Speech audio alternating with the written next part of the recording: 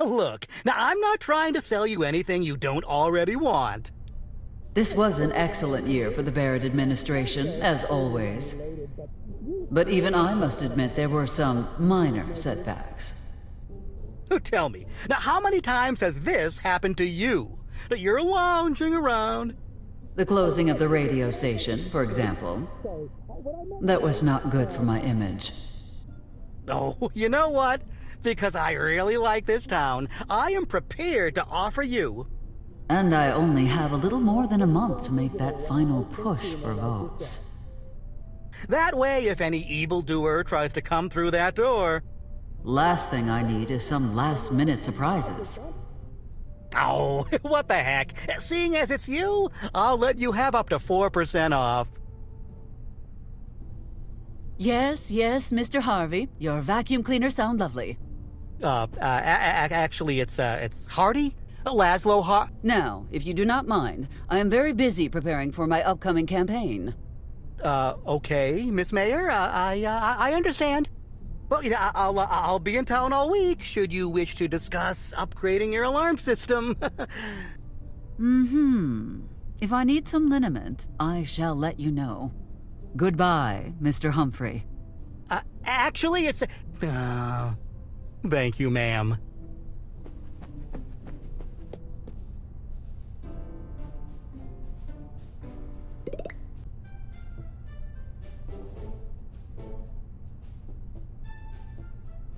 They will be safer here, out of your reach. Touch it, and they will be called...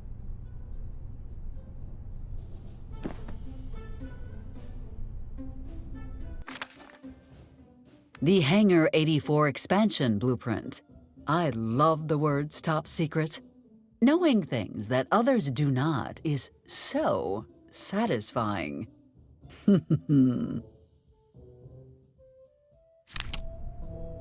Leave the book alone. Nothing is going on that would require such extreme measures. I have nothing to say to the townspeople at the moment, so just keep it shut. A rock. Fascinating. Wait, how did this get here? Chuck is exactly where he wants to be.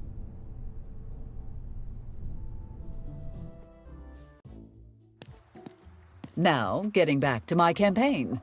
What should I do first? I suppose it is past time to introduce myself to those businessmen from Chicago. Joseph told me earlier he saw the barber and his associate hanging in the park. That could be a good starting point. However, I could visit Father Jenkins since the church is right around the corner. Decisions.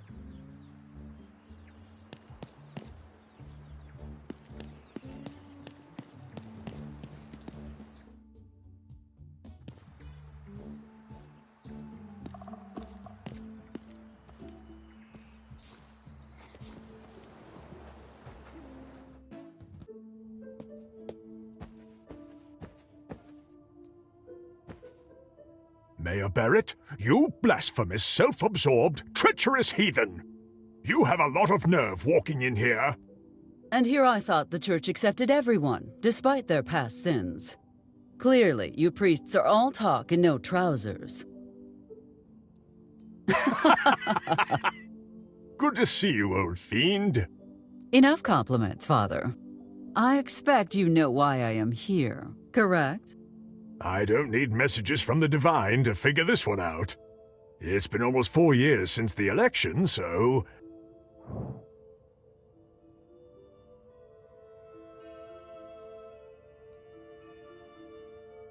I trust your congregation knows who is the best option to continue leading this town. Straight to the point and always self-serving. 2 of your most charming characteristics. That said, to be honest, I feel as though it might be time for a change. I see. In that case, if I am to lose the elections, I guess I shall have to start my own church. And since I own this land, I see no reason not to build my church where this one currently stands. Which do you prefer? Elizology? The Great Sept of Barrett? The Supreme Holy Church of Mayoralty. Jesus, Mary Joseph and his toolbox. This changes everything. Eliza, I may have my doubts about you occasionally, but I know you really do want what's best for all of us.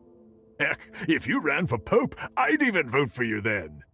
Maybe someday, but the presidency comes first. Besides, I do not care for the hat.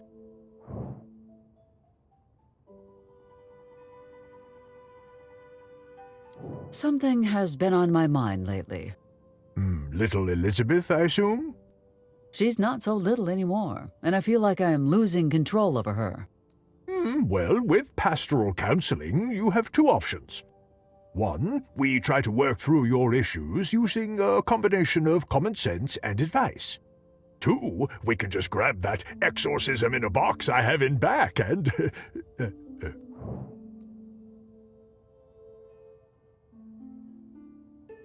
Let us say I am considering the exorcism. What comes in the kit? Some holy batrachotroxin water, a stake carved from the cross Jesus was crucified on, a pistol with 13 silver bullets, the tips and tricks for novice exorcists booklet, and the phone number for the Vatican customer service hotline. Do you have any non-lethal solutions? I'm afraid the Vatican does not deal in half-hearted measures when it comes to things like these. Father, might that be based on her hitting you with a cross in front of the congregation last week? No. I suppose I could just talk about it. Killjoy.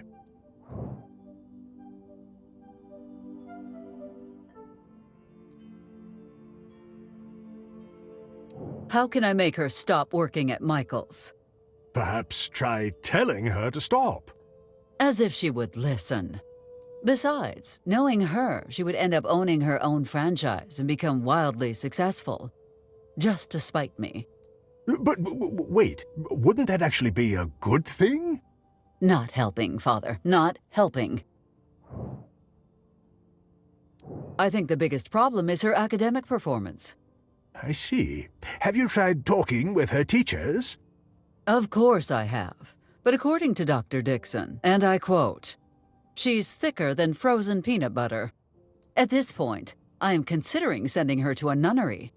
Anything but that, Eliza. If your daughter were to join the church, she would turn it on its head.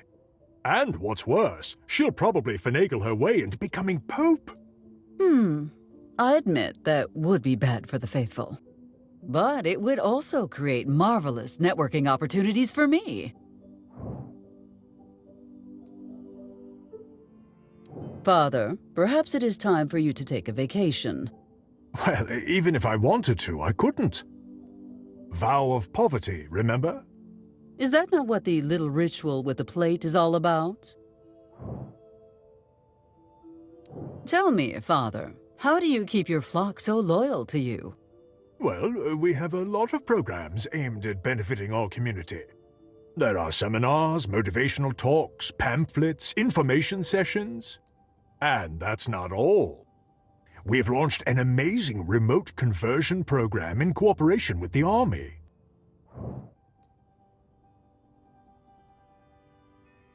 Tell me about those pamphlets. They advertise our weekly meetings to discuss our Lord and Savior Jesus. Do you also have one on leprechauns?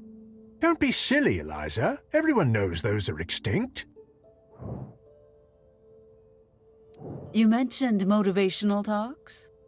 Oh, let me tell you, those motivational speeches really get the blood pumping. I do not mean to be rude, but this church is empty whenever I stop by. Who is attending your speeches? Attending? Oh, you've got the wrong idea. I give the talks to myself in front of the mirror every morning. Without them, I would have quit this job years ago. Is your faith not reason enough to wake up each morning and face the day? Faith doesn't pay the bills, Eliza. What kind of seminars are we talking about? Oh, we offer many kinds, ranging from marital advice to living a pious life. We even discuss science in some sessions. Let's talk about something else. Let's talk about this another time. As you wish. It might finally be time for me to confess my misdeeds and seek forgiveness for my sins.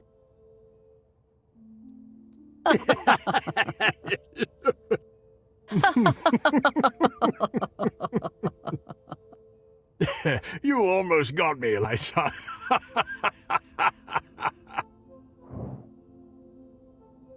Remember the day you decided to become a priest? Like it was yesterday. I was an innocent young man, wide-eyed and new to the world. I just left home to go on Rumspringa. Maybe I was running a little wild, with all the partying, the illegal buggy races, the women, the drinking, the gambling, the men, the cobra fights. Yes, perhaps just a tad. But I prayed to the Lord, and I was saved. I believe it is time I return to my duties.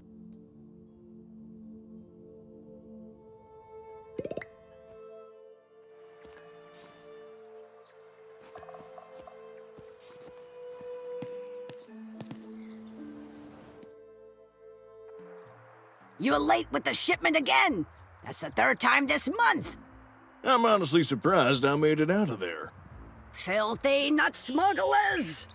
They're becoming smarter and more organized by the day. What are your orders?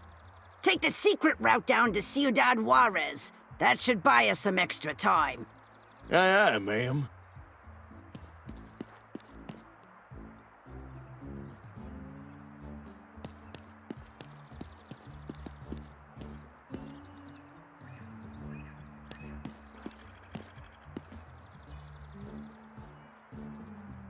If you must force me to steal a work of art, let it be one of actual value, like a Monet or Van Gogh.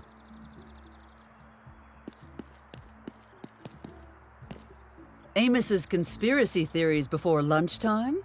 Let me first find a tinfoil hat.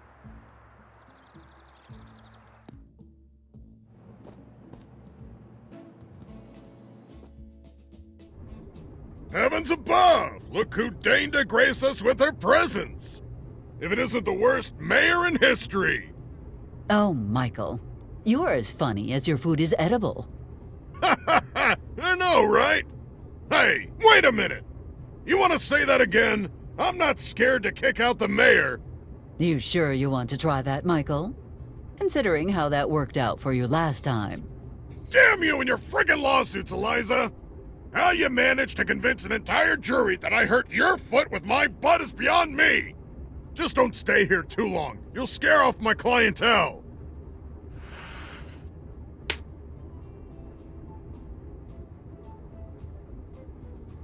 If this is actually anything like ketchup, I will eat my hat. Hey, no outside... Miss Mayor, it's so good to see you. You're welcome to join me for dinner if you like. Thank you for the invitation. But I would like to avoid contracting ringworm tonight. Thank you. Well, then what can I do for you? What is the current status of our casino project? Operation Clean Eating is right on schedule. Speaking of which, perhaps we could move up the demolition date. As much as I'd love to, we need to wait. Rushing it could jeopardize the whole operation.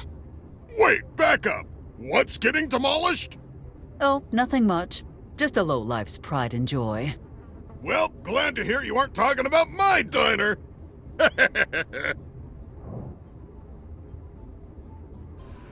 Why are you sitting here all by yourself? I don't mind. Now, what is wrong? It's just... I find it hard to click with people my age around here. Perhaps you would be interested in speaking with Mr. Slim? Oh, John? No, there's nothing between him and me. Oh, I know what's going on here! You're in love! You were in love? With who? And why do you care, Slim? Yeah, Slim, why do you care? I was just, trying to show interest in my fellow citizens. Yes, that.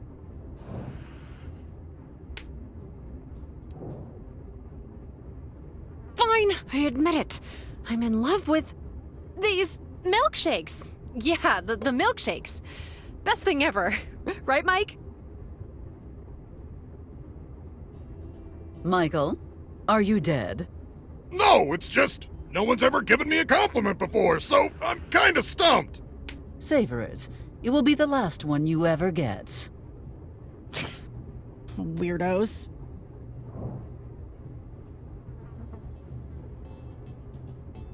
Perhaps you are too mature for people in your age group.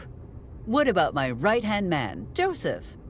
I appreciate the gesture, Miss Mayor, but I don't see what Bucky and I could have to talk about. Did your Aunt Debbie ever tell you how your Uncle Flavio met his end? No, she hasn't. She says it's too painful to remember. Joseph might be able to give you the details then, as well as explain what you need to do should a Wendigo show up in the middle of the night. Italian! You can never go wrong with that! Sad to say, he is not wrong this time. Just give it time. You will make friends eventually. I know you will. Thank you, Miss Mayor. I hope your father's trial goes well. Don't worry. In Chicago, my father is king. There are many who will ensure his reign remains undisturbed. Hey, Carrie, let me give you a little business advice.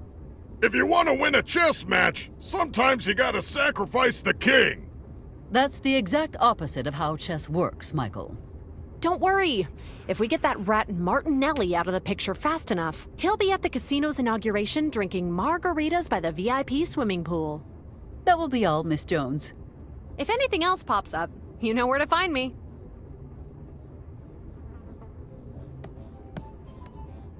Oh, Miss Mayor. Good morning. Good morning, Mr. Slim. Who are you going to vote for in this upcoming election? You seem like a solid choice, I guess. Just like that? No questions? No wild requests? I try not to overthink politics, and I'm sure you'll do a good job, right? Of course. Easiest vote of my life. What do you think of that young lady over there? Oh, you mean Carrie Ann? She's super nice and really smart. Pretty, too, with a... Eyes forward, Johnny! But babe, I didn't move a muscle. Good, then keep it that way.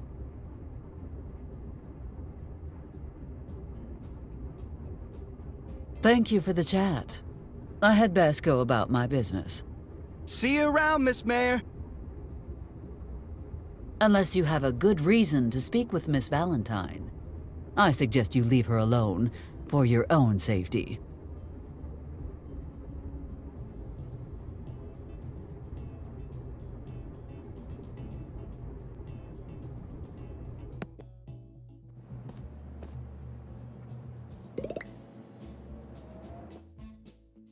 And 1, and 2. One thing's for sure, my glutes are getting a workout. I'll get my broomstick, see if you're so rebellious then. Come on, just stick already. We cannot use the book for this. Would not want a repeat of the broom incident. But when she needs help, she just reaches for it and boom, problem solved.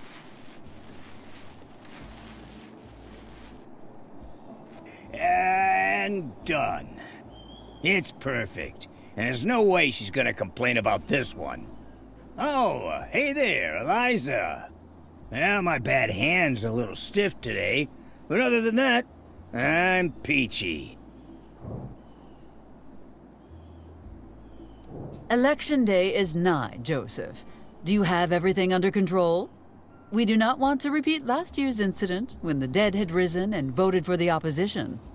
I flipped the coffins upside down this year. Trust me, by the time they realize something's wrong, they will be halfway to Australia. Excellent. Oh yeah, there's one more thing. Remember the restaurant that shall not be named? Mike has promised 1 free hamburger to anyone who votes against you. My God, Joseph, do you know what this means? Congratulations on your re-election, Miss Mayor. Always a pleasure talking with you, Joseph. Eliza, before you go. Joseph, I swear, if this is about your armpit abscess again... No. I was, thinking back on my life, reflecting on a few things. Well, I do enjoy reminiscing with you. Maybe we could start from the beginning. That is, if you're not in a hurry. I am swamped right now. We will have to talk about this another time. Okay, I know how busy you are. I mean, not as busy as someone who has to clean the entire town. You're too busy to talk to an old man like me.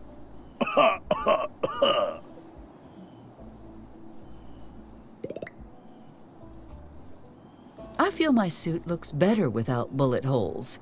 And, as a matter of fact, so do I. My morning is already busy enough without adding Benjamin's complaints to the mix. Let us keep clear from the hill for the time being.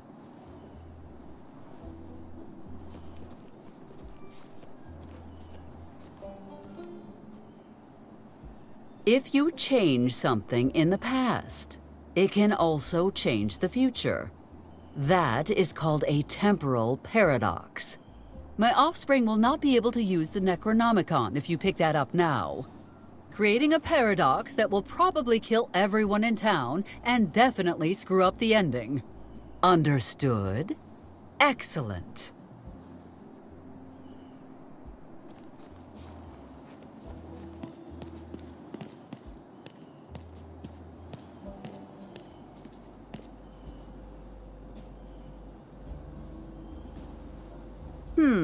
Sam is not here.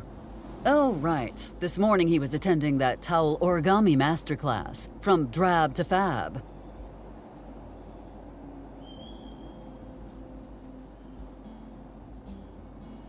We're not the Hilton, but let's be real. You couldn't afford it.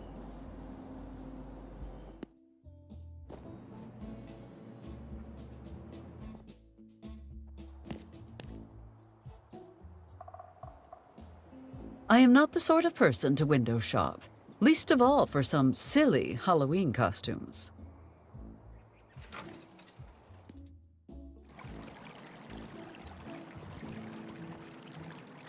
A mayor should never be seen trespassing.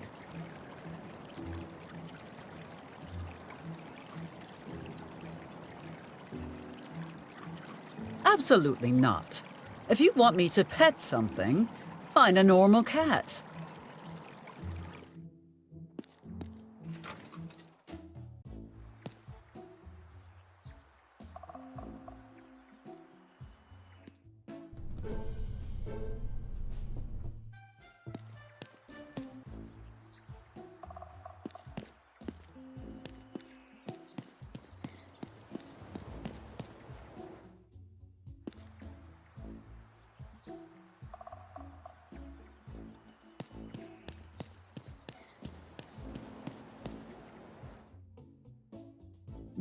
No, Bombini! You capito niente! You have to go down in the third round. Third round! Capiche? Come on, mister. We've been at this for hours. I heard in places I didn't even know existed. Fine, take 5, Bambini. You'll pay for my sister's medicine if we do this, right? I am a man of my word, Bombino.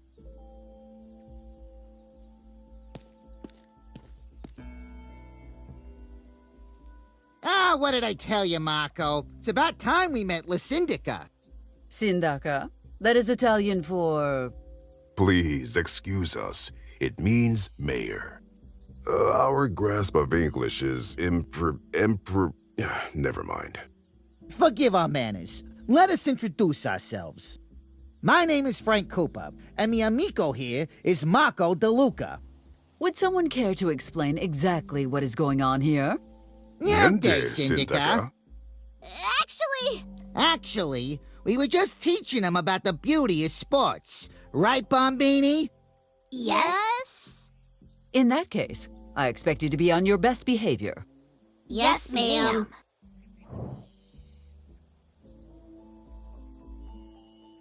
Gentlemen, as you may know, there is an election coming, and I am looking to extend my influence. Ah, yes, the election.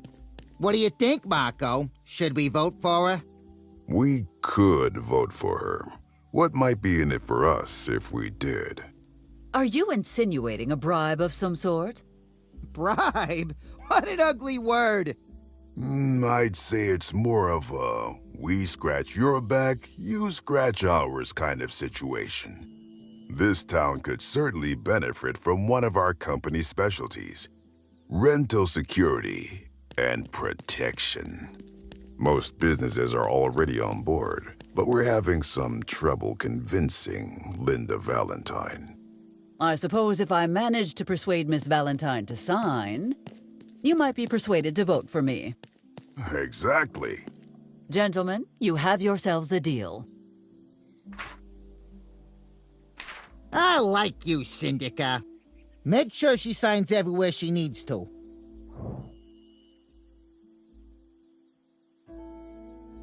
Since you are new in town, we should get to know each other.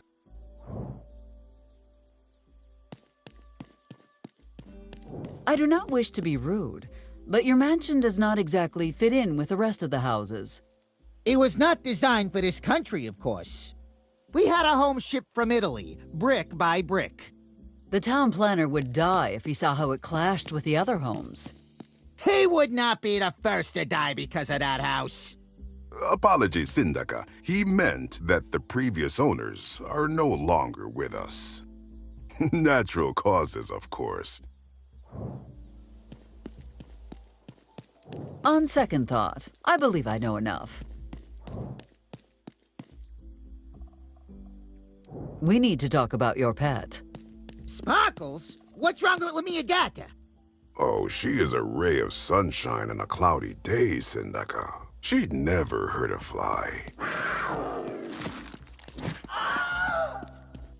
She'd never hurt a fly without reason.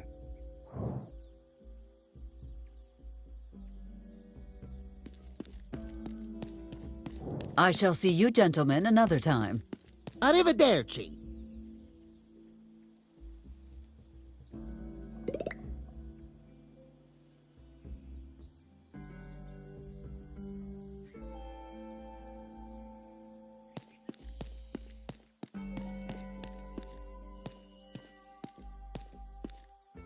Oh, hello. Mayor Barrett? Miss Moore, dear, you really should get that cough looked at. I'd love to, but we don't have insurance. The hospital won't even let me in the front door. Any news on our situation? Corona's town hall stubbornly refuses to take my calls lately. Tell me, are your accommodations sufficient? Oh, the high school gym is fine, Mayor Barrett. But are you sure the coyotes are okay with us sleeping there? Of course they are. I swear that team must be cursed. Can you even imagine something worse than losing every single game you play? Well, do take care, Miss Moore.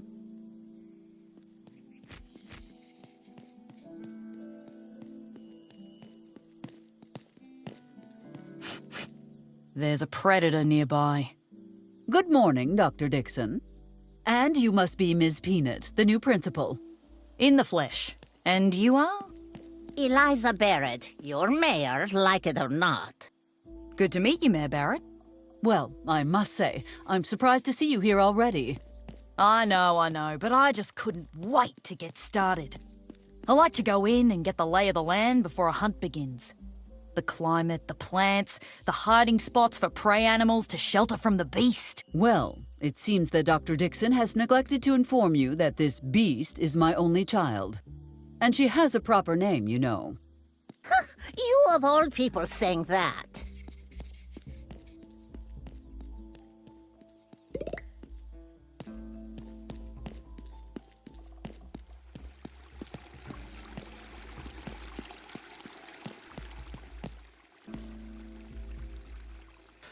Eliza, I know you are very eager to inaugurate the bar, but the opening is tomorrow. And risk having someone else cut the tape before I do it? Again? Not happening.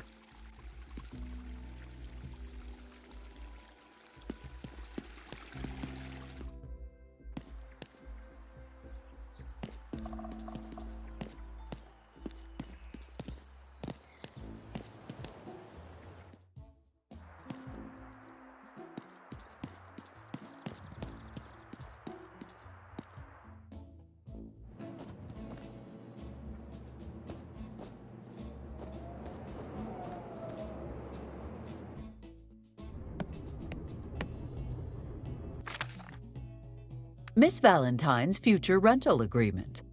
Honestly, selling her soul would be a better deal.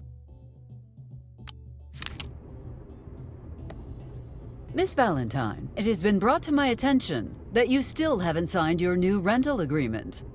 Wow. I never thought I'd see the day that power-mad Eliza Barrett would be working as someone's lackey.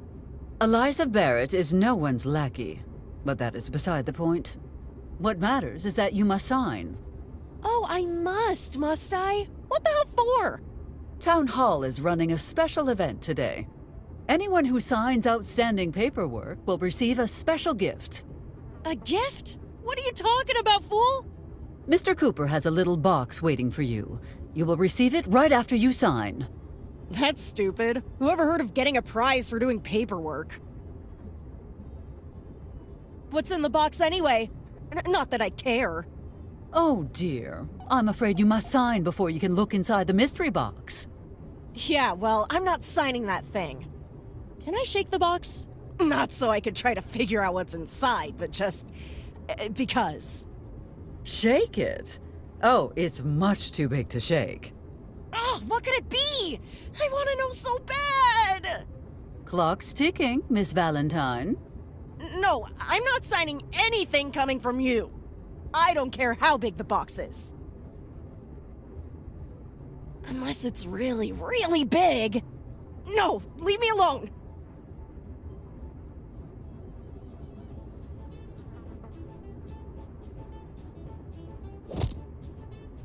Sorry, Miss Mayor.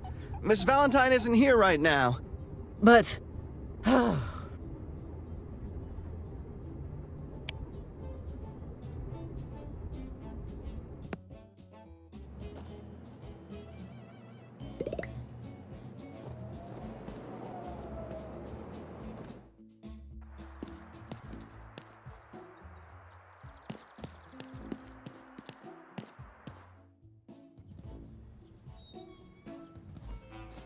Don't you see I'm not here, fool? Anything you need can definitely wait.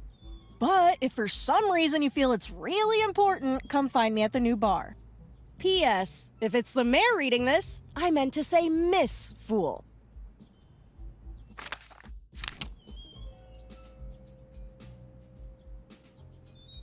Nothing I can do.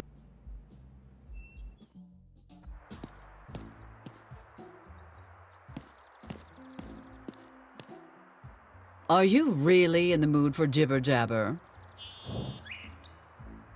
Okay, but remember, I tried to warn you. Lorraine, I have some things to discuss. Well then, I'm all ears. So, my dear. Nope. You do not even know what I was going to say. You were gonna ask me if Tucker and I were voting for you in the next election. Well, that just proves how little you know about me, Lorraine. What I was actually going to say was... Why? Why would you say you would not vote for me? Have I not served the good people of my community well? My sacrifices, my struggles, all have been for the betterment of our great town, where eagles soar across the desert sky like winged messengers of freedom itself. Wow, bravo, Eliza. What a stirring speech. It was very persuasive. Still a no for me, though. Lorraine, about what happened to your last store. What in the name of Hamilton's Holy Quill did you have in that basement? Just some fireworks left over from last 4th of July. You are telling me that massive explosion was because of some sparklers? Well, they were very high quality. Going back to that unfortunate incident with your store.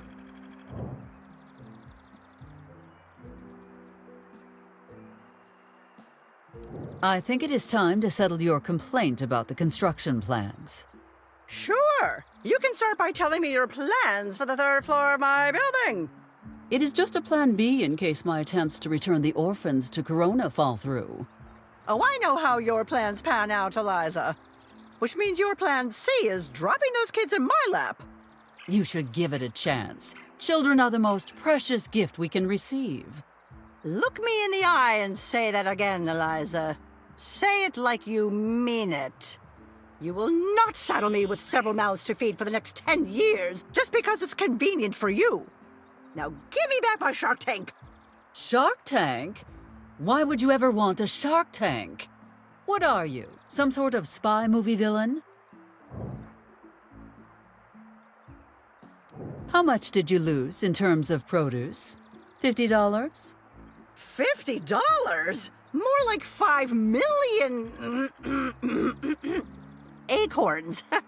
Yes, a year's worth of acorns. Look on the bright side. The only bright thing in this mess was the white flash that took my store from me. Oh, do not be so melodramatic, Lorraine. Town Hall paid for the building. You are in a better spot. And Amos is nearby should you need assistance. Joy. I usually let Amos handle this sort of thing. Oh, no, dear. No need to bother the sheriff about this. Everything's just fine. I shall see you another time, Lorraine. Of course. Eliza, wait. Don't you think there's something we should go over before you leave? It's that time of year, after all. Christmas? Nonsense. That's still a few months away. Don't play coy with me, Eliza. Now, let's take it from the top, shall we? Well, isn't this a beautiful day? It sure is, dear. But something's missing. You're right. What I really need to feel complete as a person is something sweet and yummy. Don't worry, I've got just the thing for you. Twonkies! Twonkies? Wow! Sounds delicious. Here, have a bite.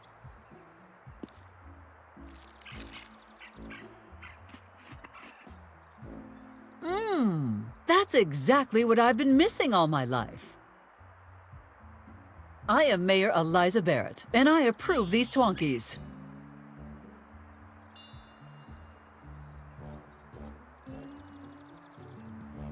Now that wasn't so bad, was it, dear? At least this cursed endorsement pays for all the offspring's messes.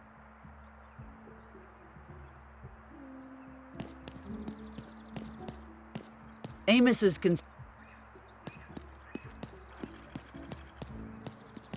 If I could replace it so easily with one of myself, I would have done so already.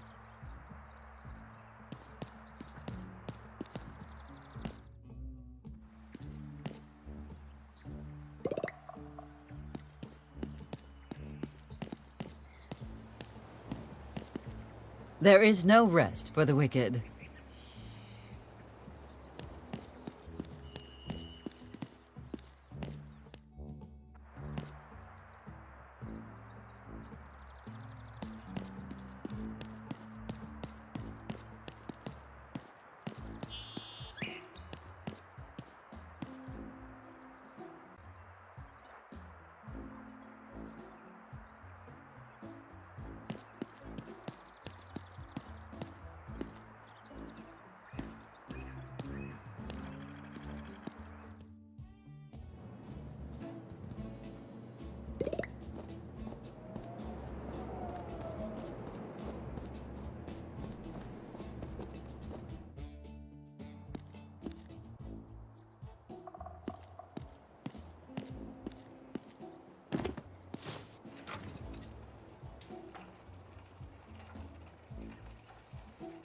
As much as that crooked manhole cover bothers me, I have noticed it bothers Michael even more. So no, I will not be fixing it anytime soon. I am not the sort of person to window shop, least of all for some silly Halloween costumes. Dear listeners, after many years of service to our community, we've been forced to cease operation due to budget cuts. Thank you for your support over the years. In honor of our lovely mayor, we've left the light on. Eliza, brace yourself. The unpaid electricity bill is coming. A mere note would have sufficed, but no. They had to be dramatic and engrave it in stone.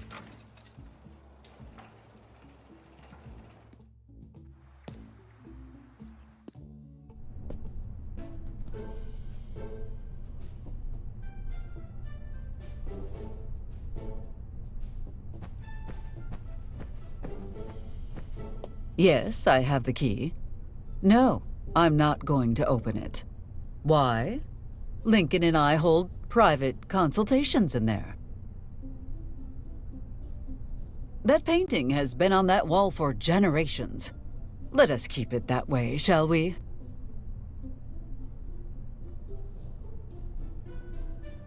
Leave the book alone. Nothing is going on that would require such extreme measures. The only time I will relocate this painting will be when I move to the White House.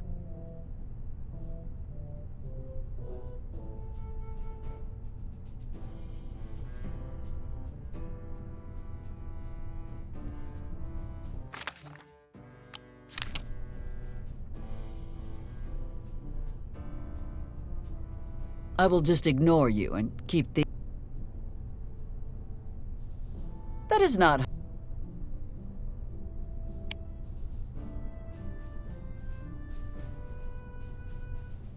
I'm afraid we do not yet know each other well enough for such intimate lighting.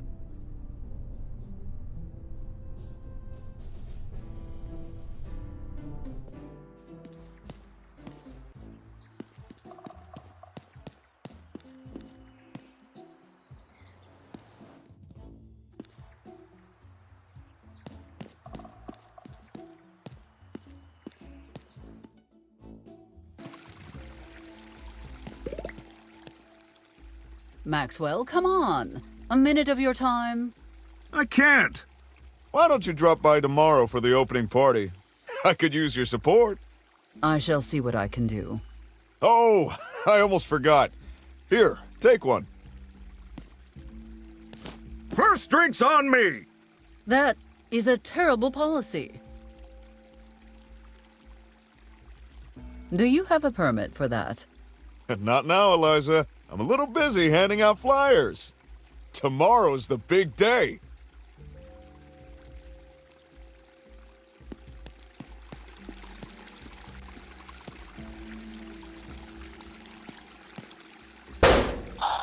For a limited time only, you can buy one taco for the price of two and receive a second taco. No extra charge. I have no business at the bank right now. Must be careful with these alarms. They are easily triggered.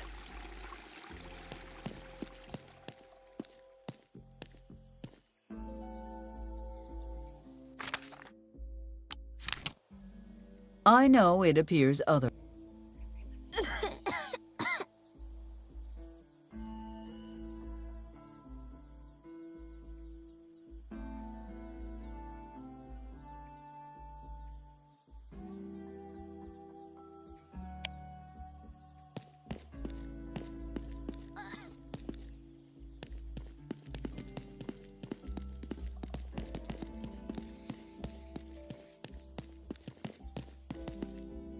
Gentlemen? Syndica? Since you are new in town, we should get to know each other. It is almost as if you just appeared one day in that lovely mansion, with your new business fully operational. That is unusual, is it not? All right, enough of this nonsense.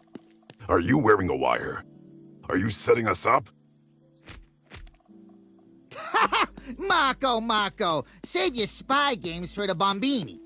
It's a long story, but suffice to say we had a disagreement with our former employers in Chicago. Yeah, luckily for us, the feds offered us protection and a relocation package in exchange for our collateral. And what exactly was this collateral, if I may ask? Oh, some client lists, a couple phone numbers, a jar of 140-year-old sourdough starter. Nothing big, just enough for them to help us relocate. Truly, El Amigo Ortega went above and beyond our expectations. I'm interested in hearing more about your company. Sure. We're getting into the mining business, as well as insurance and protection services. Of course, we will not abandon the classics. Tourism, construction, funeral services, and contract killing. Contract billing, boss. You meant contract billing. I must ask, why a barber shop? You do not strike me as a people person, Mr. Cooper. Ah, Syndica. There's something about holding a razor near someone's neck that makes them tell you things they wouldn't even tell their mothers. Apparently, loud screams, moans, and banging noises are heard from your home every night. The explanation people seem to have is that you are sacrificing animals to the devil. You wouldn't have a name for the unsavory individuals who spread them, would you? No, I cannot quite remember. Michael. It was Michael Walker, owner of Mike's Diner. You will find his home 3 streets down from your barbershop to the left. Well then, Marco. I believe we have a lake trip ahead of us soon. I shall see you gentlemen another time. Arrivederci.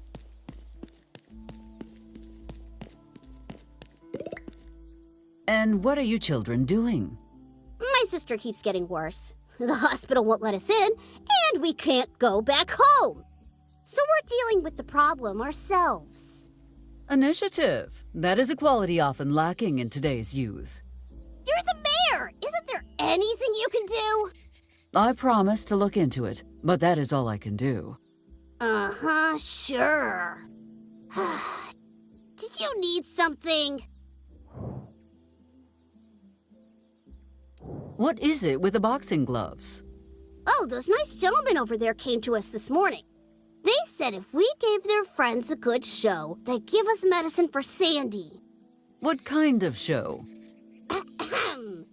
Tonight, get ready for the fight of your lives at Cooper's Manor! You will be witnesses to the match of the century! Greg Formula-Fed Moore versus Bobby Babyface Lee! Oh, I see. The very best of luck, I suppose. How are you kids settling in? Miss Mayor, this might be a weird question, but what is our situation exactly? It's just that ever since we got kicked out of Corona, we don't know which end is up. Are we still orphans if we don't have an orphanage to call home?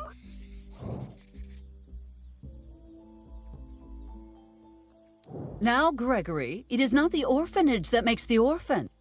It is the lack of parents that makes you an orphan, and no one can ever take that away from you. So, we're still orphans? Yes, and you always will be. Since you may be here for a while, shall we get to know each other? I guess. What do you want to know? How did you all, come to live together? You mean how we were orphaned? Well, we all have different stories, obviously. What happened to you and your sister? Our parents were on vacation in Hawaii, visiting Pearl Harbor when... Oh, God, Gregory. Did they die in the attack? Die? Oh, no, they're not dead. Wait, what? Then how are you orphans? Mom and Dad met a crooked salesman. Lardy or Hardo or something. And he sweet-talked them into buying this big condo. Long story short, it was a scam. They'd run out of money and had to declare bankruptcy. The mayor seized all of their assets in Corona to help pay off their debts. And then he kicked us out of our house.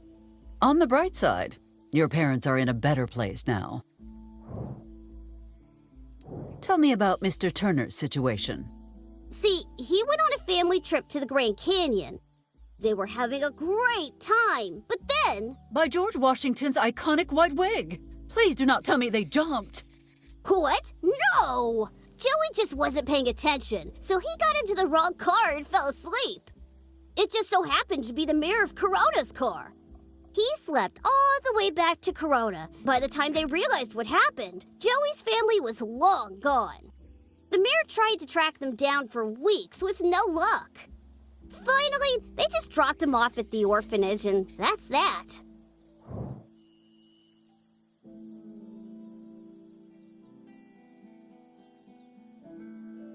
How did Mr. Lee become an orphan? Huh. I don't actually know if he ever did become an orphan, or if that's just the way he was born. What on earth does that mean? He never had a mom or dad. We were just playing in the park one day and poof! Bobby appeared in a flash of blinding light, clothes and all. You want me to believe this was a case of spontaneous conception? Who do you take me for? Hey! Betty keeps telling the same story and everyone believes her. None of those stories were true, were they? No. So, you lied to me? Only in the sense that you expected me to tell the truth in the first place. Well, I cannot wait for your new families to arrive here tomorrow and adopt you all. Yay! We're getting adopted? Haha, no. Let me ask you something else. Fine by me. Do you have any remaining family? Well, we have an uncle. Wonderful. Where does he live? I can have you sent to him immediately. Yeah, that's the thing. Please don't. He has too many rules. Don't run in the house. Eat all your vegetables. Don't play with that white robe. It's not a ghost costume. I'm going out until morning, so keep the doors locked. Forget I mentioned it. In fact, I think you should give Sheriff Coltrane your uncle's address immediately. Yes, ma'am. I have all the information I need. If you say so. I will be going now. Do behave yourselves. Whatever.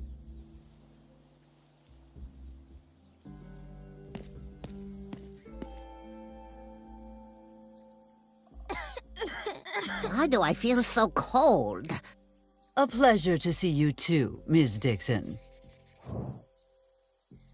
How are you liking your new position? It depends. Some days I wonder why I took this job. Other days, I simply regret it. I am starting to think I gave you too much vacation time.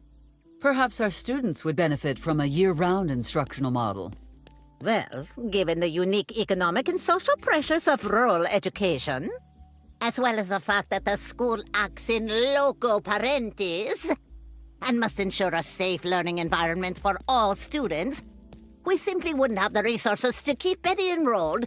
She'd have to be homeschooled. Damn it. If I had known she was going to be such a political liability. Let us discuss your past. It's a beautiful day. Let's not bring back any ghosts from the past, okay? I just thought I would remind you. After all, we must learn from our mistakes. Oh, so that's why Betty is an only child. Your lucky ghosts cannot cross the oceans.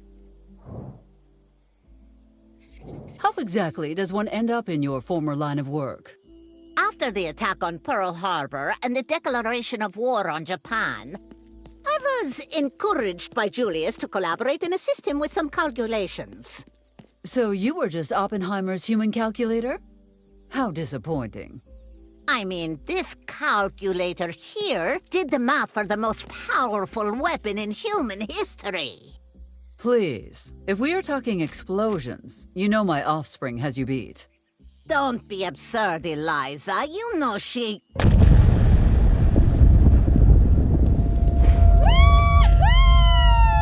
at that mushroom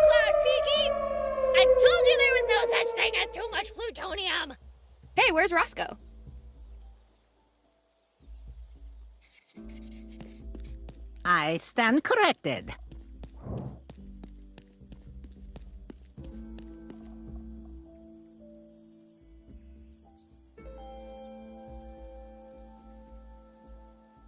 Was there ever a point where you thought to yourself, hey, maybe we should slow things down, try to improve the microwave oven first? After the first detonation, I did think that perhaps we had made a mistake. Mankind was never meant to play with life itself this way. On the bright side, in one of our breaks, we did manage to improve the microwave. We call it the Bite Nuker. It could cook sealed cans of Chef Mike's meatballs in 5 seconds flat. Wait, what? One of Hilbert's unsolved mathematical problems. Why do Mike's meatballs taste like sewage when cold, but amazing at nuclear temperatures? Well, I never expected this question would lead to a whole conversation about Michael's meatballs. Oh yes, Mike's meatballs. You never see them coming. Do you think she's losing sleep over facing Betty next fall? See for yourself.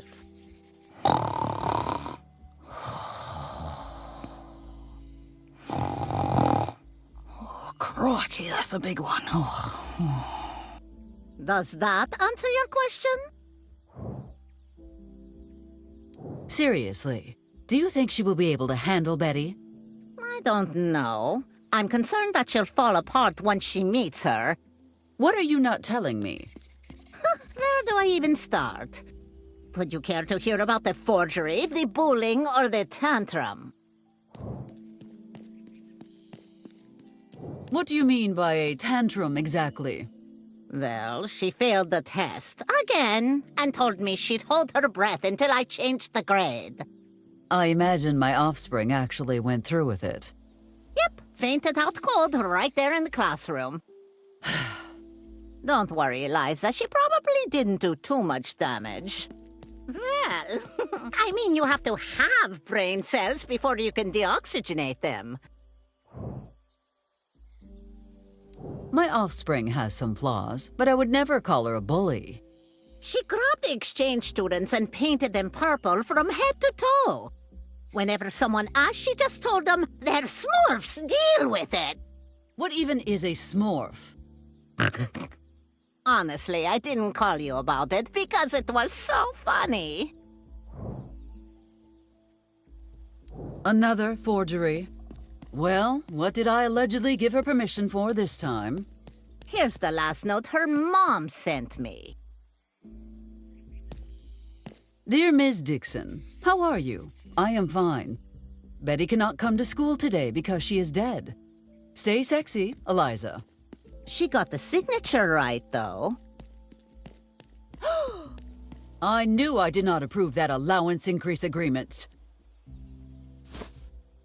Enough. I know more than I wanted to. Wait, one more thing. She keeps making up words. Good. That shows creativity. And when I correct her, she refuses to accept it and says, that's what I said in the first place. Gaslighting people? Twisting their words around? Maybe she has a future in politics after all. We need to talk about my offspring's academic performance. Eliza, it's a beautiful day. Why do you want to ruin it by talking about your daughter? Dr. Dixon, I know Betty is not the brightest, or the most intellectual, or the smartest, or the not dumbest, but, For Darwin's sake, Eliza. Not that I care, but you're her mother. Look, since Betty will never pass, why don't you have her join the circus? You disappoint me, Dr. Dixon. I thought you were taking this seriously. Oh, I am. Think about it. She'd be away from home, she'd travel, she'd meet new people. And more importantly, she'd cease to be a problem for either of us. Are you happy with the class schedule for next year? Not at all. I understand that this is grade school, but I really need more intellectual stimulation. Is this the part where you list all the fancy pieces of paper you have collected? I don't brag about my accomplishments. Not my astrophysics degree, not my chemistry degree, Yeah. or my master's in engineering, or the triple doctorate in cultural, social, and physical anthropology. My God, you must have a lot of free time. And I have my teaching degree, my 200-hour TEFL, and my degree in culinary arts. Well, actually, I haven't finished that last one yet, but I'm nearly done. An unfinished culinary degree. This is deeply distressing news. If you are not appropriately qualified to teach, I'm afraid we must adjust your pay grade. If you do that, every field trip the children will take next year will be to town hall. It was worth a shot. That will be all, Dr. Dixon. I must be on my way.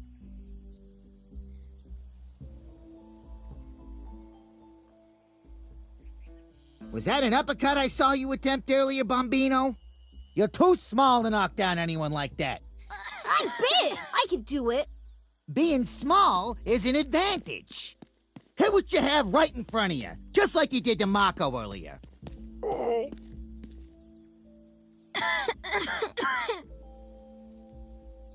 Miss Moore, I must insist that you go to the hospital immediately. But with no money and no insurance. Besides, I think my brother and friends are working on a solution. I see. Well, it seems you young people have everything in order. I shall be on my way now. Have a wonderful... day. Mayor Barrett.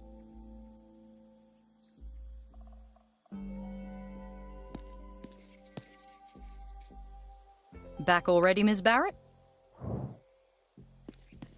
You may believe you are capable of dealing with my daughter, but I assure you, she is far worse than your average juvenile delinquent. I guess it couldn't hurt to see where my predecessors went wrong and learn from their mistakes. You've already made the biggest blunder possible. Coming here in the first place. What would you like to know about my daughter? Just the normal sorts of things you need to know when hunting specific quarry. You know, her diet, habitat, behavioral patterns in the wild. Forget about our habits, Miss Peanut. You should be worried about the things you can't predict. Like the time she trained all the dogs in town to start howling at 2 a.m. Or how about the time she took hostages until we got rid of all the broccoli in the cafeteria? And there was this time she found a screwdriver and just started randomly removing screws all over town. I'm still too scared to sit in my own chair. Now that is what I call a lifetime of crime. Lifetime? All of that happened just last week, Miss Peanut. It has been lovely to meet you, Ms. Peanut, but I must be off.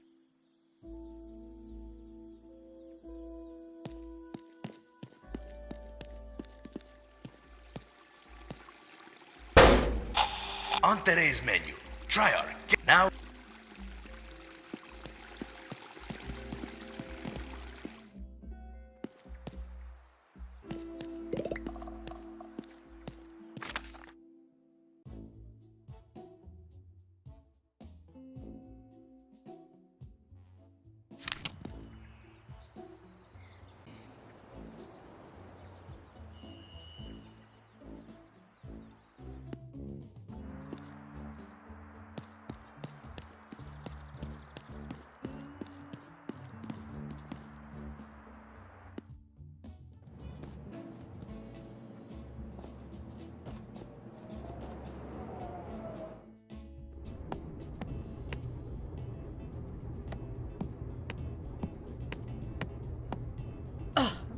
Michael? Eliza? Will you vote for me this time? Nope, don't think so. Not likely. Not happening. Very well, Michael. Absolutely not. Not in a million years. No way, Jose. I get it. Are you... When pigs fly, when hell freezes over, and, last but not least, over my dead body. You know, I can arrange that last one. How is it possible that the last 3 mayors tried to close this place down, yet all have failed? Silly Eliza! This diner has been here longer than the town itself! My ancestor, Miguel Caminante, founded La Taberna de Miguel over 500 years ago on this very spot. And ever since then, there's been a Barrett trying to take it down, and failing. I will find a way to destroy it, Michael. And you know I always get my way. And I say, bring it on! Michael, I've read a few files containing records about this establishment. And let me just say, every single word was a nightmare. Poe would be jealous. Hey, thanks! That was not a compliment. Regardless, I find myself with some outstanding questions. Do your worst! I got nothing to hide from you! Well, nothing besides what I'm already hiding from you!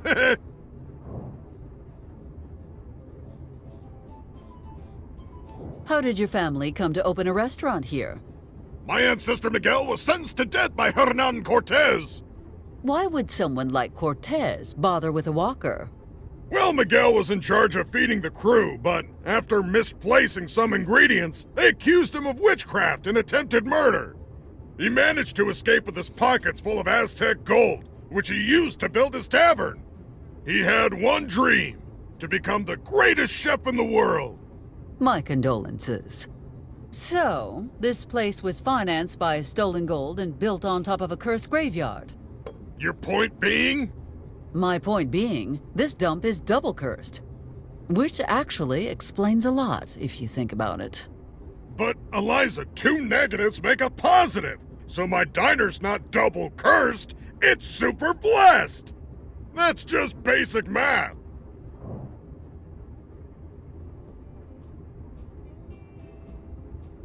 Who will inherit the Walker legacy after you are finally after you? Betty, of course! She's perfect!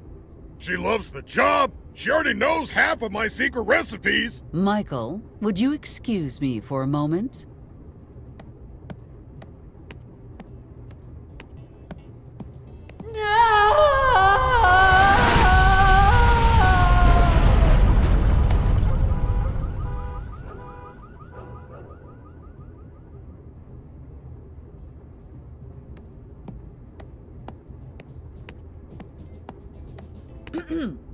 Pardon me, where were we?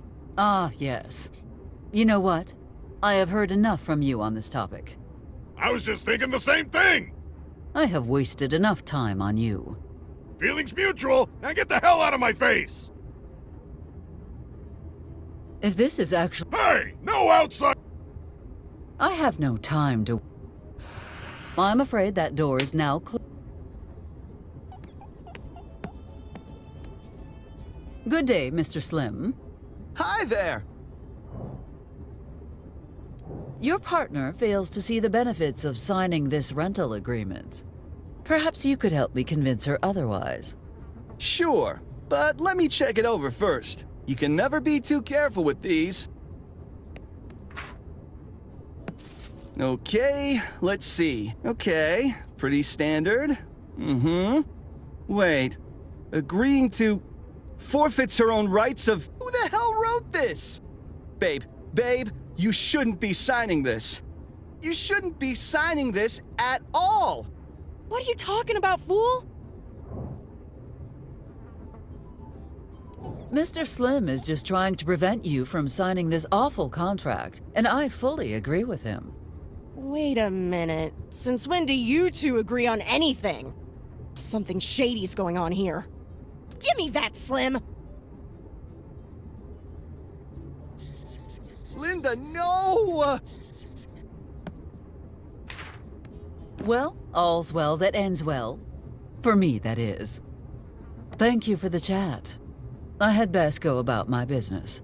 See you around, Miss Mayor.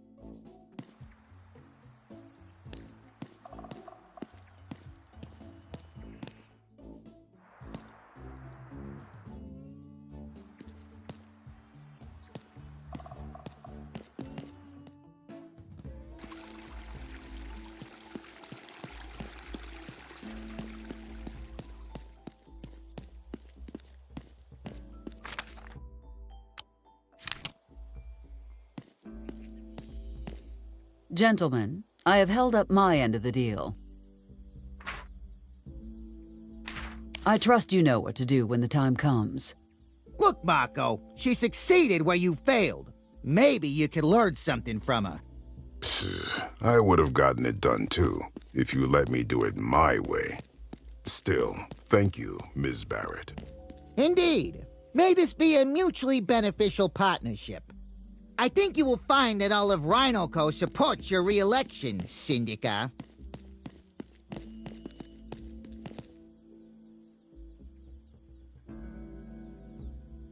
Truly, that is a woman worthy of respect. Perhaps we could assist her. Mako, I need a list of people in town who have recently passed on. It's time they perform their civic duty. I'll dig up everything I can tonight and have a list on your desk tomorrow morning, boss. It seems that was everything on the agenda for today, and with time to spare.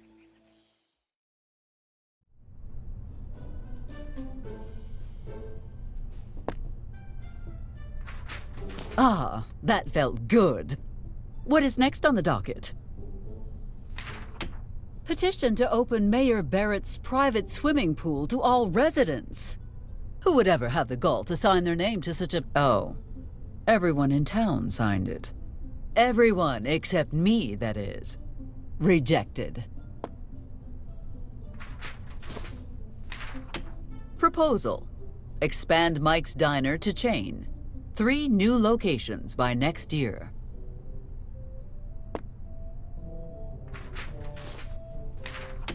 Petition from the Vatican. Eliza Barrett is engaging in immoral behavior in front of her dependent child. We insist Eliza Barrett join a nunnery immediately to save her soul from eternal damnation. Oh, offspring. Well, that is odd. By Lafayette's forgotten legacy. In my enthusiasm, I seem to have worn my stamp flat. Well, I suppose I shall have to reject this last cockamamie proposal later. Oh, I had nearly forgotten to talk to Mr. Huckleberry about the musician's vote. Let us see where he is playing tonight.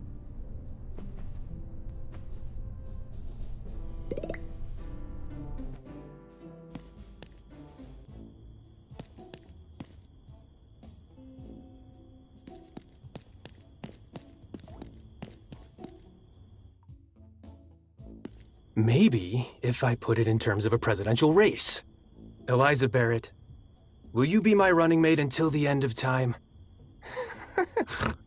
Lincoln, you are about as romantic as a dirty shoelace. Maybe I'm overthinking this. Overthinking what, exactly? Eliza, what are you doing here? I live here, remember? Are you feeling all right? No, I mean, yes. I gotta see this through. See what through? Eliza Barrett, will you please be my co-pilot for as long as we... Lincoln, we have been over this. I am not changing careers. Not what I meant. I want to walk you down the... Lincoln, it is far too late for walks, and I am tired. Okay, fine, I get it. Look, I literally got a jet. Lapidus made the mistake of eating lunch at Mike's, again. So, now we're down a pilot. Wait, I thought you were staying the night. Don't worry, I'll be back in the morning before you even wake up. I really do not like the idea of you flying at night. Relax, honey. It's a routine flight, done it 1,000,000 times. What could possibly go wrong? Have a safe trip, okay? I will. I promise.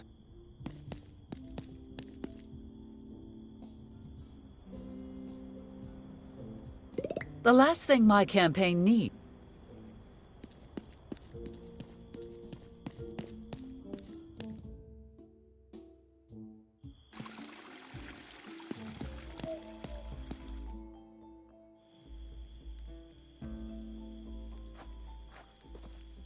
Look, Eliza! She's going to write about my bar!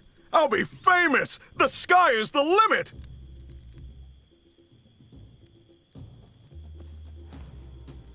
Mayor Barrett, Please, just a moment of your time. Typical Eliza Barrett, always stealing the spotlight. What can I do for you, Miss... Peterson. Nancy Peterson, of the New Mexico Times. New Mexico Times? What happened to the old one? Oh, that's a new one. And she came all the way from Maine to ask about my bar. I would like to ask you some questions, if you have the time.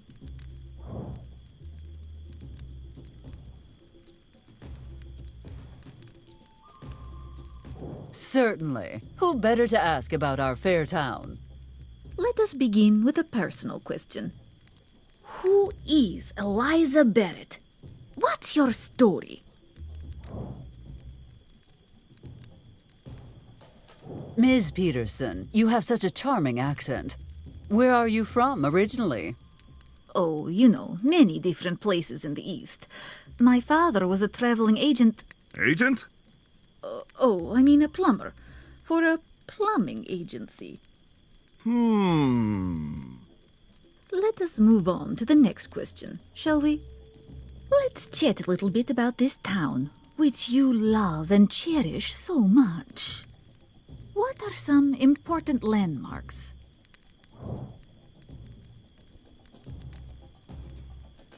Well, tell me, what have you seen already? I spent the morning doing interviews, then went to the diner. You ate at Mike's? Do not worry, Ms. Peterson. Town Hall was prepared for this eventuality. Take this. The Michael Walker Survival Pack includes a timeline of what to expect in the next 24 hours.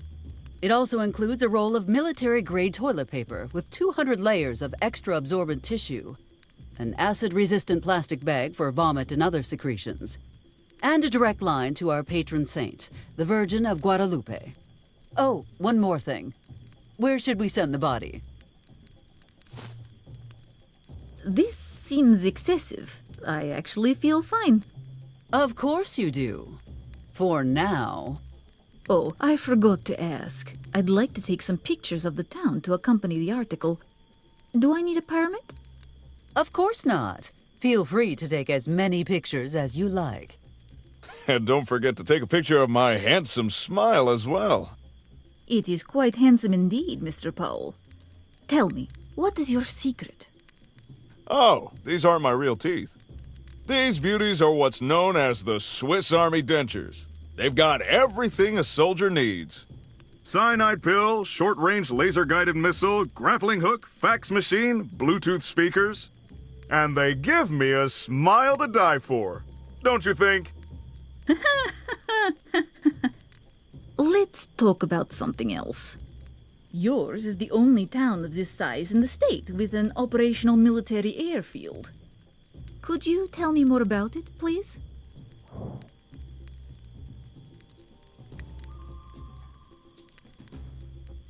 Our airfield was built in 1792 by Sir John Airfield himself. But the airplane was not properly invented until 1903. Well, Sir John was ahead of his time.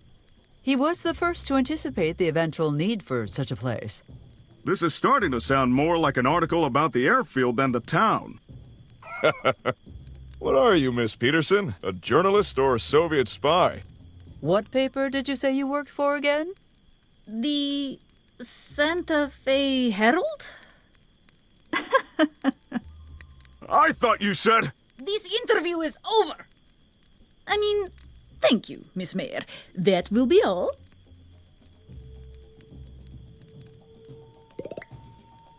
Excuse me, Max, but I need to borrow the reporter. It will not be long. What a surprise! Eliza Barrett stealing the spotlight! There are some things I would like to ask you, Ms. Peterson. Oh, if you insist. How is your article coming along? Very well, thank you. I must say, I was really excited when they offered me this piece. It is not every day you meet such a brilliant, charismatic woman who will run the country one day. Oh, Miss Peterson, I am honored. But sadly, the mayor of Corona canceled. I see.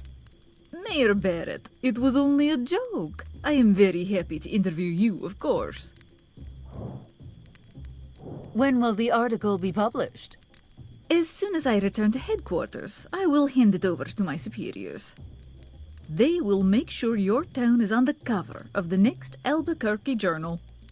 Excellent. But I believe you said you work for the New Mexico Times. Oh.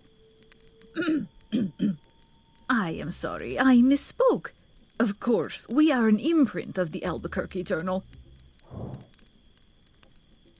Then I trust you have a good working relationship with the editor-in-chief, correct?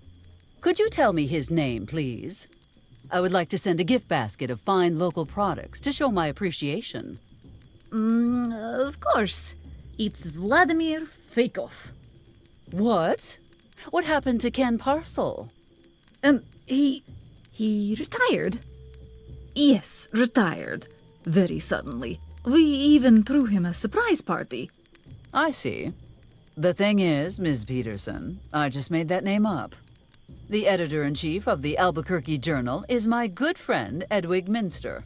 He has no plans to retire, hates parties with a passion, and despises cake.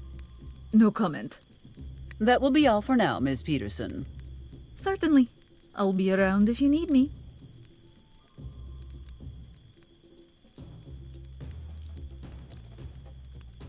Just the suggestion that I might be able to pick it up is amusing enough for me not to outright call you a numbskull.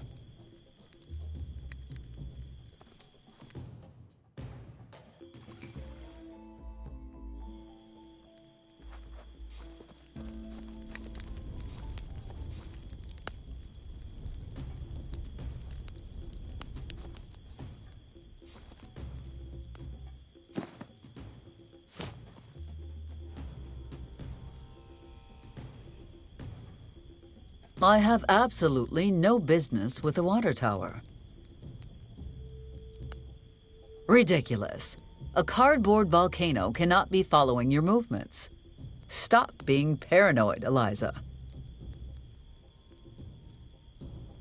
I do not think I spun that quite right.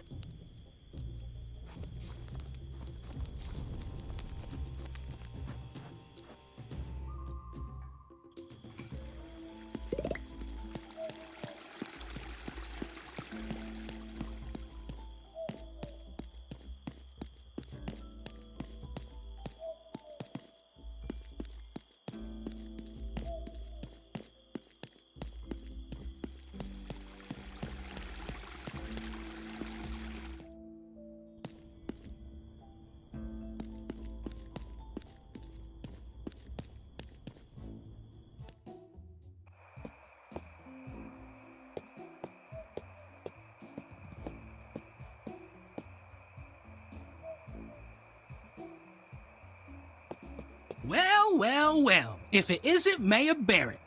You must be happy now, aren't you? I am, but I do not understand your little comment. Amos took my baby girl. I was not aware you were a parent. Congratulations on the blessed event. What? No! My guitar, my precious Gibson Electric Blue. And don't act innocent. This has your claw marks all over it. I had nothing to do with that. Perhaps if you emitted fewer misophonic screeches. First, you close KGFL. Now, the sheriff illegally seizes my property, making it impossible for me to work. Yes, Mr. Huckleberry, but look at the bright side. You have so much time now to find a quieter, more productive hobby. I'll never give up on my dreams. I'm gonna revolutionize music one day. You'll see. You'll all see.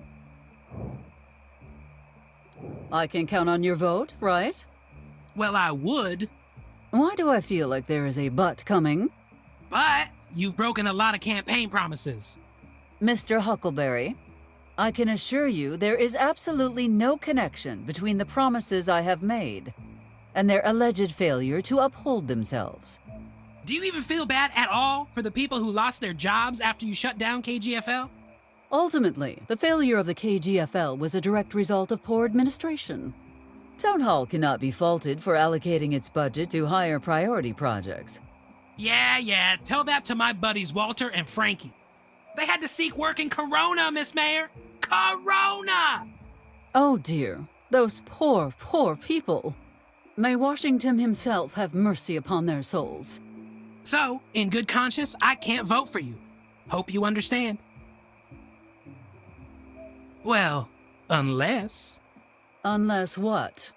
Unless you help me record my first album. If you do that, you'll get my vote. Deal? I have no choice but to accept. How exactly are we going to record your album? We just need to follow my 4 steps to Rockin' Glory Guide. Oh, please do enlighten me. It's easy. First, we need to get my guitar back. Second, we need to find some kind of recording device. This seems reasonable so far. Okay, the third step is to get a tape to put in the recording device, so don't forget that. The final and most important step is to mail that baby to my record company. This seems straightforward enough. I may require further details later on, however. I will be on my way now. Hey, Miss Mayor, one question. Why do you hate music so much? My auditory nerves are 2 sizes too small, making it impossible for me to enjoy music. That's it! You're like the Grinch of music. If you can't enjoy it, you'll make it so no one else can.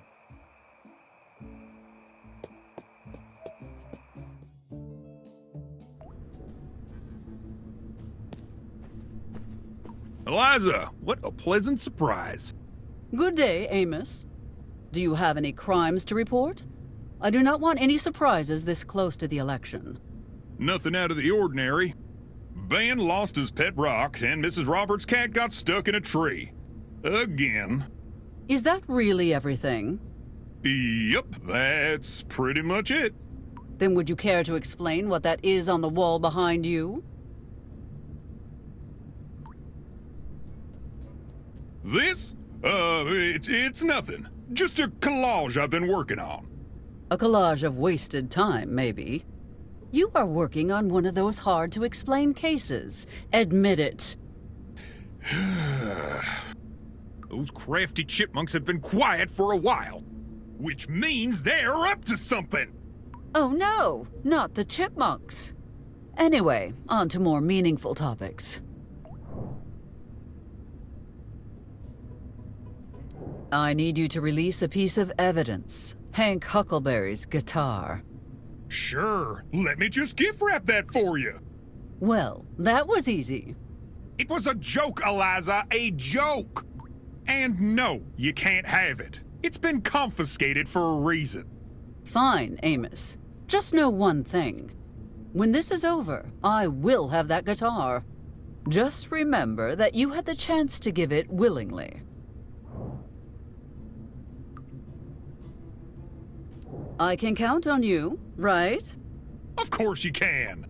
Wait, for what exactly? You will vote for me, correct? Oh, that. I don't know, Eliza. I feel like it might be time for a change around here. How interesting you say that, Amos. I was just thinking it might be time our chief of police was a bit younger and faster and... You know what? Change is overrated. Who needs change anyway? Glad you came to that conclusion on your own. How has life been treating you lately, Amos? I guess everything's okay, I guess. You said, I guess, twice. Well, the situation lately has been less than ideal. You know, since... Since Gloria left you, yes. I think you are focusing on the chipmunks to avoid thinking about your real problems. Oh, wow. You're almost as observant as my big-shot brother-in-law with his fancy FBI job. Solving real cases. Speaking of your ex-wife, I did not know Gloria's brother was in the FBI. Oh, you never heard of Jackson Ortega? Most closed cases in the history of the FBI, living legend Casanova? I hope you are not considering joining him in the FBI. Of course not! I can never leave this town. It needs me. Amos, as much as I value your dedication to this town, do not get too full of yourself. We can handle a few rodents and the occasional cat stuck in a tree on our own. Since you asked, let me give you some relationship advice. I didn't ask.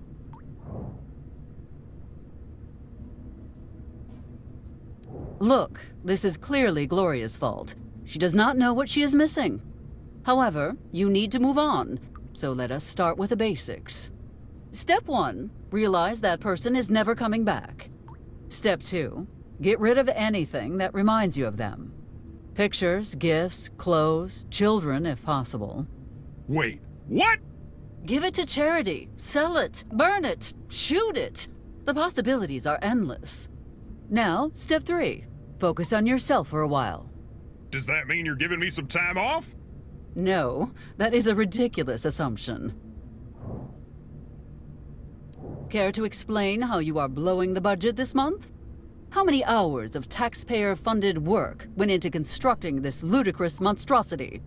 Okay, I'll explain, but get comfy. This is gonna take a while.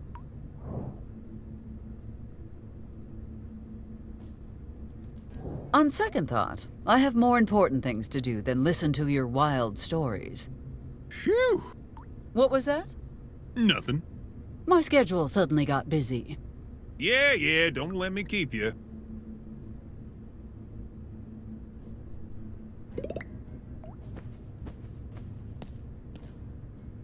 Eliza! Move one more inch and I'll be forced to fine you. Try and stop me. You win this round, but remember, Amos, Eliza Barrett always wins.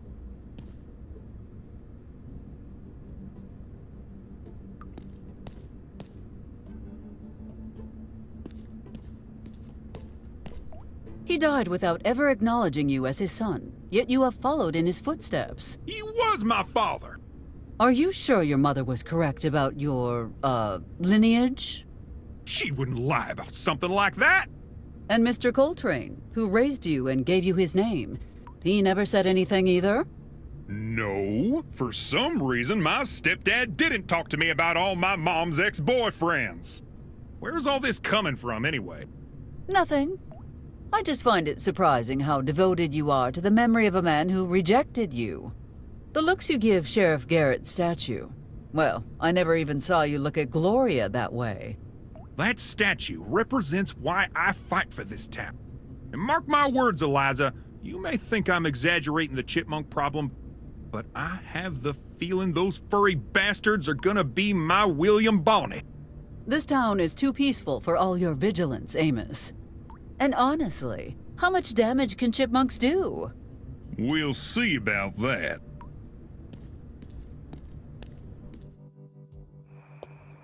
Amos's admiration for Sheriff Garrett knows no bounds. That might be of use to me.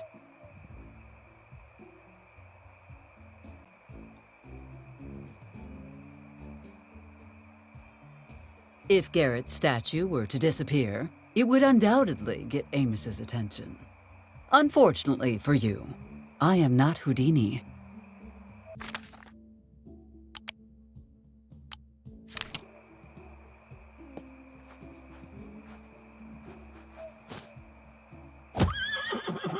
I am sure the statue will be unaffected by this small explosion. But it should cause enough commotion to distract Amos for a while.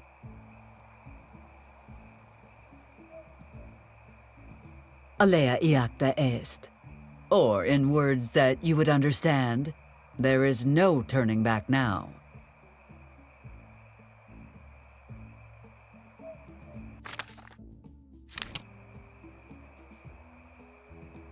I have been told I have a fun.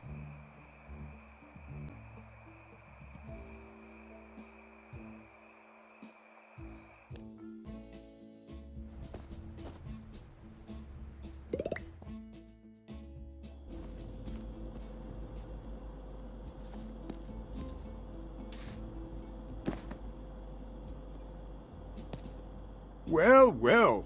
What a pleasant surprise. To what do I owe this visit from such a distinguished figure? Oh, Sam, you always know just what to say. I came to see your new venture, of course. You know I take great interest in local business. You can't fool this old wolf, Eliza.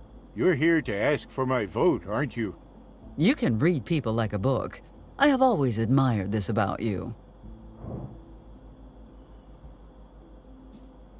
You never told me who you plan to vote for.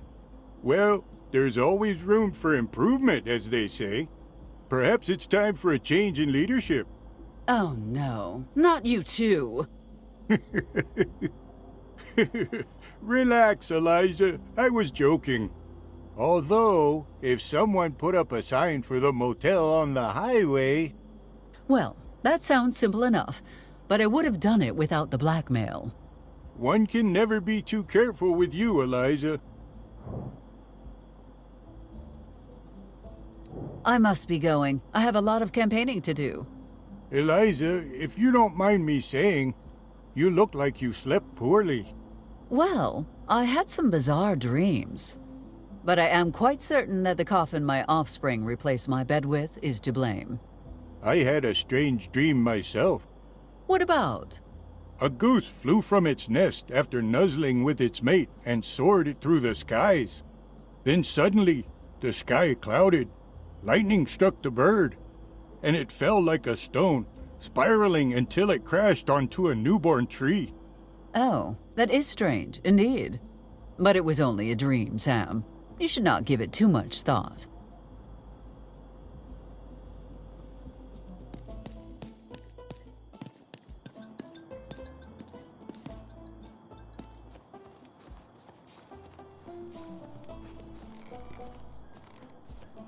I feel disturbing him again will have a harmful effect on my health. Eliza Barrett, your mayor, like it or not.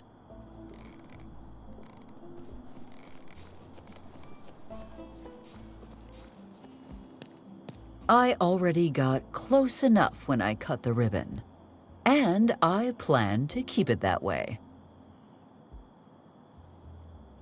We're not the Hilton, but let's be real. You couldn't afford it. I would rather swim naked in a pool of rusty razors than pay Corona a visit. Am I clear?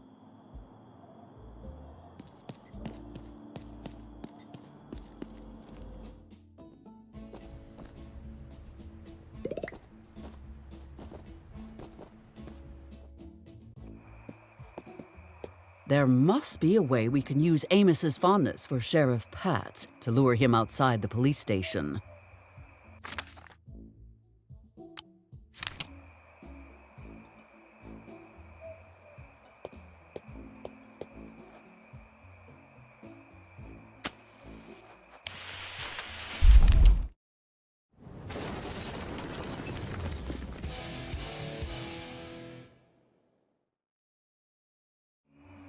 What was that noise? Oh my God! This can't be happening!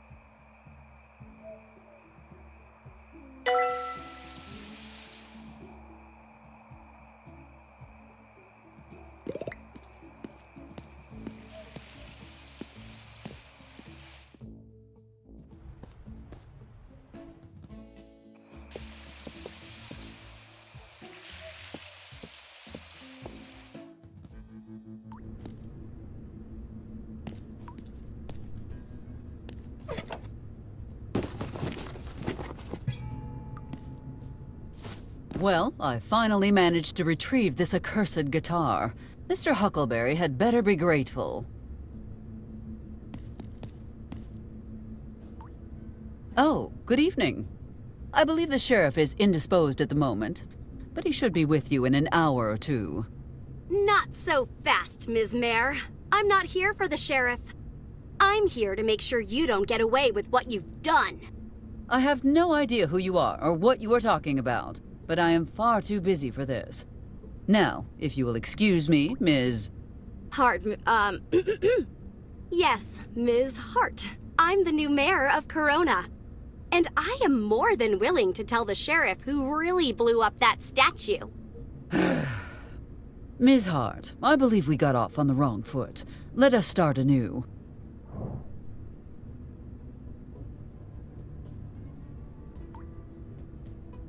Would you care to explain why Corona's mayor is wasting her valuable time in my town? You'd better get used to seeing my face around here. Because I'm running against you for mayor of this hellhole. Well then, in the spirit of democracy, may the best candidate win, Ms. Hart. Oh, thank you, Ms. Mayor. I will. Of course you will, by a landslide even. And you will go on to win the next election too. Of course I will, and then will advance in your career, becoming one of the most respected and important women in American history. Yes, that's exactly. And then, once you have risen to heretofore unknown heights of success and influence, you will open your eyes and realize it has all been a dream. Wait, Corona's elections were just last month. How can you be running for mayor here? Oh, I didn't resign, if that's what you're asking. I plan to be in charge of both towns. I cannot help but feel I know you from somewhere. What did you say your name was? Oh, I already told you everything you need to know. If there's anything else, I'm sure someone as brilliant as you can figure it out. It would save some precious time if you just told me. You'll have all the time in the world to figure it out. Once I kick your ass in the election, that is. Is that how you want to play it? By the time I am done with you, watering Chuck will be the only job you will ever get. Chuck? The plant? The one and only. How did you know I was here? Oh, that was easy. All I had to do was follow the trail of pain and suffering you leave in your wake. I do not leave a...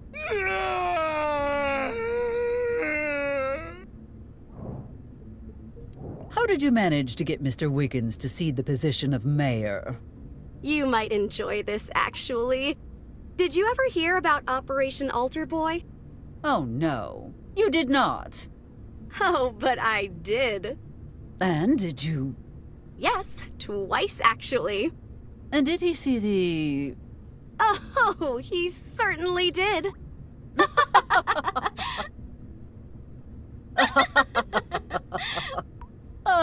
Pardon me. Where were we again?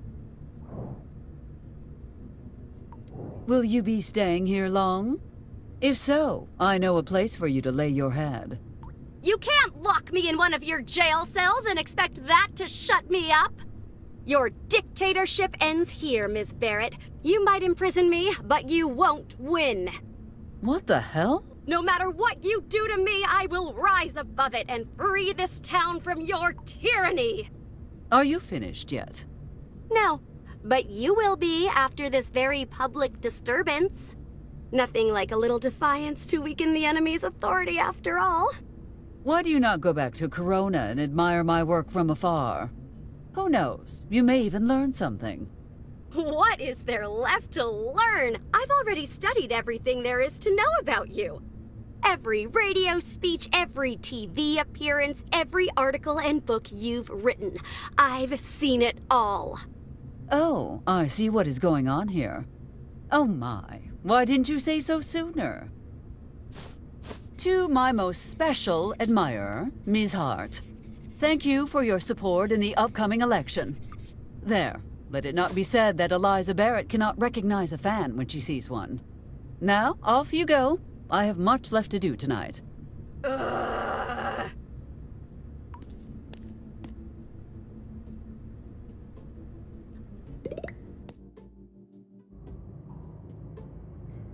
Why take anything from the medkit when you have top-notch insurance?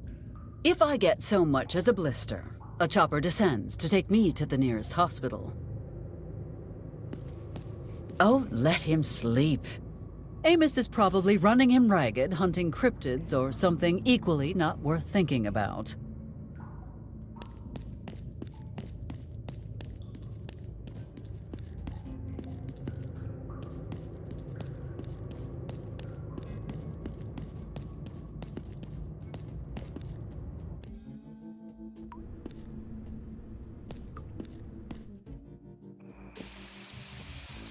He might need a while. After all, he was deeply attached to that piece of rock.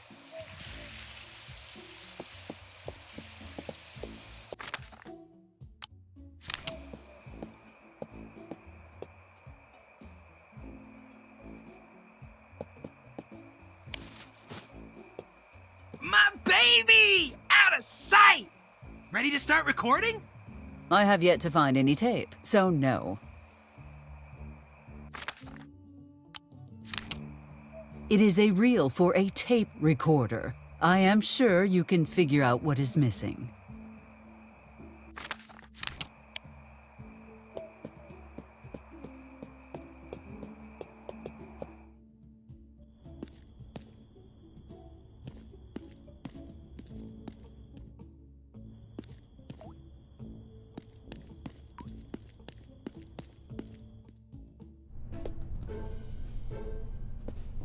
I have nothing to say to the townspeople at the moment, so just keep it shut.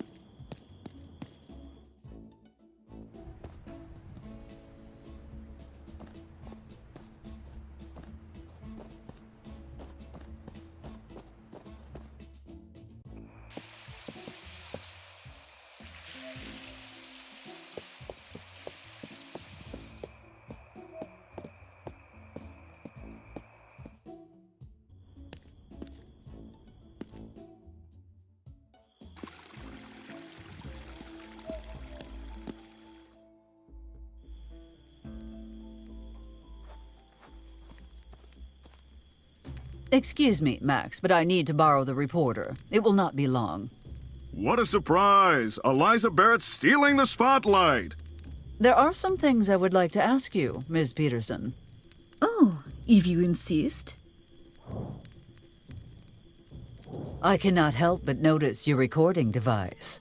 I have been assaulted by multitudes of reporters, but have never seen a machine such as yours. Oh, this little thing. My mother made it for me. She's really good at tinkering.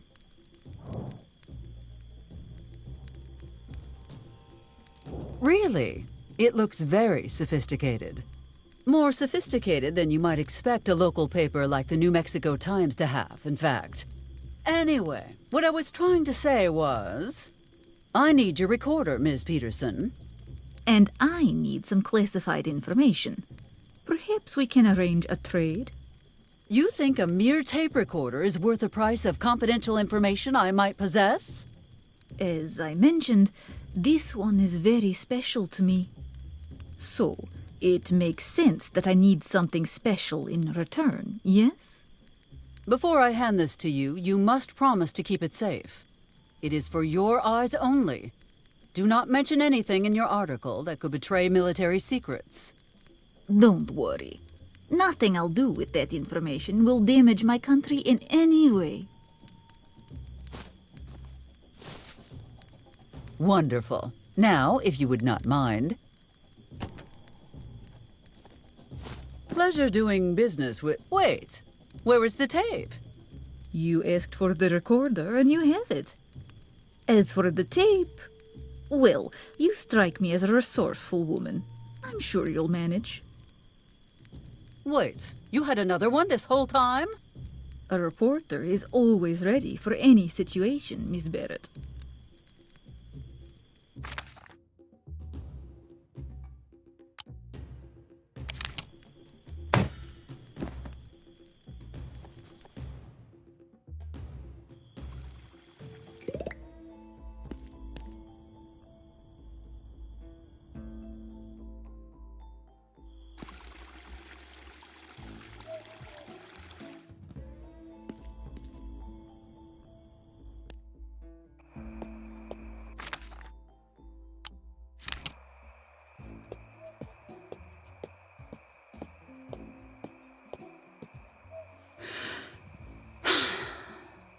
Very well, Mr. Huckleberry.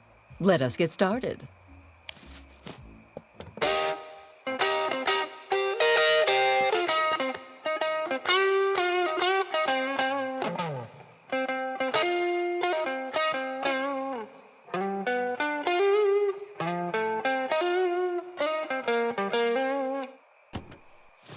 Now, Mr. Huckleberry, I have upheld my end of the deal. I expect you will do the same. Not so fast. You gotta send it to Crooked Deal Records. They'll do the rest. Excuse me? Why do I have to do that? 'Cause it was your idea to put Amos in charge of the mail? Fair enough.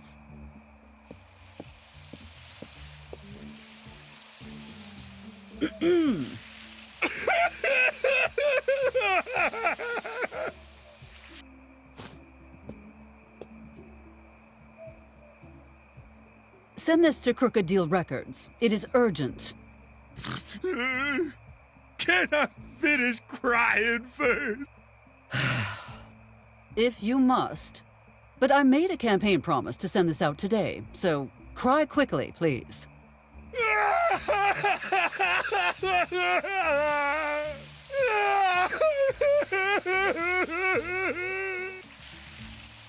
All things considered, today has been a good day for the Barrett administration. Time to head home and get some well-deserved rest.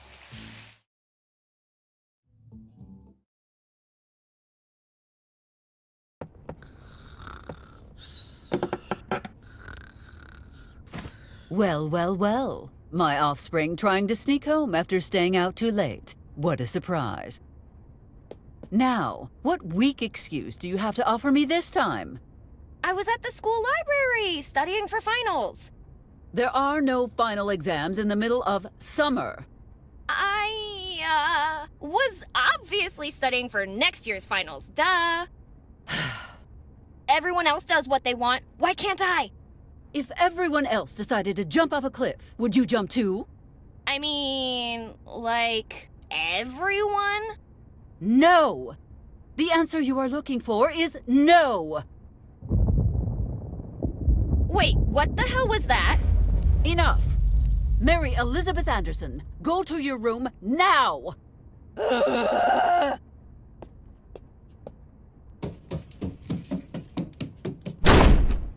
Nothing ever seems to get through that thick skull of hers.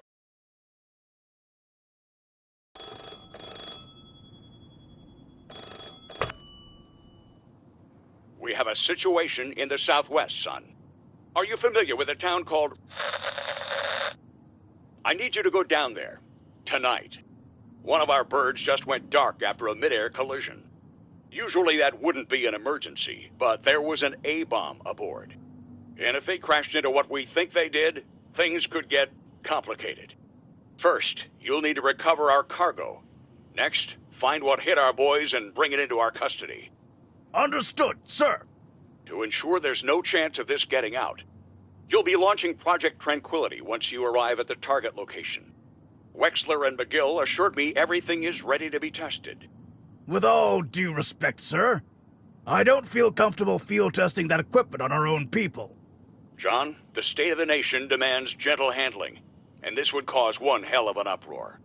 Whether you want to believe it or not, Project Tranquility's our best option. Besides, testing this now could prevent armed conflict in the future. Understood. If I may, sir, the energy requirements of Project Tranquility are extremely high. We're in luck, General. The construction of the Mammoth Butte Dam was completed just a few weeks ago. It is scheduled to become the primary source of electricity for the area next year. But it's already fully operational. Now, this mission is of the utmost secrecy. You'll be going dark.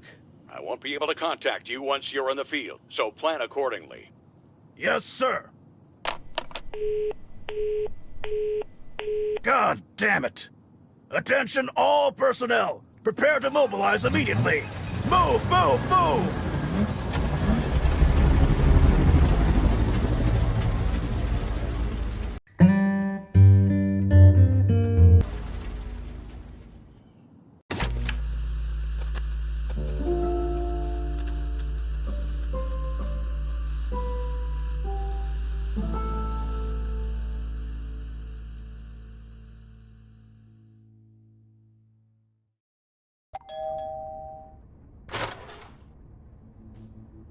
What has my offspring done now?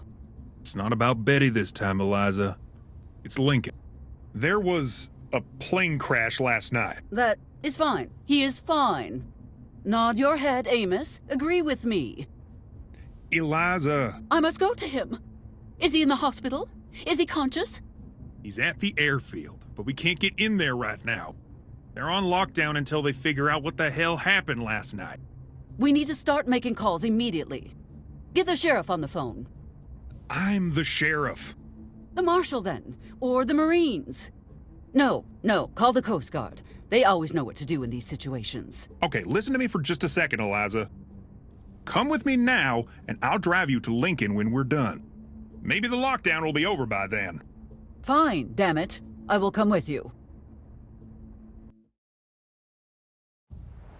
They arrived yesterday, right after the accident, and they built this whole base in less than 12 hours. Eliza, something seriously strange is going on. You bet there's something strange going on. I do not remember approving that building permit. And more importantly, I do not recall receiving any payment for that building permit. Who else knows about this? No one in town knows anything, and the governor won't take my calls. Can you blame him? The last few times you called him, you babbled about chipmunk gangs like a lunatic. Can we focus on the important thing here? What the hell should we do about this? Have you tried talking with the people here? Of course I did. But they always give me the same answer. Look. Stop right there. See? Well, we did everything we could. Now I suggest we... Eliza! Fine, but let me handle this, okay? God, this is the highlight of my day.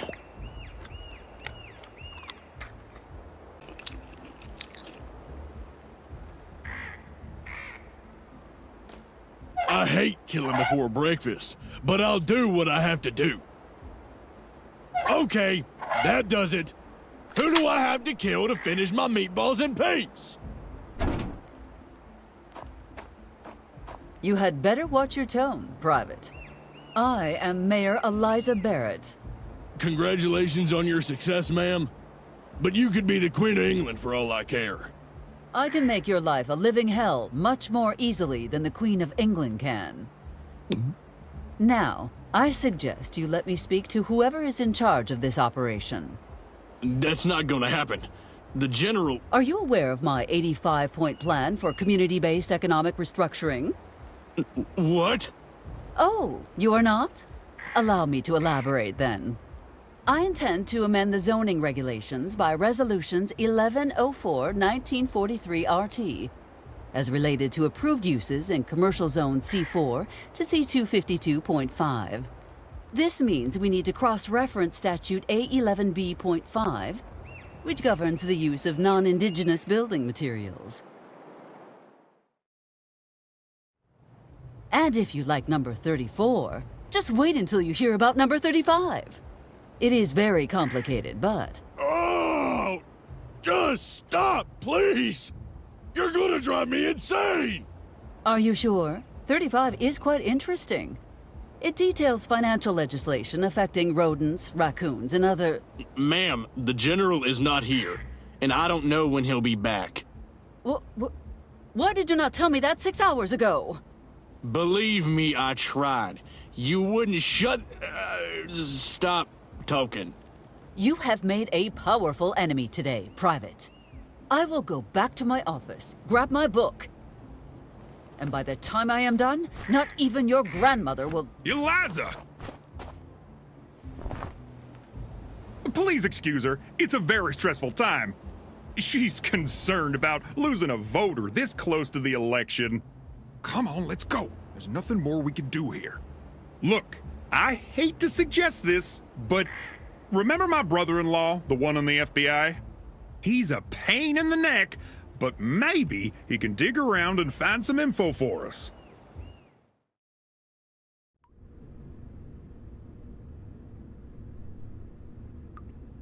Why don't you go back to work? I'm sure the campaign needs your attention. You know, Amos, you might be right. Work is just what I need to keep my mind off this predicament. Great, but please don't go just yet. I need moral support for this phone call.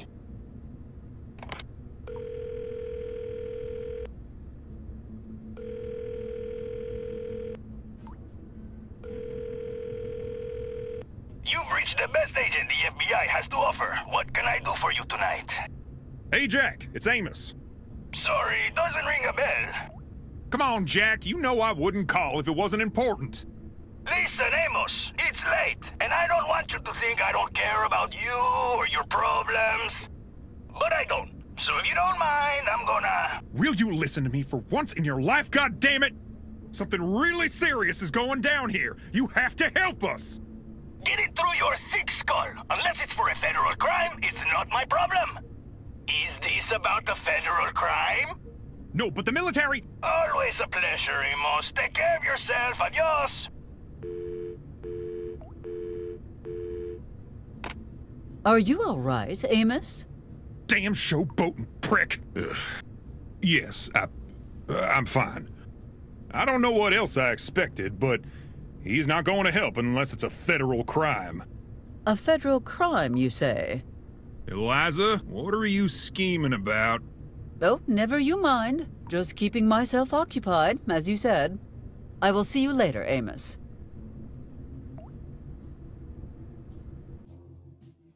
With all that has happened today, I nearly forgot to go to the church and check up on Father Jenkins.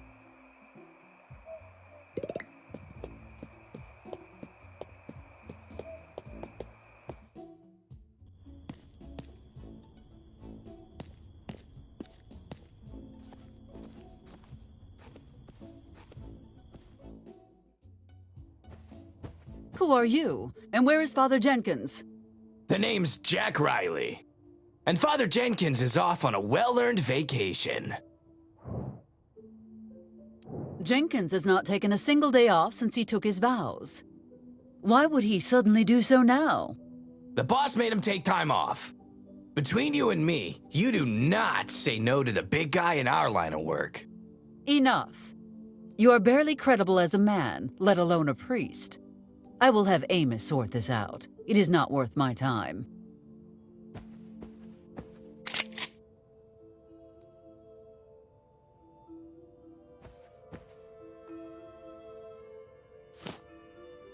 Now, that is a much faster way of confirming my suspicions. Where is Father Jenkins, you fraudulent fiend? Look, the father's getting ready for a one-way trip to paradise. He might even live long enough to unpack his suitcase, provided you cooperate. Ugh, this is outrageous. Fine. What do you want from me? Buckle up, sweet cheeks, because we're gonna rob the First National Bank. What? Are you out of your mind? Who cares? The point is, $500,000 is just sitting there, waiting to be snatched up. Name on that account is Michael Walker. Why did you not tell me that first? I would have signed up in a heartbeat. Just focus on doing a clean job. Fine, but what about Jenkins? After I reach my safe house, I'll send you a telegram with his location. You can go get him yourself.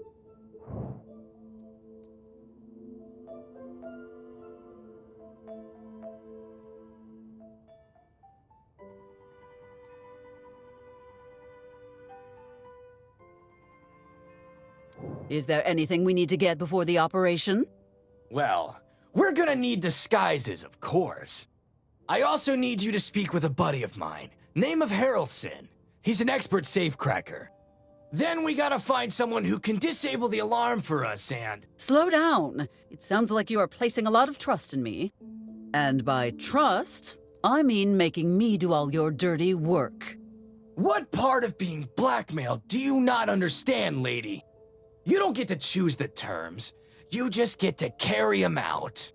Then I should begin immediately. The sooner I start, the sooner this will be over. Not so fast. There's one more thing. You gotta make sure the park is empty. No potential witnesses. And just how do you expect me to accomplish all that? If you are really as smart as you seem to think you are, you'll find a way.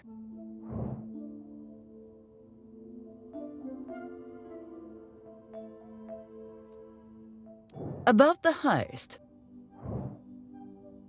Is there anything we need to get before the operation? Well, we're gonna need disguises, of course. I also need you to speak with a buddy of mine, name of Harrelson. He's an expert safecracker. Then we gotta find someone who can disable the alarm for us, and you gotta make sure the park is empty. No potential witnesses. What sort of disguises did you have in mind? I don't care. As long as we can move in them and they hide our identities, they're fine. Who is this Harrelson, and how can we find him? Harrelson's a friend. We're in the same general line of work. Now, we didn't come here together, which must mean he's here to do a job. That's gonna be his first and only priority. So your job is to convince him to take this side gig. Why can you not just ask him yourself? Are you kidding? One stranger in a town this size is unusual enough, let alone two. I feel a lot safer hiding in here. I draw less attention that way. Plus, there's a bunch of free booze in the basement. Well, how am I supposed to even find him? I've been in here all day, but I saw him having a coffee at the diner this morning. I guess you could try there. Might be hard to talk him into this, though. Convincing people to do things is my greatest talent. I bet you will even learn a thing or two from me. Yeah? You're gonna learn to shut up, or do you have more questions? How do you expect me to disable the alarm? That's your problem, honey. But you must know everyone in town. I'm sure you'll find someone to help you. And if I don't? Father Jenkins bites it. I can hardly ban tax-paying residents from public spaces. What do you suggest I tell them? You're the politician. Make some empty promises or threats. As long as no one's there to see the heist go down, I don't care what you do. We should talk about this later. All right. When you decided to go after Michael's strongbox and come to this town, were you not worried about our sheriff? Amos is a legendary lawman. Yeah, legendary for being gullible. I mean, the guy believes in the Sasquatch. How could anyone take him seriously? What a joke. Anyway, I've been sending him anonymous reports of weird creatures and mysterious entities for months. I bet he's been pretty distracted lately, hasn't he? So it was you! You are the one filling his head with inane stories about mobster woodchucks. Mobster woodchucks? What? No, I just planted fake Sasquatch footprints around the lake. What the hell is a mobster woodchuck?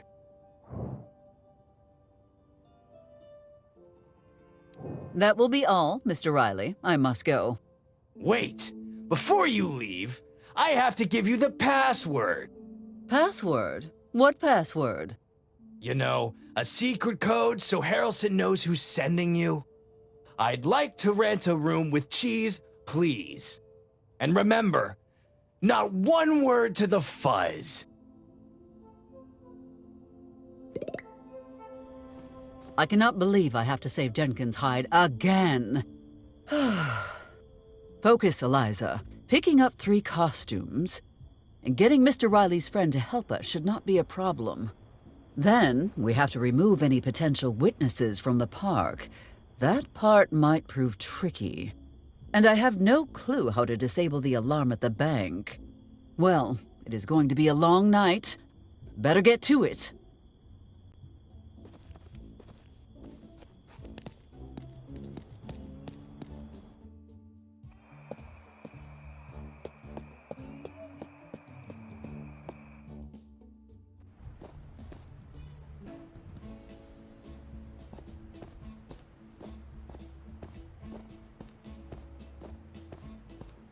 You must be Mr. Harrelson. We have business to discuss. 2 questions, lady. 1, how the hell do you know my name? 2, what could you and I possibly have to talk about? I suppose I have the same answer for both questions. We have a mutual friend. One Jack Riley, to be precise. Uh-huh. So what's the password then?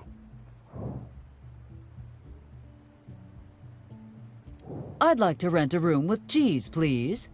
We have rooms to spare, but no cheese. I can't believe Jack Riley's actually here. Hadn't heard a peep from him since I got out of the joint. What's he cooking up this time? Let us say he is planning to make an unauthorized withdrawal at the bank. Huh, what for? There can't be any money in this one-horse town. Besides, I got a job already. But maybe if you did something for me first, I'd feel a little more helpful. What sort of help did you have in mind? I've been hired to bring down a certain rhino. I need an M1 Garand rifle for the job, and I ain't got one. You help me with that, and I'll give you and Jack a hand. You seem to be better suited to procuring illegal munitions than myself. Why ask me? 3 reasons. 1, I don't feel like walking. 2, your dumbass sheriff is already suspicious of me. 3, it always helps to have an extra set of fingerprints on a stolen gun. Well, Amos has confiscated a large number of hunting rifles. I could check at the police station. No, if the sheriff sees one of those is missing, he'll suspect something. No cops, is that clear? Crystal. But where else am I supposed to find your firearm? I guess you'll have to track down the Desert Viper and make a deal. Where can I find this Desert Viper you mentioned? The hell should I know? Do I look like a herpetologist? This is no time for wordplay, Mr. Harrelson. Tell me what you know. The Desert Viper is the toughest, meanest, scariest arms dealer on this side of the border. You mean to tell me I have had an illegal arms dealing operation running under my nose this entire time? I don't know how to answer that exactly. How long have you lived here? Almost all my life. Then yeah.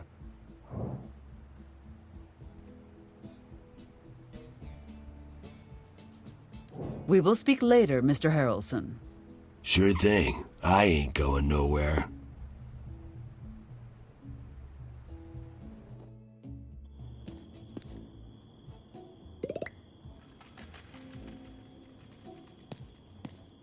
As mayor, you might assume I have but sticking my hand through solid...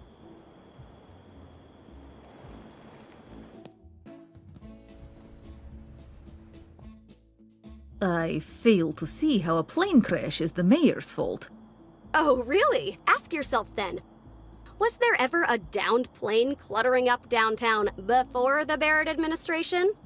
You seem quite invested in damaging Mayor Barrett's public image. Please, continue. Such a lovely evening, is it not, Miss Hart? Well, hello there, Mayor Barrett. Long time no see.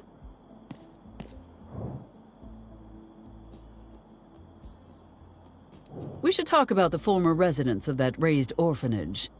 Oh, so now you care about child welfare. Those children need a home, and you are partly responsible for solving the problem. Well, I'm sure we can resolve this in no time at all. Let's set a date and work Together. You can't say it either, huh?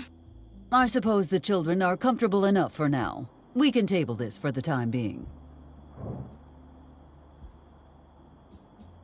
Do you have a problem with the way I manage my town? You bet I do. The costs Sam will need to face to turn his life around after this incident must be astronomical, and for— Don't bother. I've got it covered. And I don't want anyone messing it up. But that's not all.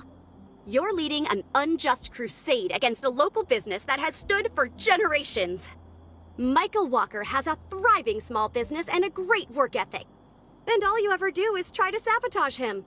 Well, if you are so confident my treatment of Michael is unwarranted, we could always discuss it with him over a plate of his latest creation. Table for 2, then? Oh, God, no. What about Max's Kamehameha, sponsored by Eliza Barrett? A disgusting display of favoritism. If it was up to me, I'd have that bar shut down lickety-split. What the hell? Was that a coconut? Yep, and there's more where that one came from. Perhaps now would be a good time to drop this subject. Would you not agree, Ms. Hart? Uh-huh.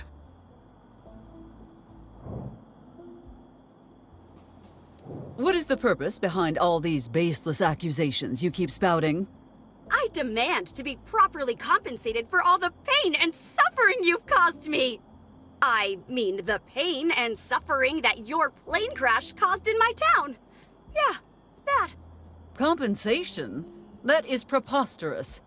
I'll just have to spread the word that a vote for Barrett means endorsing aerial destruction of your town. As if anyone in their right mind would... Oh, damn it all.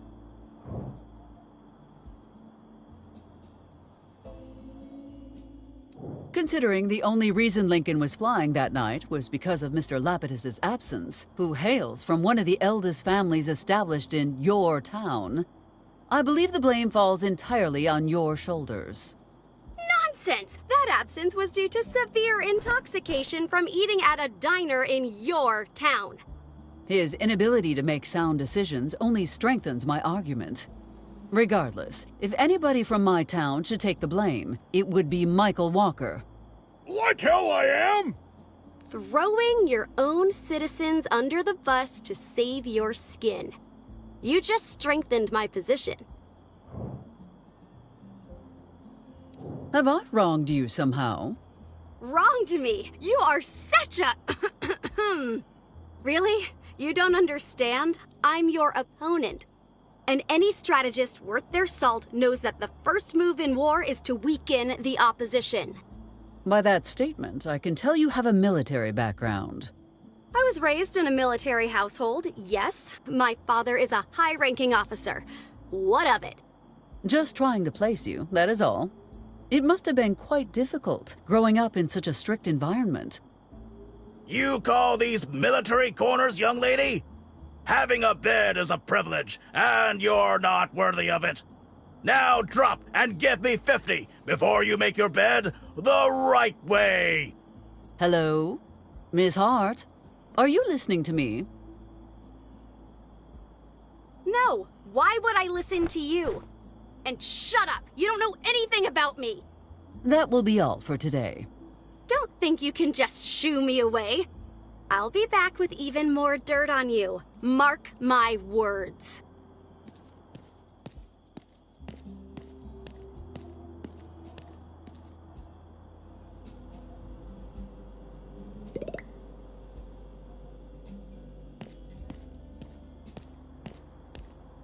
Eliza! I was hoping to see you one more time before my bus got here. Now I can say farewell properly. Farewell? Sam, you cannot possibly leave us for a minor setback. Well, I wouldn't consider a giant airplane wing a minor setback exactly. But we can help you rebuild. Or we could even leave the wing stuck in the motel and make it a tourist attraction. You could charge them for admission, photos, souvenirs. Not this time, Eliza. I've made up my mind. I'm going back to Arizona. It's past time I return to my roots. But why leave in such a rush? Can you not wait until after the election? That's my Eliza.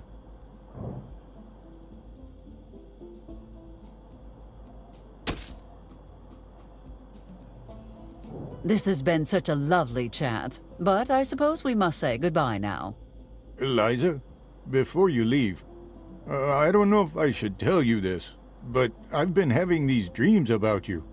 Sam, I am flattered, but... Not that. I'm concerned about your future, Eliza. I feel it is a grim one. In my dream, you have lost everything. Friends, home, your daughter, and even... Do not say the presidency. Anything but the presidency. Your life. Do not scare me like that again, you old rascal. Well, I won't keep you any longer, Eliza. Godspeed, my friend, and may the spirits be kind to you. Goodbye, Sam.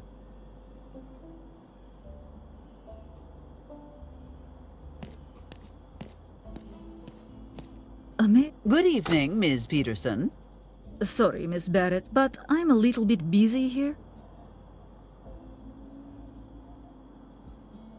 Let us leave it as it is. The airfield will have a lot to answer for.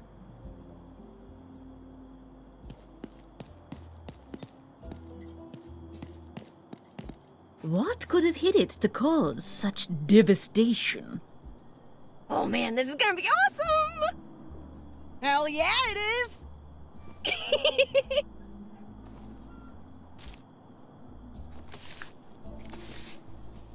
What do you think? I don't know. It's missing something. Oh, I know! Nice! That's perfect! Betty. Not now. I think it's still missing something. Ooh, I know. What if she was breathing fire? Hey, Betty, you might want to quit it with the artistic expression. I can't quit now! I just realized she needs a sombrero! Spanish is a beautiful language. That is why I have decided to make this giant hat my running mate. Mary Elizabeth Anderson!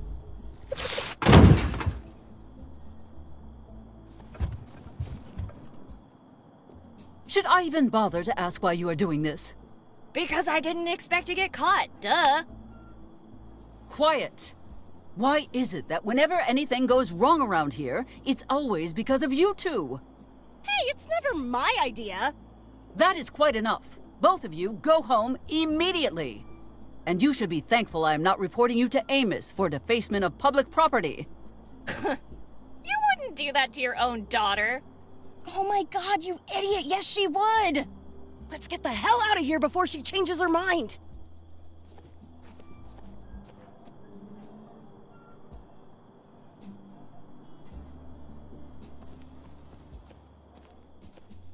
Stop right there, you commie scum! Benjamin, for the last time, I am not a communist.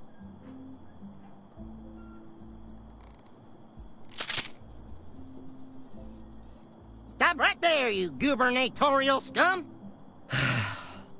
Fine, I will leave you and your home alone. Good. Now back to...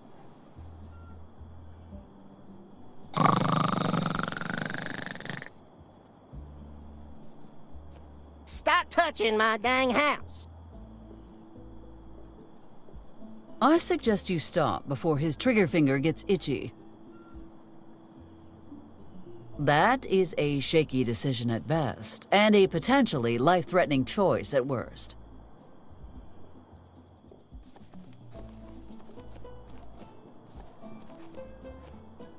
Cluck, cluck? Quack, quack, quack, quack.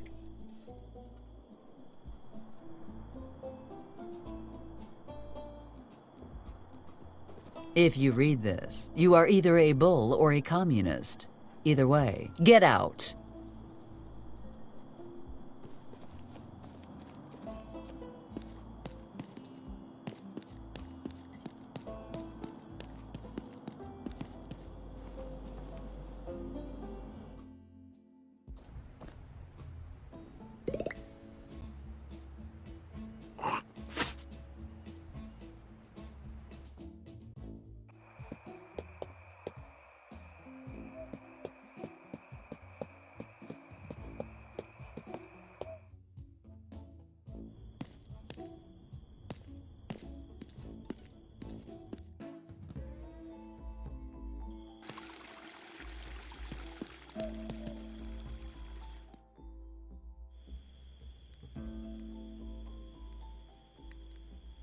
And where would I go with it? Corona? Ha! Not in a million years.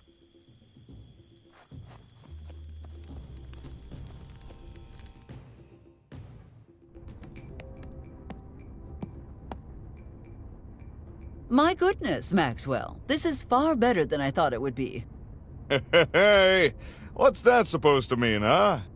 Anyway, welcome to the Kamehameha Tiki Bar and Lounge, Eliza. The best and only Polynesian drinking establishment on this side of Oahu. So, what brings the mayor to my humble establishment? I'm guessing the grand opening isn't the real reason you came in. I need you to reach out to your contacts in Washington and ask for intel on the Desert Viper. Oh, you mean Lorraine? Why, what's the problem? I could swear you just implied that Lorraine is the Desert Viper. Did you really not know that? No, I most certainly did not. Oh boy. I know you're mad, but just remember one thing. You can't argue your way out of a gunshot wound.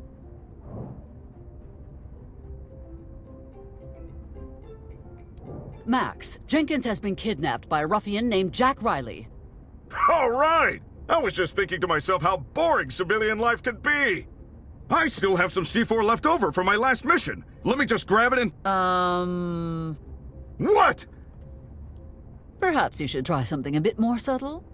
No way! I did subtle for way too long. And now I want to blow stuff up. If you want my help, we do it my way. Going once, going twice. Fine, I will handle this myself. I am sure I do not even have to ask, but... We've been through thick and thin together. I've always got your back. Besides, you're the best politician I know. You deserve to be mayor. And you have my support. I knew I could count on you, Maxwell. Finally, someone that does not ask for something in return. Now that you mention it, there is one thing. No, do not dare to... Just ribbing you. That said, maybe you could help me out. I need some live music for the bar, and I haven't had much luck. Maybe you could ask around? Anything for a friend. Great! The ad's over there on the pinboard. Live music? Ugh, just what this place needs. Actually, it's exactly what this place needs. Some live music should really cheer up the clientele. What clientele? Exactly. But first, I need your expertise. I had Frank Cooper draw up this contract for me since he has more business experience. I can't make heads or tails of this legal jargon, though. Can you look it over for me? I suppose I could. I would not want you to be cheated, after all. Max, do you mind if I take this outside? I cannot abide that stench. Go ahead. Now wait.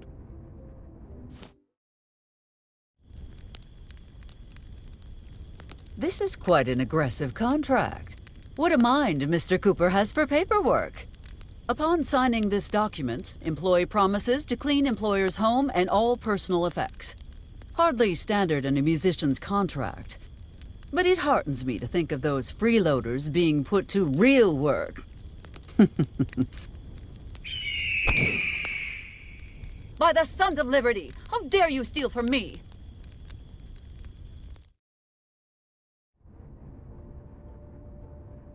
Well, Max, the good news is that while morally bankrupt, the contract seems to be perfectly legal. The bad news... Oh, come on! Don't tell me it was that damn eagle again! Well, if there is nothing else you need... Not so fast. Go ask Frank. Maybe he has another copy. Must I? No, you're welcome to track down that eagle and steal the contract back before she eats it.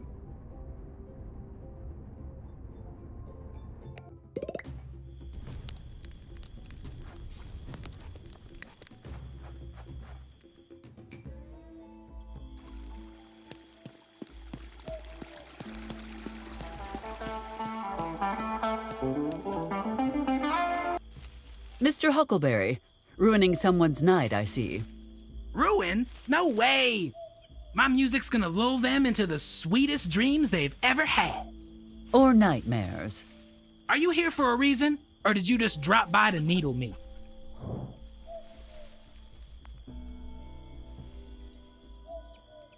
I have a request, Mr. Huckleberry, if you are up to the task. Let me guess. Hail to the chief? Actually, I was going to ask if you could play something to make people leave the park. You want me to play badly? Yes, just the usual. Oh, not to be rude, but this isn't really the kind of gig I had in mind. How are things with your baby girl? She's not the same after that filthy pig put his grubby hands on her. At least the two of you have been reunited. I'm thinking of suing the sheriff's office over this. No, they cannot afford a lawsuit. Sorry, Miss Mayor, but I feel I deserve compensation for this. Listen to me, you paltry excuse for a musician. If you so much as look up a lawyer's phone number, I will make sure your baby girl disappears forever. Get ready to play the tambourine, because you will never see your guitar again.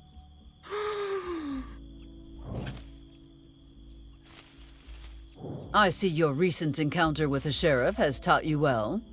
Yeah, I want to keep my distance from that guitar napper. It is a bit late for your tuneless screeching. Please call it a night. Why would I do that? I just got started.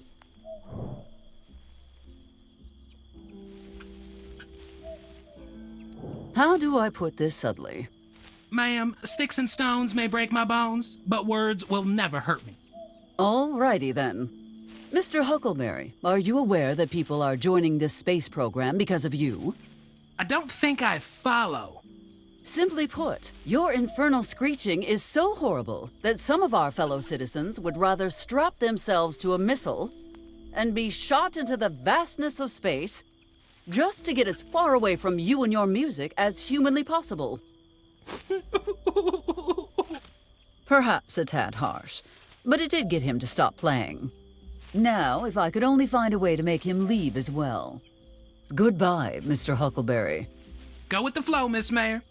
Just a second, ma'am. Before you go, could I interest you in my songwriting skills? I could create a real catchy theme song for your campaign. Interest is a strong word. But your music might just get me the youth vote.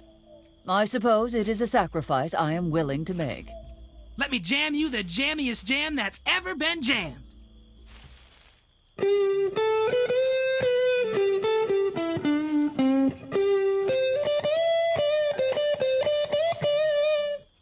Pretty good, huh?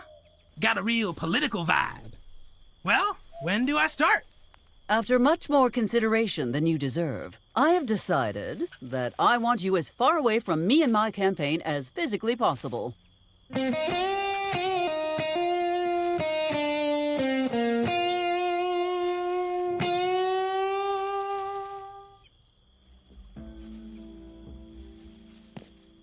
Who goes there?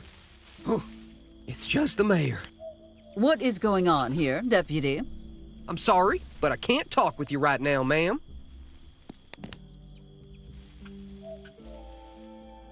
Deputy McCord, a word, please. Shh, not now, Miss Mayor.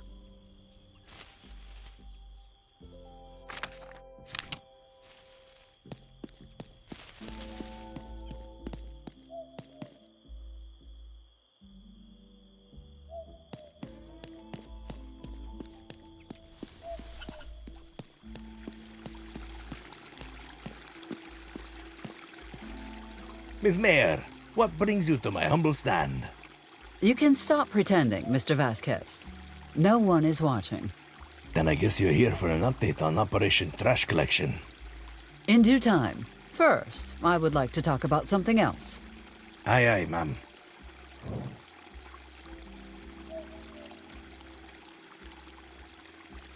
Did you notice the military base that suddenly appeared out in the desert? I saw they were building something out there, yeah. After the convoy went through town, I snuck out to the desert to see what was going on. Well, what are you waiting for? Spill the frijoles. Oh, those frijoles are gonna cost you, Senora Barrett. That is preposterous, Mr. Vasquez. I am not paying you for information you already have. Then my lips are sealed, sorry. Do you know anything about the accident over at the motel? Based on the debris and the specific way the plane's been damaged, well, it sounds improbable, but it looks like it went down because of a mid-air collision. A mid-air collision? Lincoln is too good of a pilot to not have seen something coming towards him. Besides, if that's what happened, where's the other plane? By Fillmore's accidental presidency. Maybe that is what the military is hiding out in the desert. Let's discuss the operation. What about it?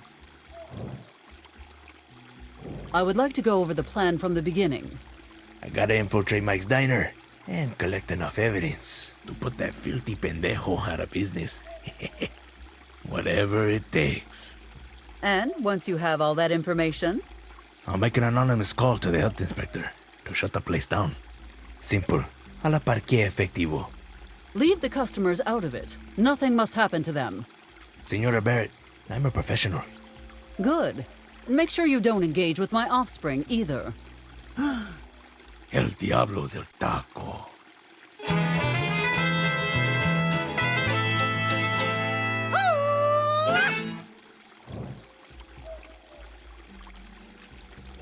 Let me see if your cover stands up to scrutiny. Good day, Taco Smith. I have never before eaten the foods of Mexico. What do you recommend? Claro, senora. Tell me more about the tacos. I'm the Joe Louis of tacos, ma'am. I prepare them with the handmade taco shell tortilla, with cheese, cilantro, onion, aguacate, and my secret salsa. Buena suerte o vaya con Dios. Is that very spicy? Triple jalapeño and habanero, plain and simple. Pica un chingo. Do you do croquetas? If you want fancy food, get yourself to Paris.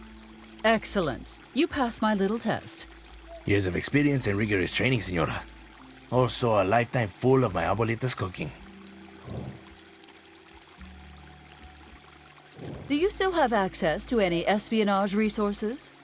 Ah, Senora Barrett, I might be an outcast from the force, but I still have true friends there. Wonderful. Call for backup.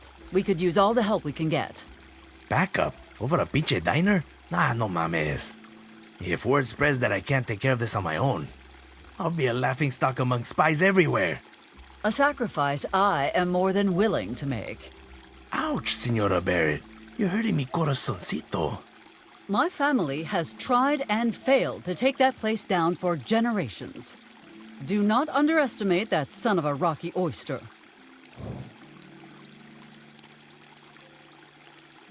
Never mind. I would like to pursue other topics of conversation. You're the boss, Senora Barrett.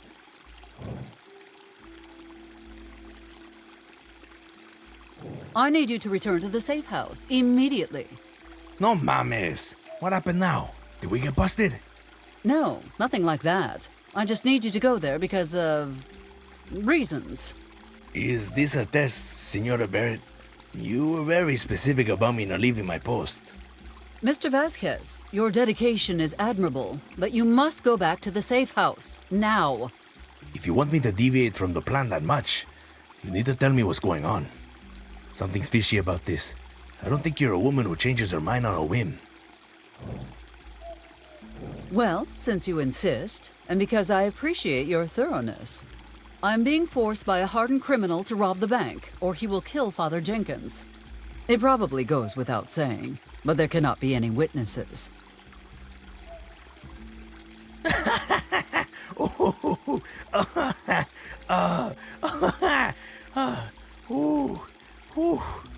Wait, you really aren't joking, are you? No mames. You know what kind of trouble you can get in for that? Do you think I want to do this? What choice do I have? Well, senora, listen. I would be happy to help you, but my contract only covers our original deal. So, are you leaving? Shouldn't you tell Amos about the padre? Trust me, everything is under control. Whatever you say, Senora Barrett. Just don't get too involved.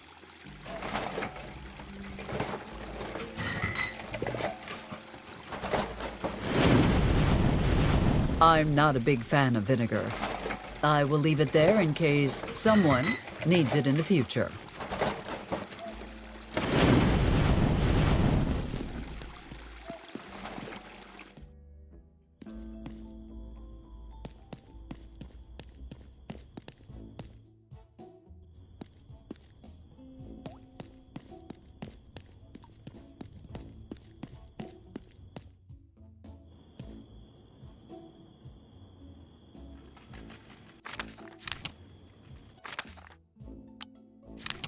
you wish to smash that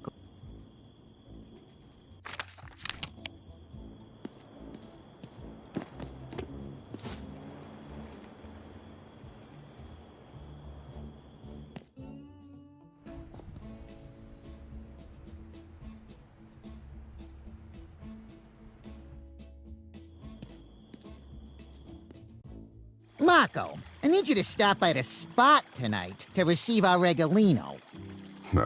Earlier than we expected. Yes, but I still want you to be careful. We have never worked with this Tucker fellow before. It'll be fine, boss. It's just a routine pickup. Just keep an eye out, would you? Both for the shipment and for trouble? Trouble, huh? Like the Syndica over there? Hello, Syndica. What brings you to my humble abode? Greetings, Mr. Cooper. I must say, your definition of humble clearly differs from mine. Oh, this? It's nothing special. Just a little reminder of the old country. But I am sure you did not come here to discuss architecture, did you? On behalf of my dear friend Maxwell, I must ask you for something. The bartender. What does he need now? He requires an additional copy of the contract you drafted for him. The original has been misplaced. Sorry, Syndica, but 3 copies are more than enough. I believe that is all I needed to discuss. Buona notte, Syndica. Now come here and say goodnight to me. But boss... What, not even a little smooch? What if someone's looking? We're alone, boo-boo, I promise. All right.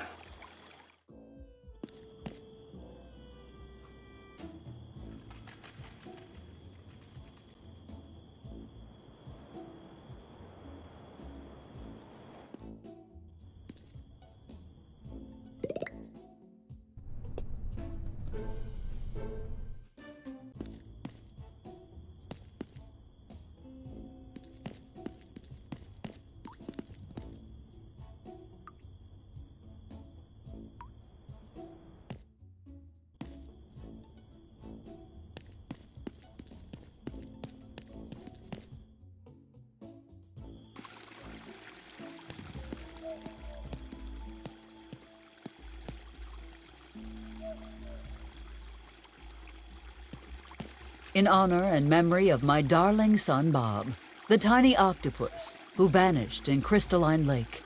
Lost, but never forgotten.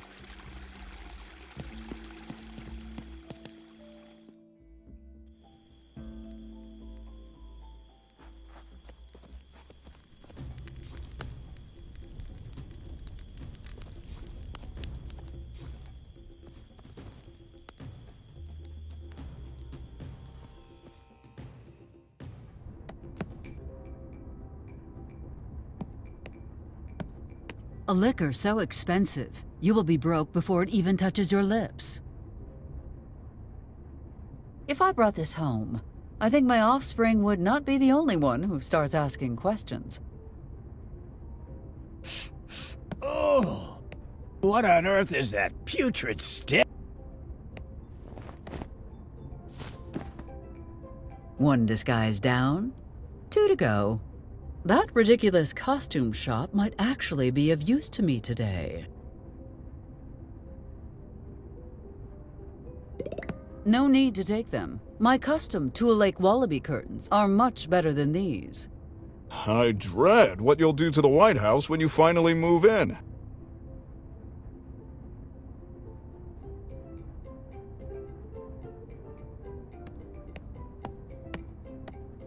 Greetings, Max.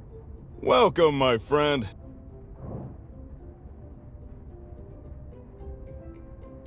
Are you excited to file your first list of tax-deductible business expenses?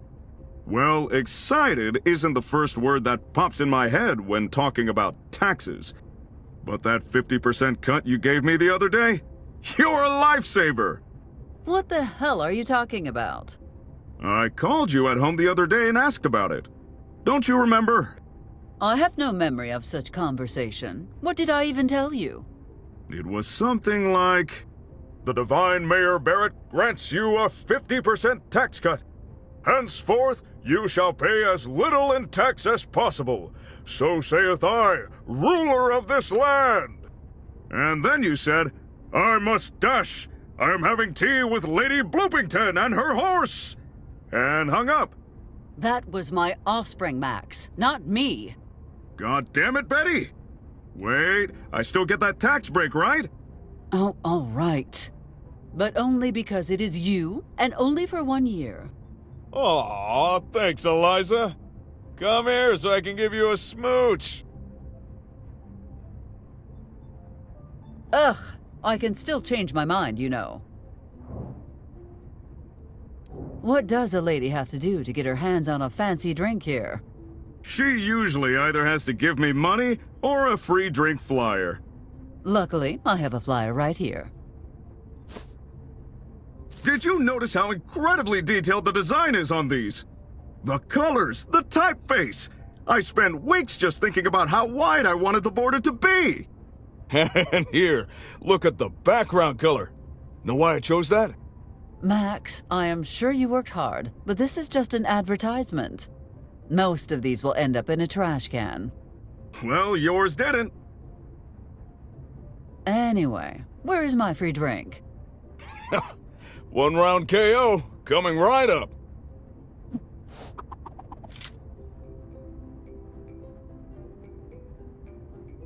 I shall see you another time, Max. You're always welcome here, my friend. I would not even touch these with Joseph's severed hand. Testy. By Roosevelt's fireside chats. I should never have let him do this. Can you please just start? Hi, can everyone hear me? Unfortunately. Oh, you shouldn't have laughed so hard. I'll take that as a yes.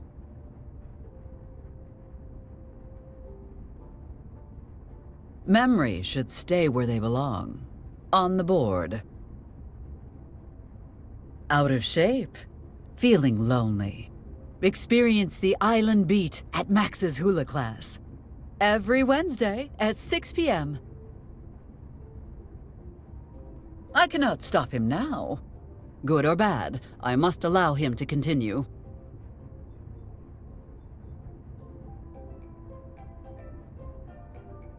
I only speak in front of small crowds when I have no other choice. I have no time to waste on idle chatter.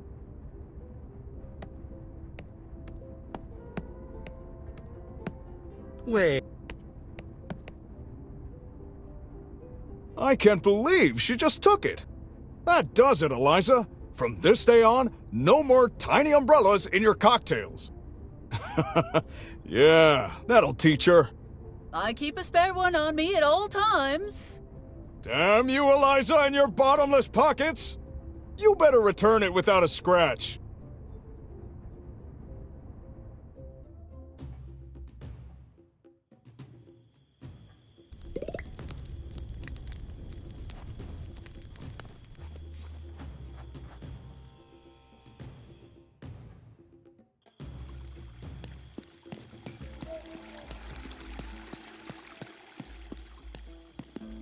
I have socialized enough for one day. Deputy, I must insist. And I must insist on the opposite, ma'am. Those chipmunks could be anywhere.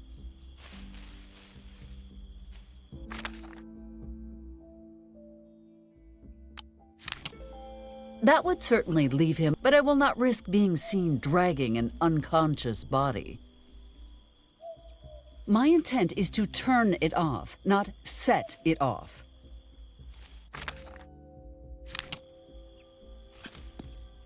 Mr. McCord, I brought you a drink. Sorry, ma'am, but if Sheriff Coltrane caught me drinking on duty, he'd have my head. And so would I. Then why are you offering?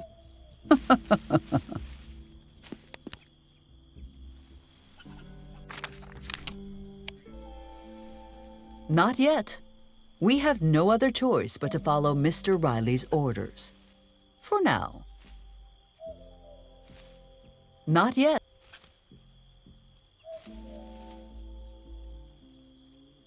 It's too dark. I can't see anything.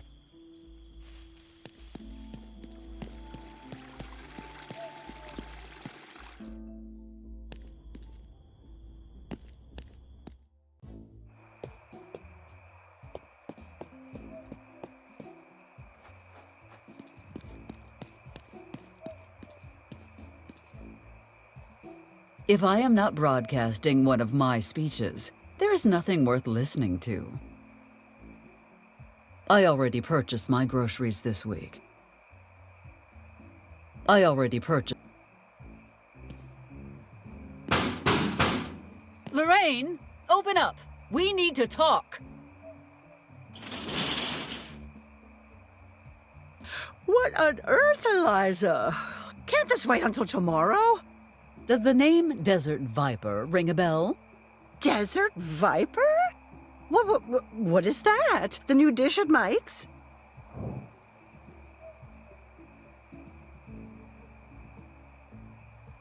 God damn it, Lorraine! Stop pretending! You are the Desert Viper! Eliza, Do you lack a conscience, Lorraine? I know. My guns kill thousands of innocent people. What? No!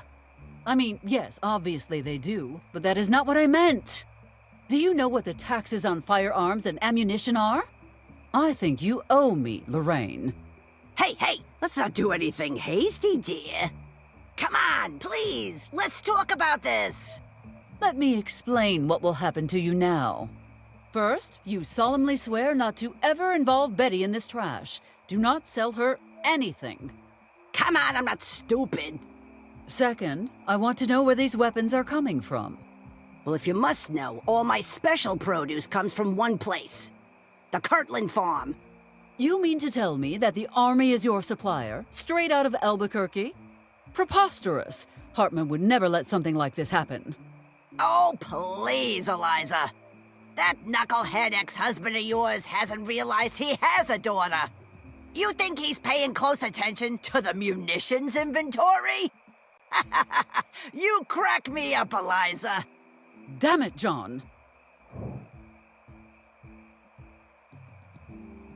It would be a shame for such a nice woman to end up behind bars. Oh, jeez. I always knew this would come someday. What do you want? Well, that depends on you and what you are willing to sacrifice. Okay, fine. If money will satisfy you, I'll give you more than you can ever spend.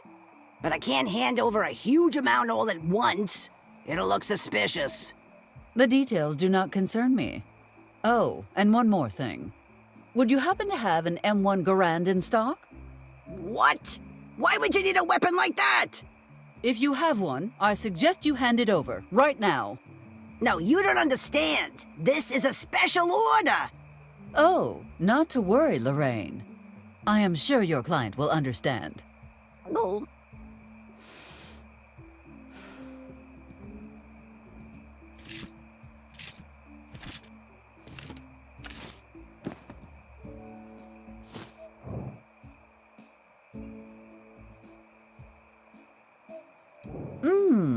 Restitution. What was that?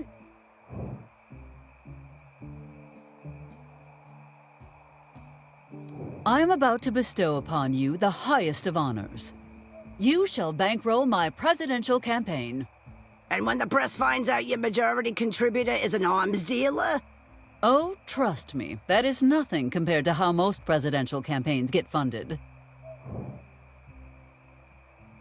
Pleasure doing business with you, Lorraine.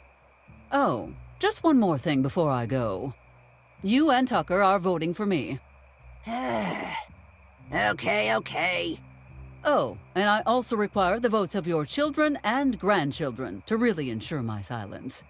But I don't have any children. Well, then you'd better start working on that right away.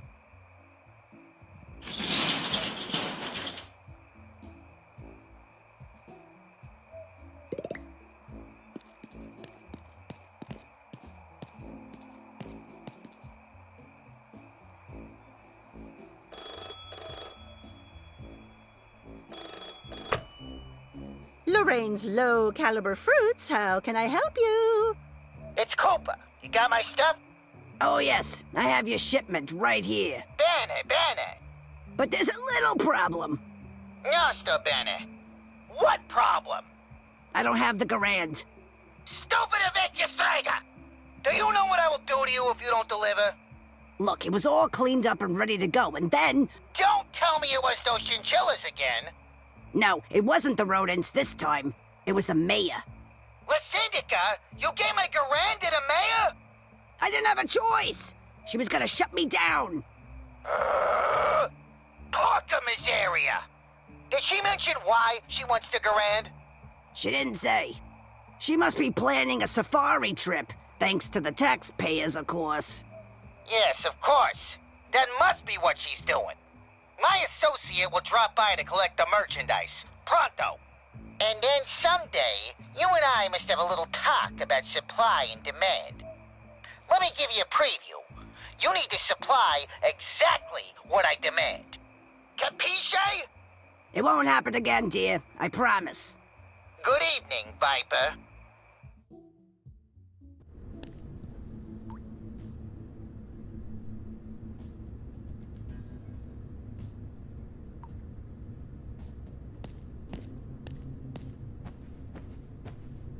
Amos, we have a situation. What did Betty do this time? What? No!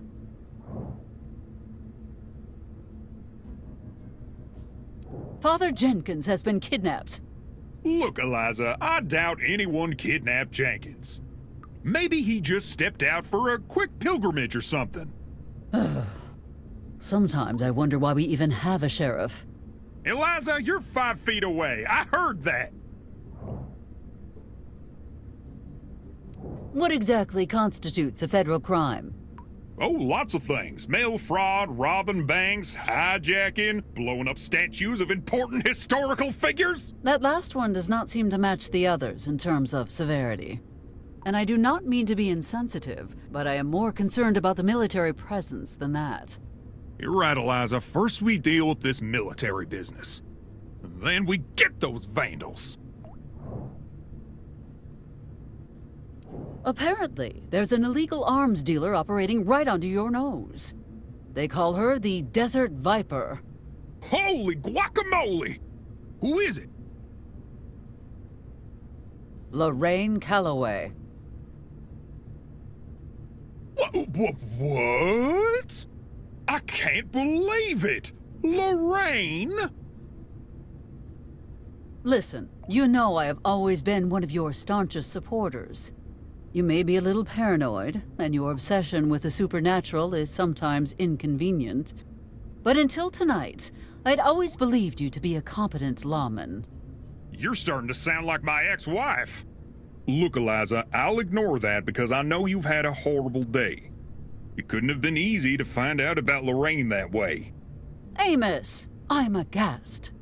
If you knew that was happening, why did you not intervene?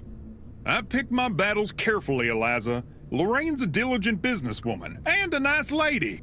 And since she came to power, there's been very little outside criminal activity in these parts. Well, until tonight. Poor old Jenkins, being used as a bargaining chip. I am not going to get into how you knew or why you did nothing. But arrest Riley right now and make him tell you where Jenkins is. If I come down hard on him now, he might wiggle away, and we won't get our friend back. Besides, this could actually work in our favor.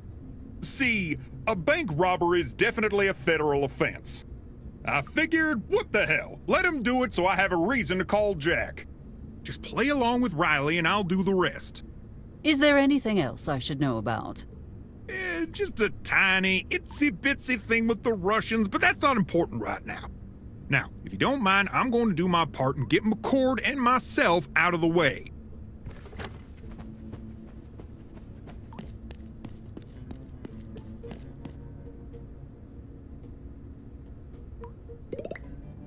No chance I am drinking any of that.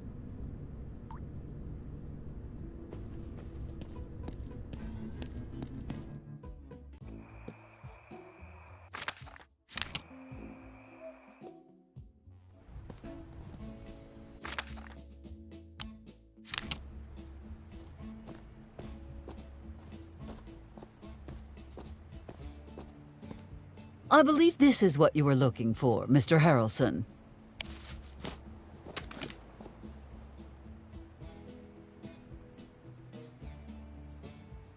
Oh yeah, that's what I'm talking about.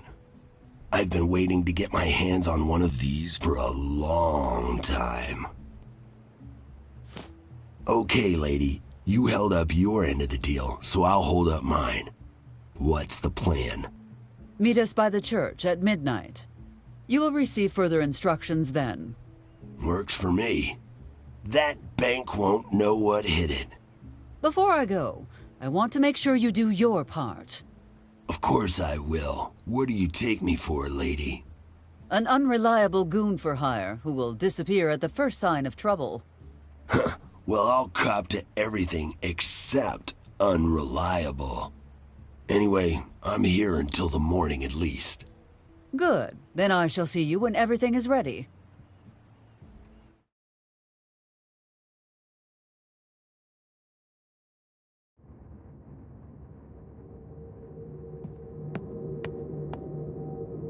General Hartman. Well, this is certainly an unpleasant surprise. Hello, Dr. Dixon. The military is once more in need of your considerable expertise. That's odd, because last I heard, my cooperation with the military was a one-time deal. The deal has been altered, Doctor. Pray it doesn't become altered any further. I know my rights, and I'm not going with you. We've done enough damage already. I'm afraid you don't have a choice, Doctor. This order comes from the President himself. Okay, fine. I'll go with you. This way, Doctor.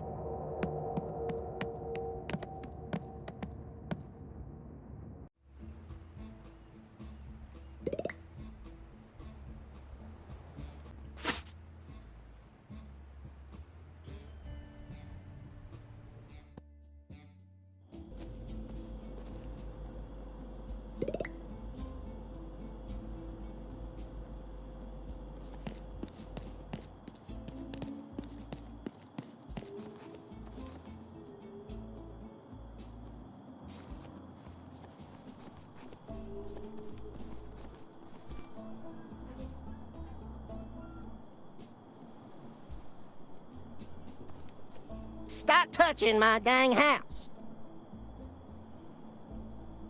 I suggest you stop before his trigger finger gets itchy.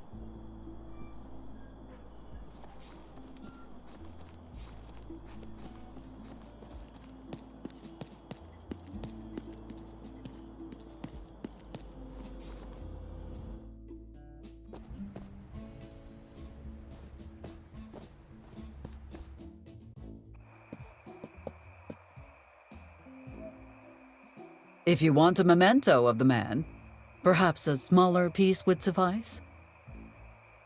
If you want a If you want...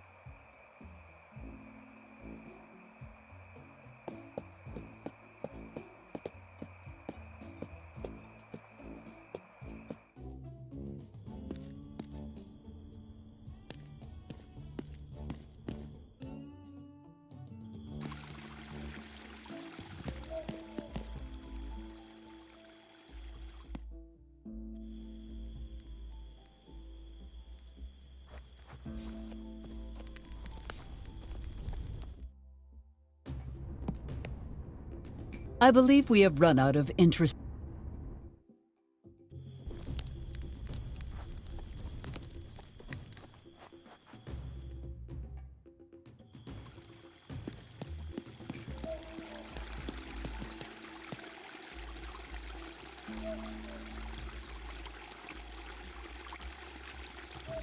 Not yet. Not yet. Not yet. I have socialized enough for one day. That would certainly, but I will not risk.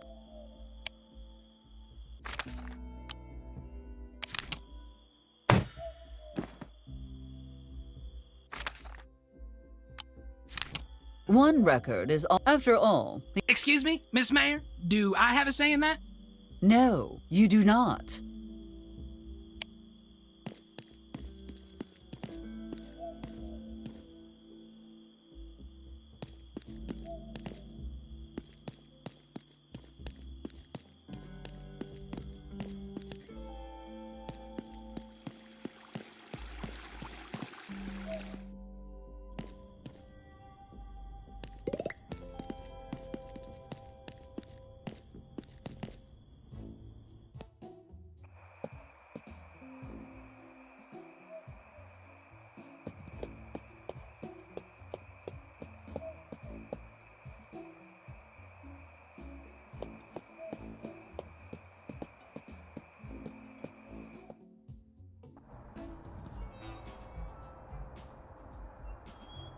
You may want to see me.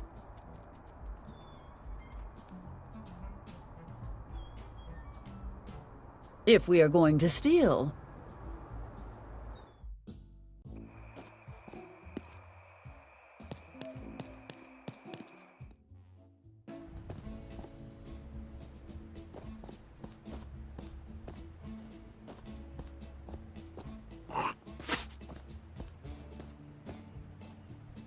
My policies dictate that I do.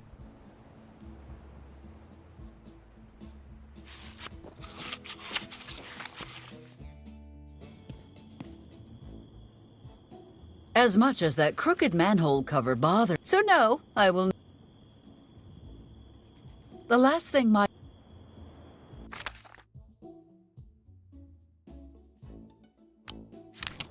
If you wish to smack.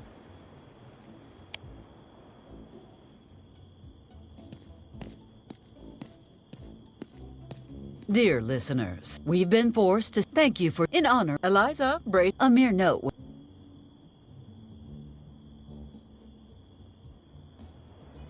One thing you learn as an elected government representative is that you never disturb the wealthy.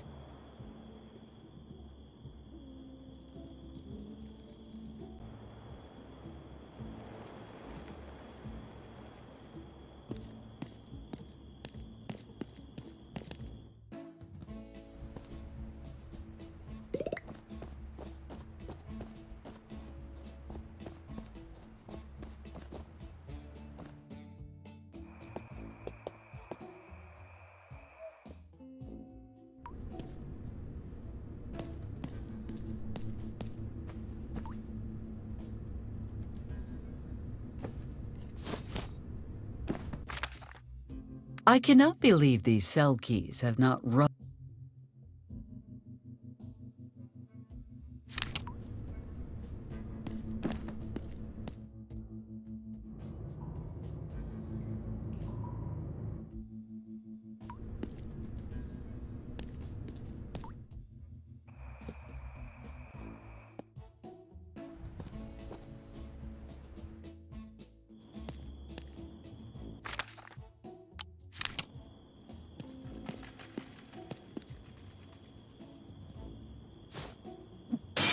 Oh no! Look what you have done, you reckless delinquents!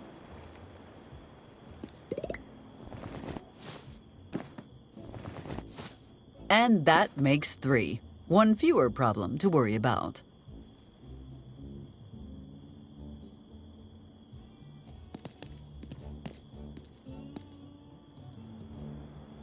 Feeling guilty? Ha! I thought not.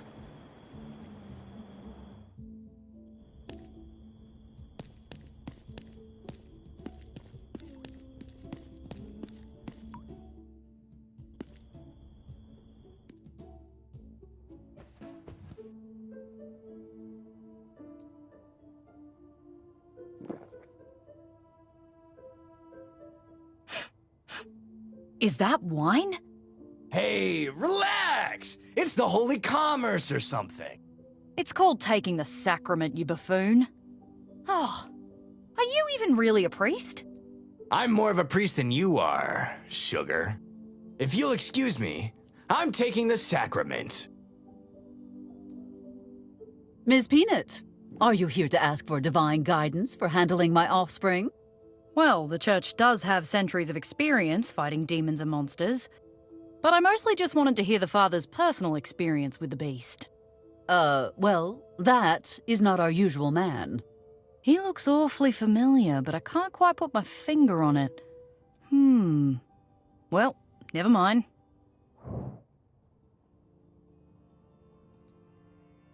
That will be all for now, Ms. Peanut. Have a good night, Ms. Mayor. One more thing, Mayor Barrett. I'm starting to think I need a bit more preparation before I handle the beast. If I'm to have a fair go, I need to know where my predecessors went wrong. What do you need to know?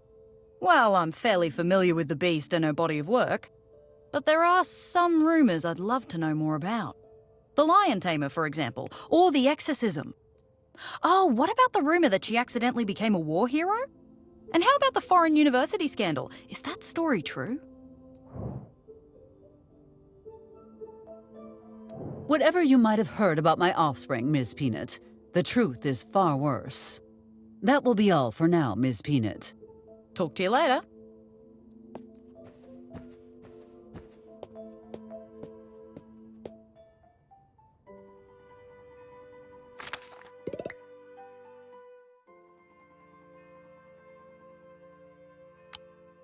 I have the chicken. Shall I show you what I have for disguises? Nah, you hold on to them until we're ready to start. Miss Mayor, back so soon? As if I have a choice. About the heist.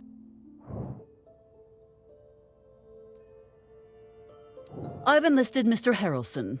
You are welcome. Not bad, Mayor. Not bad. It was very unlikely that I ever would have failed.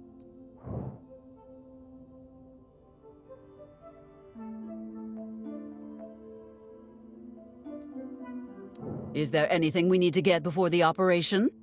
Well, we're gonna need disguises, of course. I also need you to speak with a buddy of mine, name of Harrelson. He's an expert safecracker. Then we gotta find someone who can disable the alarm for us, and you gotta make sure the park is empty. No potential witnesses. We should talk about this later. All right. That will be all for now. Before you go, a warning. If I see you talking with the fuzz again, you and I are gonna have a problem. Got it?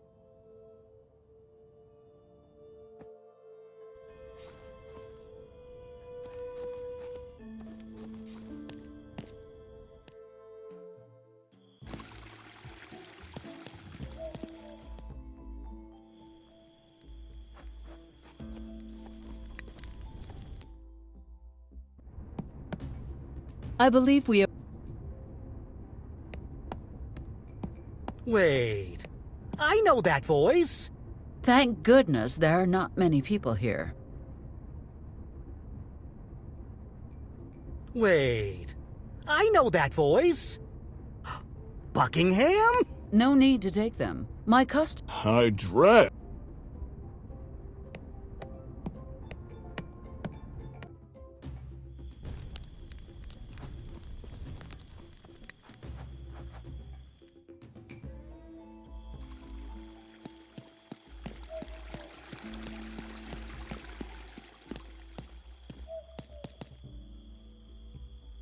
I have socialized.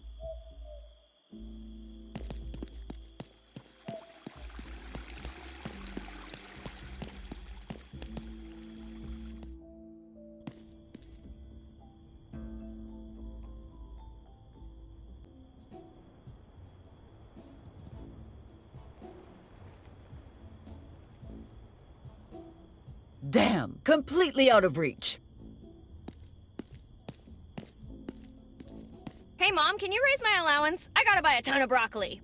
Wait, what the heck are you doing? Not now, offspring.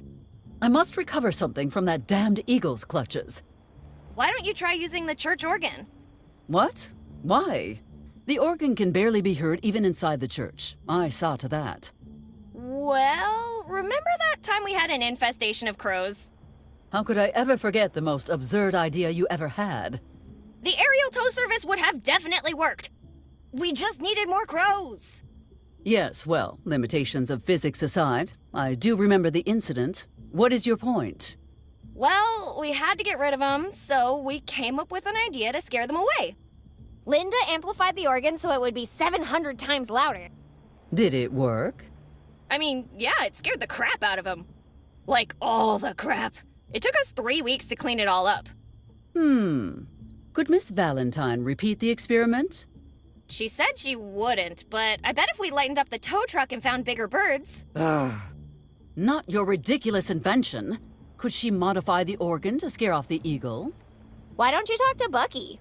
Considering he dismantled it and kept the parts.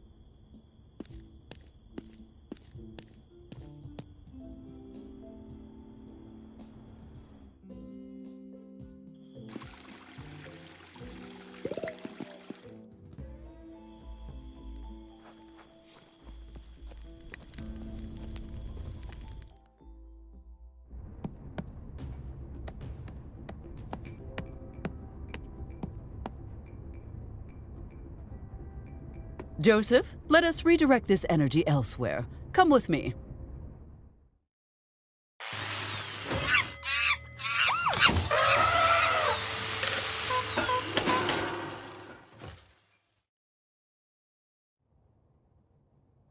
This had better work, Joseph.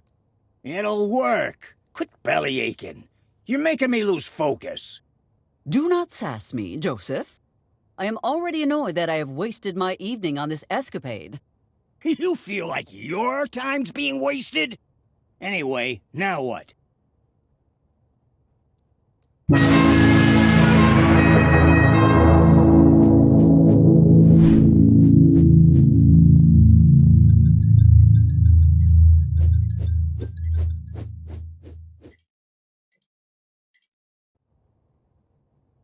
Hey, what'd you know? It actually worked. All right, if there's nothing else, I can still get 6 minutes of sleep. Do not start slacking off just yet, Joseph. You must dismantle this monstrosity immediately. I do not want my offspring getting any ideas.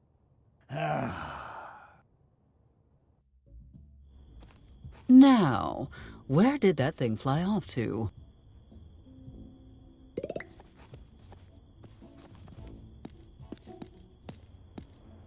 Don't let your vote...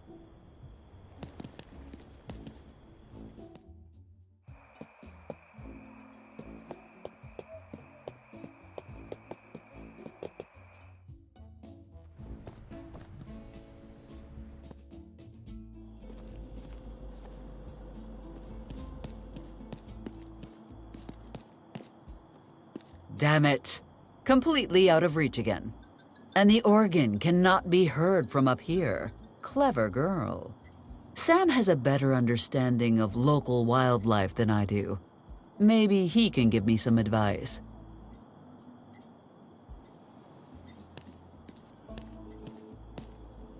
Sam, you usually get along with animals, do you not?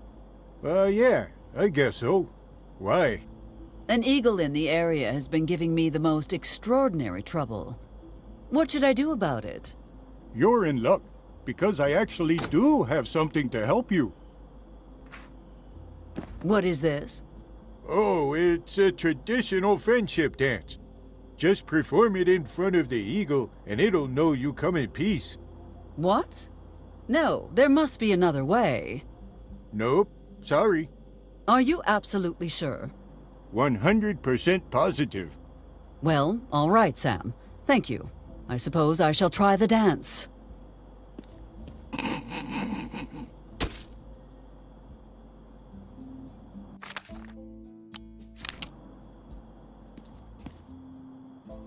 Let me see.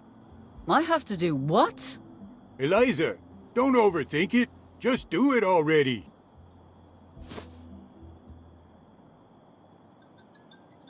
At least no one can see how ridiculous I look. Here I go. Faster. More intensity. Show that bird what you can do. More energy, Eliza. Dance until the eagle wants to be your friend.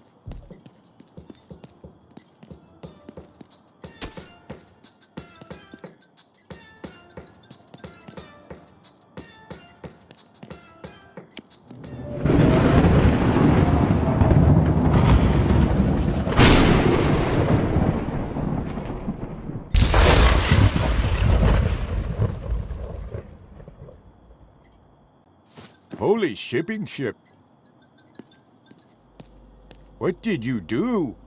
I just followed the instructions on that paper you gave me. But how? I made it all up. Who the hell's out there cooking lightning fried eagle? You got a death wish, buddy?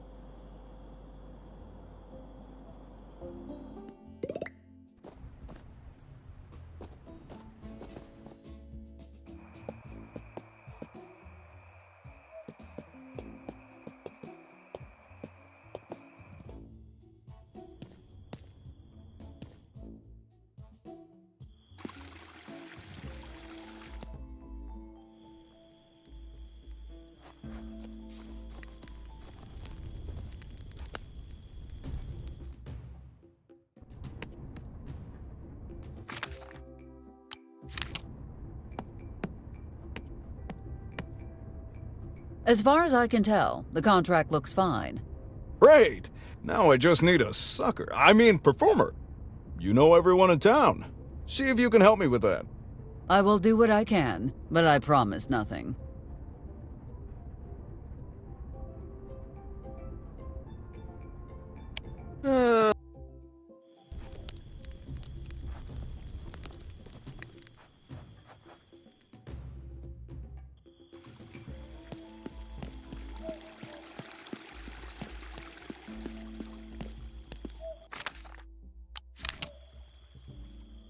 I think it is fairly obvious that you need a way to put food on the table.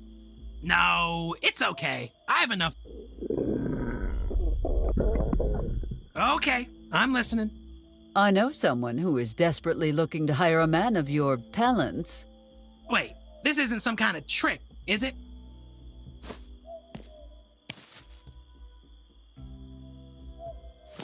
No tricks. Just drop by Max's Tiki Bar and tell him I sent you. What do you think, Mr. Huckleberry? I can't believe it! Thank you, Mayor Barrett. Thank you so much. I can't believe it. I finally booked my first gig. Happy to have been of service.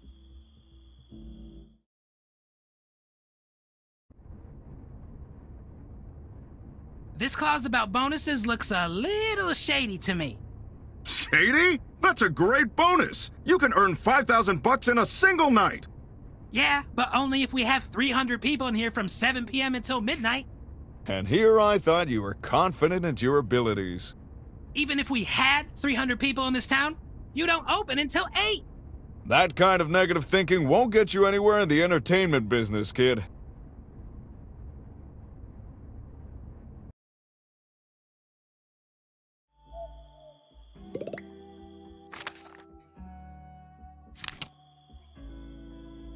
Not yet. We have no other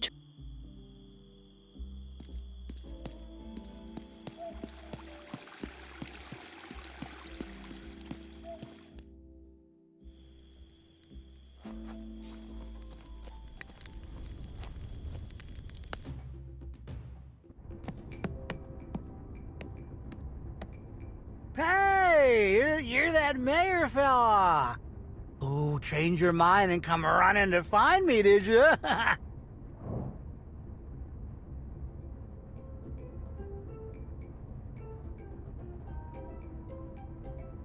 I am most certainly not here to talk to you. What? You sure? Quite sure, yes. I came to talk with people who actually matter to me, like Max here.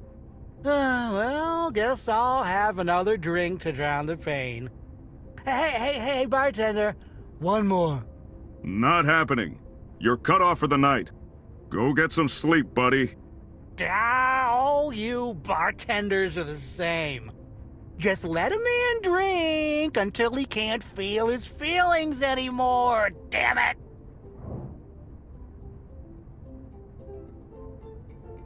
Fancy a drink, Mr. Hardy? Fancy? Wait, is that for me? It is all yours, provided you answer my questions. Wow, you know what? I was wrong about you. You're the best mayor ever! Whoa, well, that's really strong. Ooh, it feels like my tongue is all loose and melty. What flaws do you see in our current security system? What flaws? What flaws? There's so much wrong with the Templeton Unsafe 5000. Okay, let me think. What's good about it? Nothing.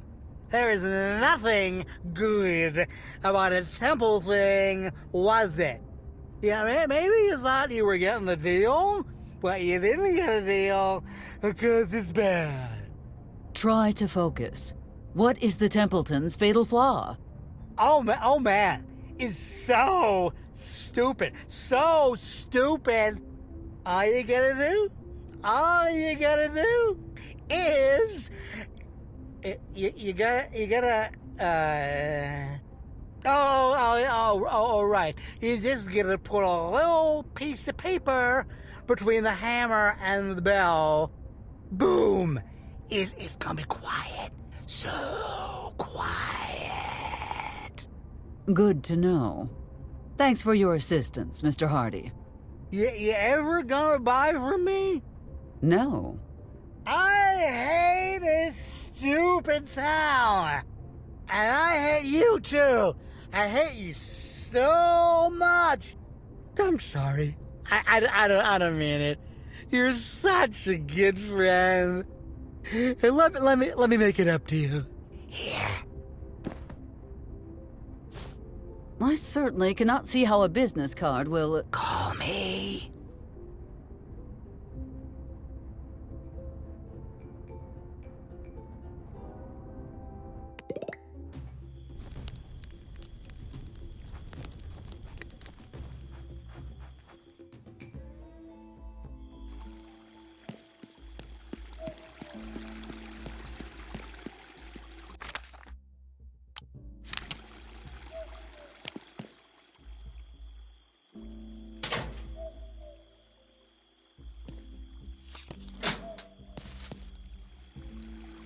To think anyone with a piece of cardboard could have robbed us all blind. That should be all. Let us return to that scoundrel and be finished with this mess.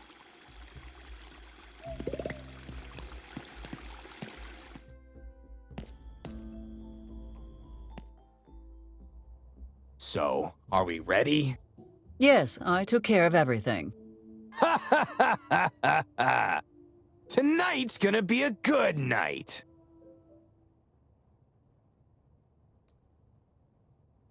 Bank robbing 101. Travel light. I should empty my pockets.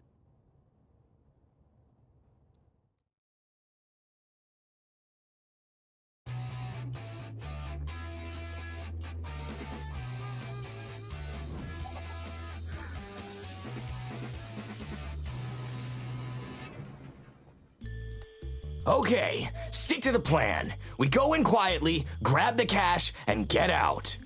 Questions? Let us get this over with. Sorry, what? Do I really have to repeat myself? Nah, I got this. Richard Harrelson!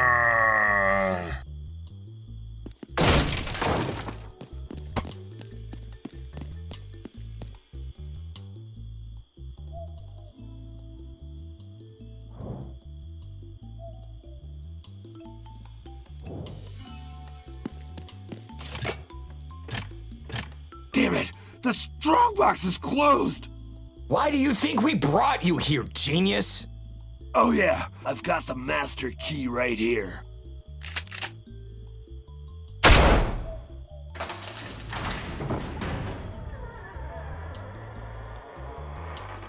We're gonna be rich! Filthy rich!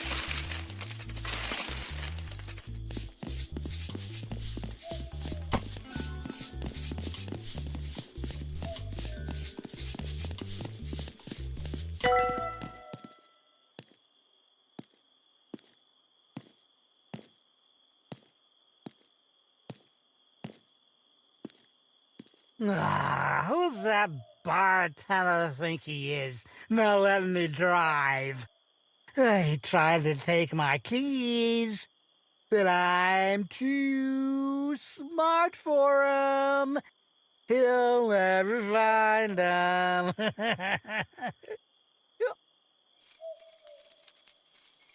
Wait a second.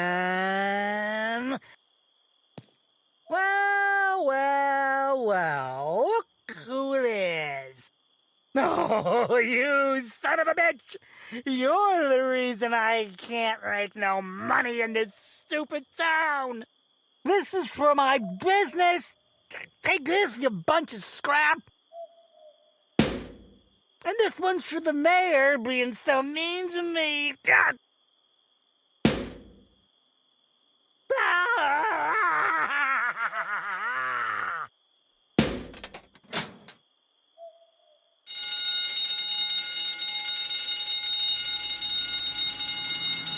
Hands up! Stay right where you are, or I'll open fire! Oh, man.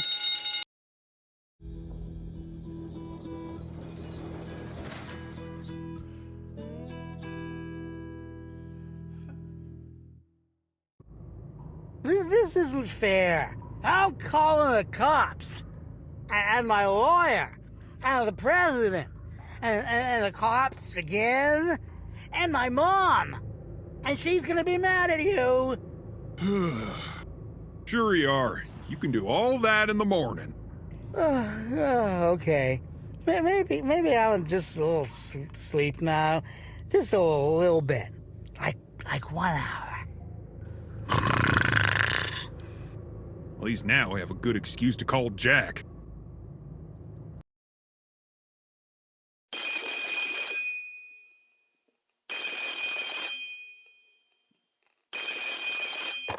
Sir, Colonel Porter has regained consciousness. Good work, Private. Bring him in immediately. Sir, what should we do with the other airfield personnel? Confine them until further notice. Will do, General. Sir. Wait, Private. Why haven't the comms been cut yet?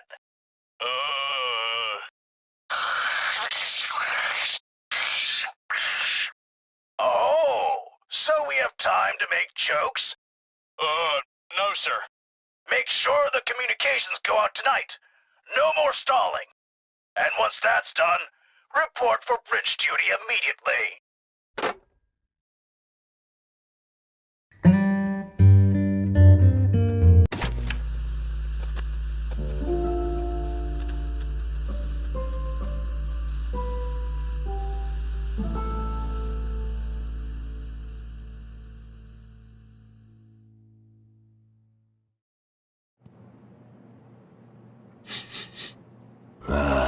A favorable wind for hunting big game.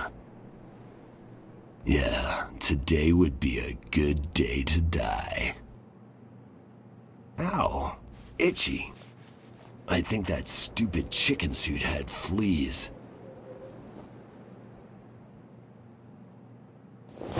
Gotcha. Hey! I don't know who put you up to this, but you better let me go right now. You don't know who you're messing with. Shut up! This'll teach you to hunt endangered species. I said let me go, goddammit! Wait, DeLuca, is that you? It's me. Oh, friggin' hell.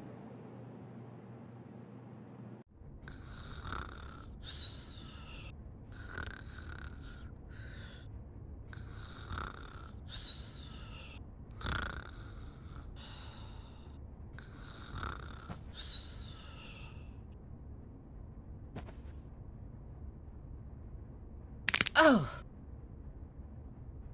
Damn that Betty. If I have to spend another night on this couch, where did she even get a coffin? Never mind. I can fantasize about punishing her later, but I need to focus. I must speak with Riley and see how I can get Jenkins back.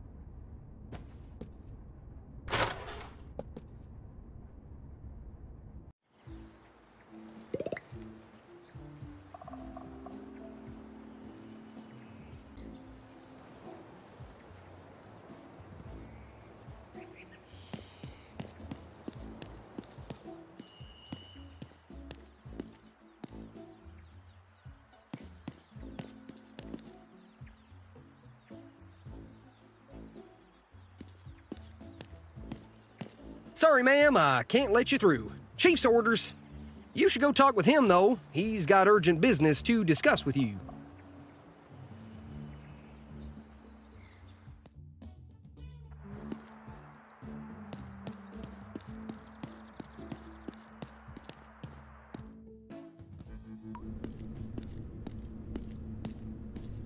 Good morning. Good morning? Do you have any idea what kind of a mess you've gotten us into, Eliza? Would you lower your voice? I did what I had to do, and you know it. Well, you succeeded. That's Jack, my brother-in-law. He got here first thing this morning. How are we going to ensure he does not catch us? We? No way! I'm out! Amos, stop joking around, damn you! I need you to work with me on this. Please help me. Everything all right over there? The mayor here was just expressing concern about the robbery and offering to help in any way she can. Don't worry, alcaldesa. This should all be over soon. That is comforting, Agent Ortega. Thank you. Okay, listen. Obviously, we're not going to get a confession out of Hardy. Let's say, hypothetically, of course, that you could plant some evidence to connect him to the crime. I am listening. Hardy's not giving us the keys to his car, so Jack's having it towed to Linda's. Maybe that would be a good place to start. Again, hypothetically. Do you think Ortega will fall for it? He can barely see past his own ego these days. It'll work fine, trust me. Amos, I do not know what to say. Just promise me you'll compensate Hardy somehow after all this is over. Yes, of course. I am not a monster, Amos. I shall purchase 100 of his, hammocks. Alarms. Hey, Eliza, while we're asking each other for big favors, how about a raise? Yes, I definitely deserve one after the day I have had. That's not what I— Thank you for the suggestion, Amos. You ready to confess, Hardy? I already told you I got nothing to confess. Okay, I'll give you 10 fingers to start talking. Fingers? Don't you mean seconds? Do you really want to find out? Jack, take 5 and introduce yourself to the mayor properly, would you? Hello, Mayor Barrett. I'm Special Agent Jackson Ortega. No autograph, sorry. I need to keep my hands free for cracking open this piñata. When you have finished with that, I would like a word about some suspicious military activity. When I crack this case, and please notice I said when, not if, I'll try to make myself available to discuss that. Will that make you happy? Yes, that will do, Agent Ortega. Looking forward to it. Likewise. Now where were we? I see. You were about to confess.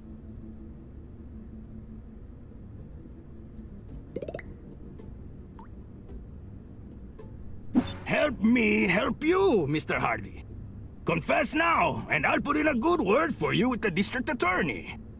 I've already told you 1,000,000 times I had nothing to do with the bank robbery. Okay, so this is how it's gonna be?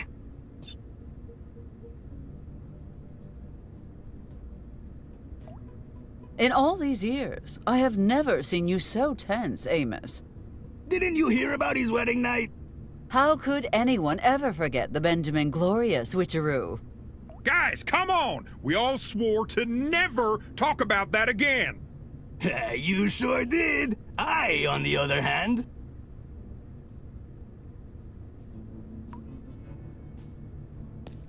Easy, Jack. Would you look at the time? It appears to be frame a scapegoat o'clock. Do not worry. As soon as Father Jenkins is safe, I will have Mr. Hardy cleared of all charges. Finding his car would be a good start.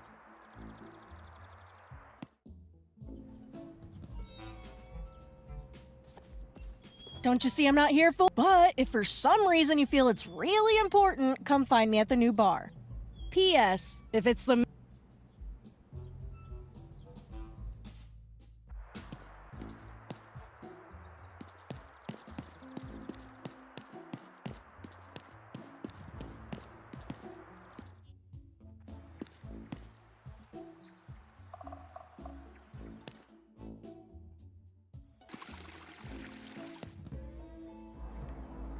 kind of dumbass doesn't check to see if they have a chain before agreeing to tow something?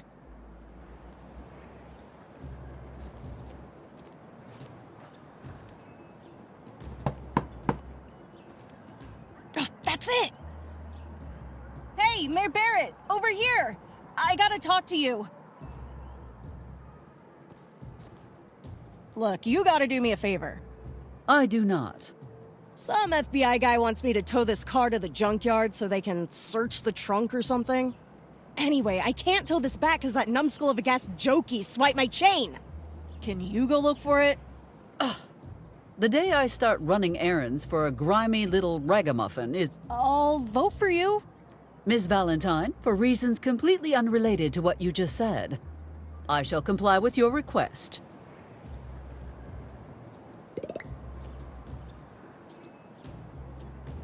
Ah, the young mailman who has taken up the good fight to re-elect Barrett. Yeah, I've been busier than a B-52 dropping those leaflets of yours all around town. How odd, because I have not seen many around. Well, maybe you just weren't looking hard enough? I despise time wasters even more than I hate liars. Would you care to try again? Okay, look. I was taking a break at the park earlier when I heard this weird noise coming from the bushes behind me. I turned around to look for just a few seconds, and when I turned back, someone had swapped your leaflets for Mayor Hart's. Ah! Well, why are you standing around in the heat like a dim-witted cactus? Go and find my leaflets. Max has to sign for this delivery, and I can't leave until he does.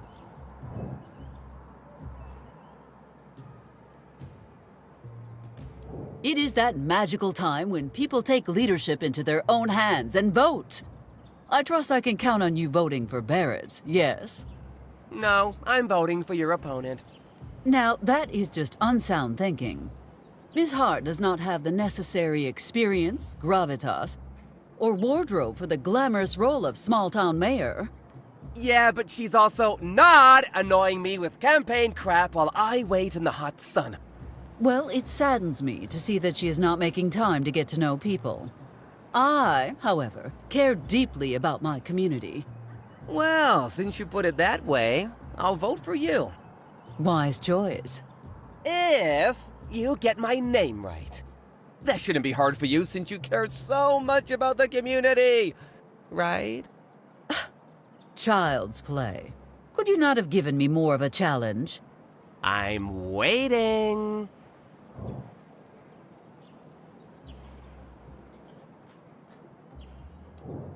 Your name is Stamp, Zip, Letterman.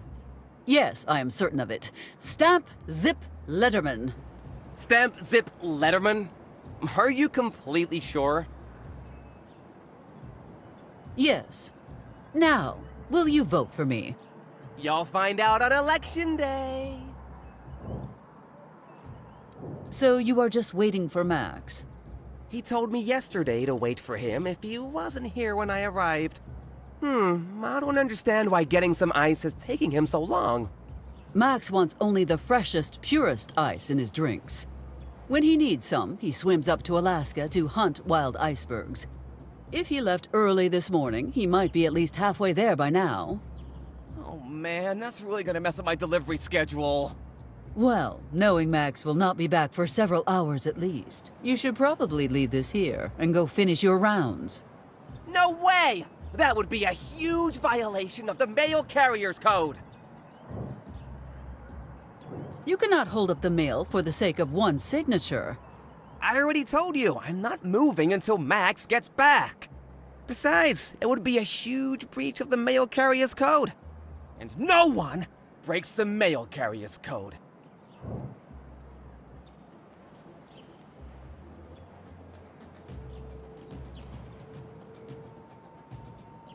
Are you not concerned that you might lose your job if you wait here all day?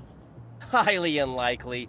I follow the Mail Carrier's Code at all times. You do not. In fact, I can see that you clearly have not been following the rules set out in Appendix 5A. Appendix 4A? I've read the code 100 times. There's no such thing. What do you know about the code anyway? Everything, because I wrote it. Blasphemy! Mail carriers must greet all local officials with Your Majesty. But no, that can't be true. That cannot be true, Your Majesty. Here, I shall quote another rule. Mail carriers may only ride llamas. Do you have official authorization for your bicycle? No. But I never knew that appendix existed. It's not my fault. You clearly have not been as dedicated a postal servant as you held yourself up to be. I followed the code all my life. I'm sure there's no such appendix, and if there is, you didn't write it. You're the devil, and you've been sent here to test my faith. But I see through your lies! Me? The devil? Are you even listening to yourself? Perhaps you should go home, cool down, and take some time to collect your thoughts. You won't be tempting me away from the path of postal righteousness, demon! But what if you are wrong? If I am to be judged, it will be when I face the Postmaster General himself. For now, I'm waiting for Max. I will stop for now, but this is not over. Try all you want. I'm not budging. It looks about time to be heading home. Specifically, time for you to be heading home. Maybe you should go bother Max instead, 'cause I can't leave until he signs.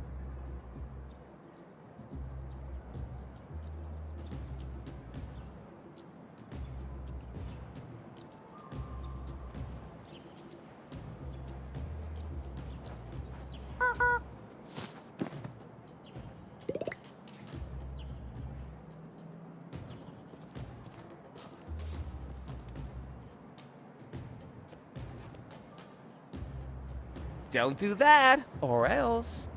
Or else what? Oh, you'll see.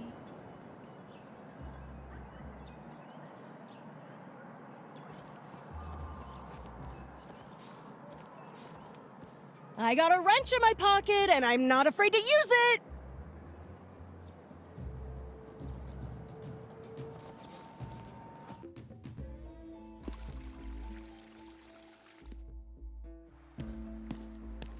Morning, Miss Mare. Glad to see you up so early. Now I can tell you the good news. You have been transferred to Antarctica? No, a little birdie is telling everyone about how the mayor was the one who robbed the bank. Who would ever say such a ludicrous thing? Me? I can already see the headline. Mayor steals from her own voters, disgraced forever, dies in infamy. It's like a movie, and I'm getting a craving for popcorn. Laugh all you want. I still have everything under control. And you will behave yourself, or else. Or else what? No! Never give her that opening. Sorry. Kids these days. What were we talking about?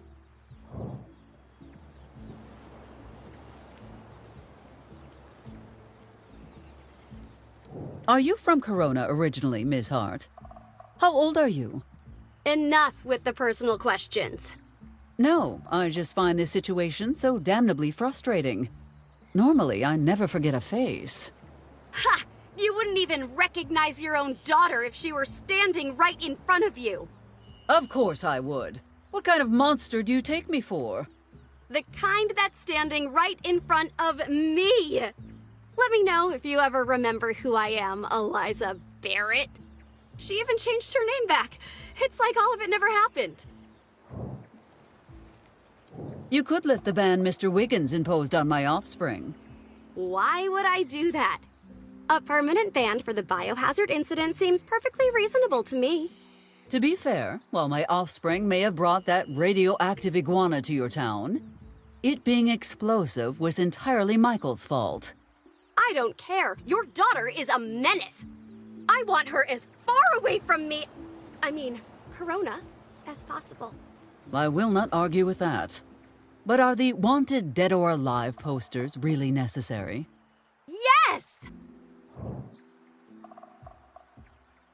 This seems to be more like a personal grudge than a political one. personal. Why would you say that? I'm here on behalf of everyone you've trampled, and I'll see you punished for your actions. Yeah, you tell her, lady! Ha! You can't even get your own daughter to take your side. How pathetic. Hey! How dare you talk to my mother like that? Mom, unground me! I'm gonna prank her so hard her grandmother's gonna feel it. Oh no, I'm so scared. Or maybe I would be if your mother ever ungrounded you. Oh, I would be happy to make an exception for such a special occasion. Oh God, please no. How did this turn against me? I do not have any more time to waste on you, Miss Hart. Excuse me, but I have business to take care of. Yes, why don't you go write your concession speech? That will save you time on election night.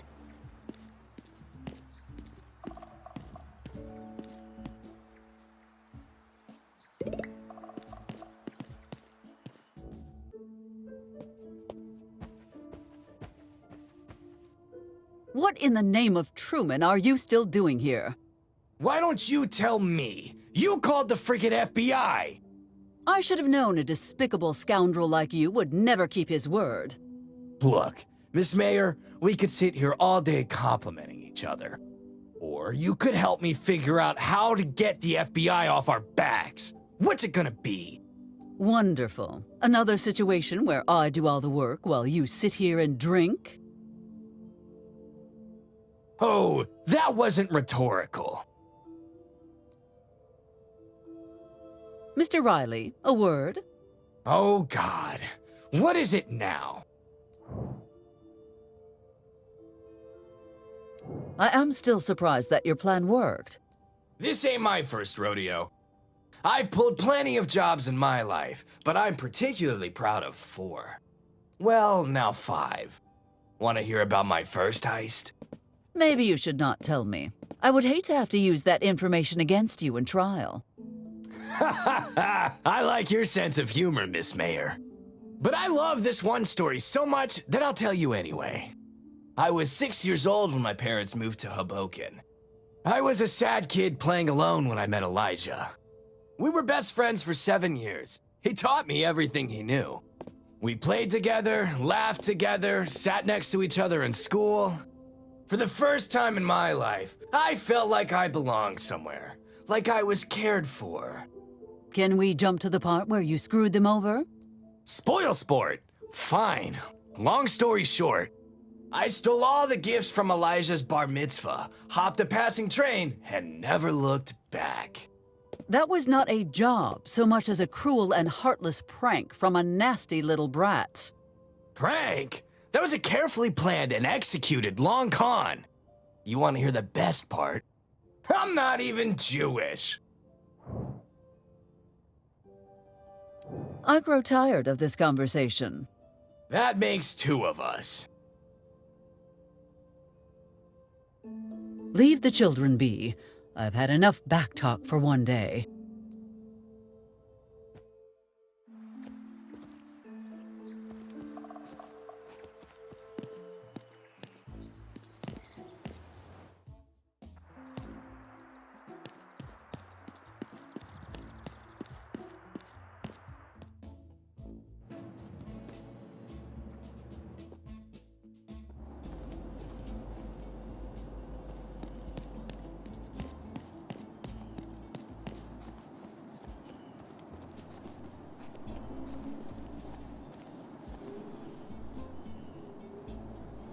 No, thanks. I like my backside as it is. Bullet-free.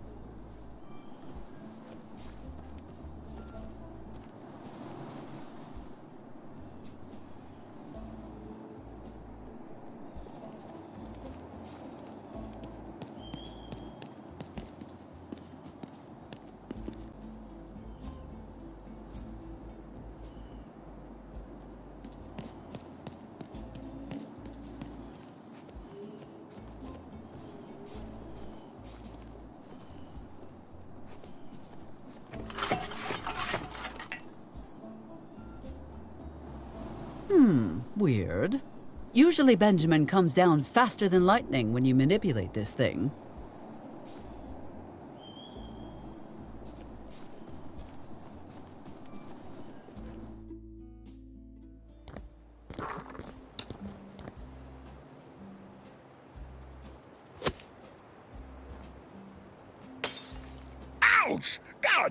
Damn it, Ben! That'll teach you, pig. Well, son of a... hello there, Miss Mayor. Someone just hucked a bunch of bottles at Amos's house and ran away. They looked Russian. You better go after them. That should do it. Good job, Brain. I said, good job, Brain. You're welcome. I do not have time for this nitwittery. What? Did you forget to turn up your volume, Miss Mayor? Oh, darn. Excuse me, I forgot I was wearing these. You can't be too careful with these little bastards, you know. Sometimes they really pack a punch.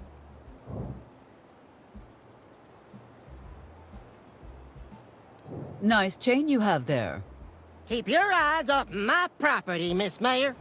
Come on, Benjamin. We both know that chain is not yours. And how the hell do you know that? What are you, some kind of wizard? Not only that, but a mighty arch-wizard. There is nothing you can obscure from my all-seeing eyes. Oh, yeah? Tell me one thing only a wizard could know. You do not wash your hands after using the restroom. Anyone with a sense of smell could have told you that. Spirits of the long-gone wizards, tell me Benjamin's deepest, darkest secret. That ain't gonna work. No, it cannot be true. Benjamin would never. You shut the hell up, spirits! What did them sneaky-ass ghosts tell you? When you were young, you were a registered member of the American Communist Party. No, how could you? There's no way. There's just no way you could have ever known that. Unless... You are a wizard! Glad we got that sorted out. Now, I will be taking that toe chain if you do not mind. Wait, taking? With your hands? I knew you were fooling me. A wizard would hocus-pocus the chain to her hands from here. No magic, no chain. Curses! We will not acquire the chain by talking to him, I'm afraid.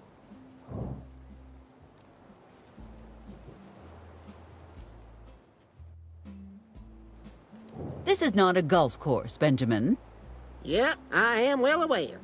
Ever since you imposed that huge membership fee at the club, I've had to improvise. For the last time, that was my yard. And that was not a membership fee. You were being sued for destruction of property. Well, whatever you call it, I ain't paying that much just so I can golf. If you prove that you can control where the bottles go, I will leave you alone. Now that sounds like some real fun. What's your target, Mayor? I bet you cannot hit Michael from here. Ha! Just you watch. All right now, 45 degrees, 30 minutes west. Aim directly for the glare off Mike's head, and...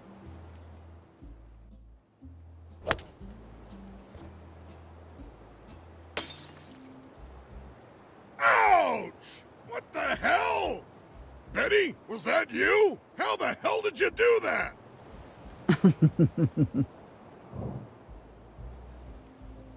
Benjamin, have you heard about the robbery? I don't know nothing. I ain't never seen a garden gnome in my life. What garden gnome? Exactly. Do you know why Ms. Peterson is up here? She wanted to look at some birds, and I wanted to look at her. What birds? The only birds I ever see these days are pigeons. And that is because it is the only kind of bird Michael, for some unfathomable reason, refuses to cook. There's nothing wrong in watching some birds. And what kind of birds do you think she is looking for? Gee, I don't know. Ostriches? All right, Benjamin, I have to go. But you're coming back someday, right?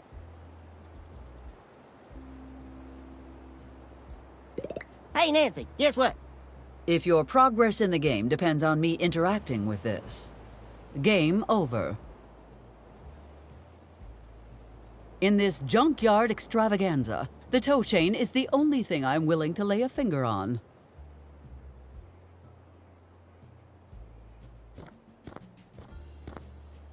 I can hit a mosquito right in the eye at 1,000 yards. Wanna see? Невозможно. Not even the best snipers from I mean, Maine could do that. Sounds like we have a bet. If I hit whatever target you tell me to,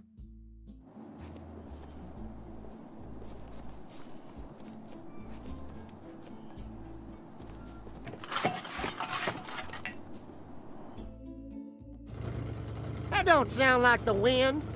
Let's greet the intruder with our customary welcome gift.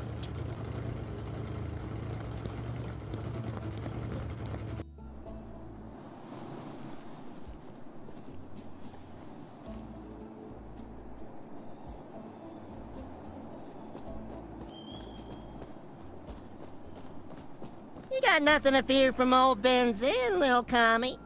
It's Mr. Shotgun you should be worried about.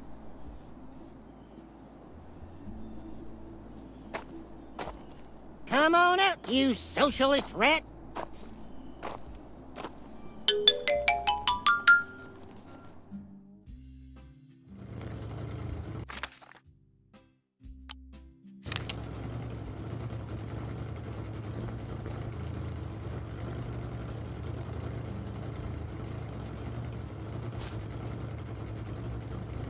Quack, quack, quack!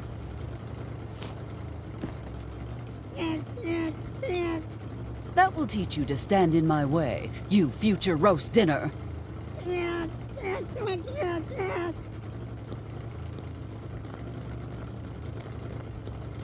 Ducky? You okay? You look... Oh. He looks perfectly fine to me. I don't know. Maybe he's got a cold or something. He don't seem like his usual talkative self. Ducky, how much is 2 plus 1? Quack, quack, quack. It is? Well, you keep on being a good boy now, all right?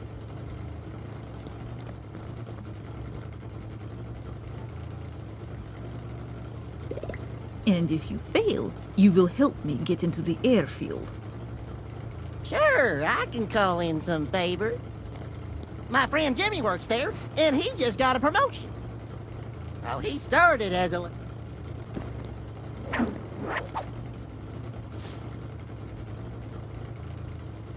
Another campaign promise fulfilled by the Barrett administration. Now, let me get rid of some trash you accumulated in my pockets. All's well that ends well. Now then, back to Miss Valentine.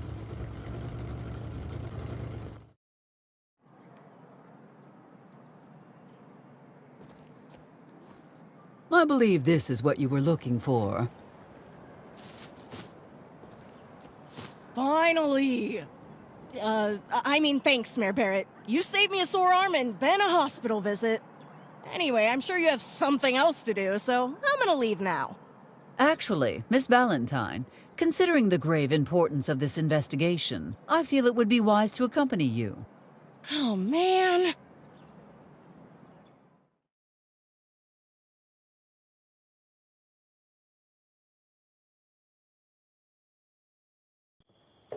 Looks like the tip I got from that dynamo lady was a good one. I better get out of here before Ben... By Earl Eugene Scruggs Banjo. What the hell's going on here? You can't go back to your trailer, Ben. It's a danger to you and everyone else. Danger? Chew. My trailer wouldn't hurt a fly. Sorry, Ben. My hands are tied. No, they're not. I can see them. Like hell, a piece of paper is gonna keep me away from my rightful American property. How about now? Mine's bigger, Amos. So you just put that little pea shooter back in your dollhouse. Ben, you can't go back inside your home, and that's final. Now, it's a beautiful night. Why don't you go enjoy it from the relative safety and comfort of the filling station?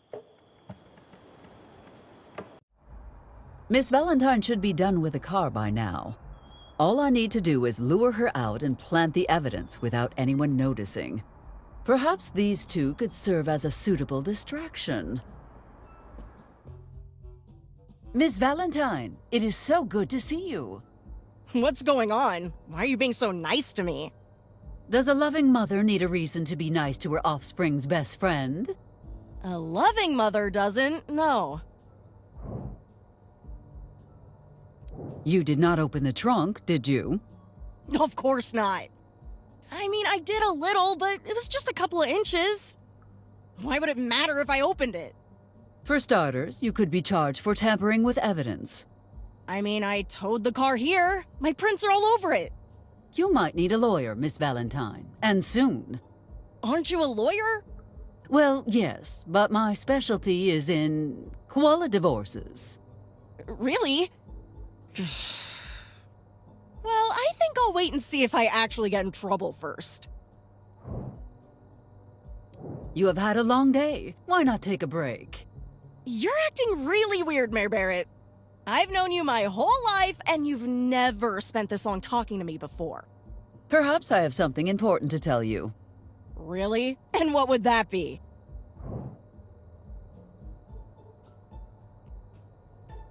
You will not believe this, but I saw Benjamin outside just a moment ago.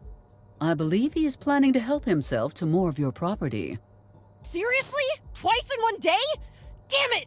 Hold on a sec. Eat wrench, Ben! Ow! How'd you even know I was here? I was being the sneakiest.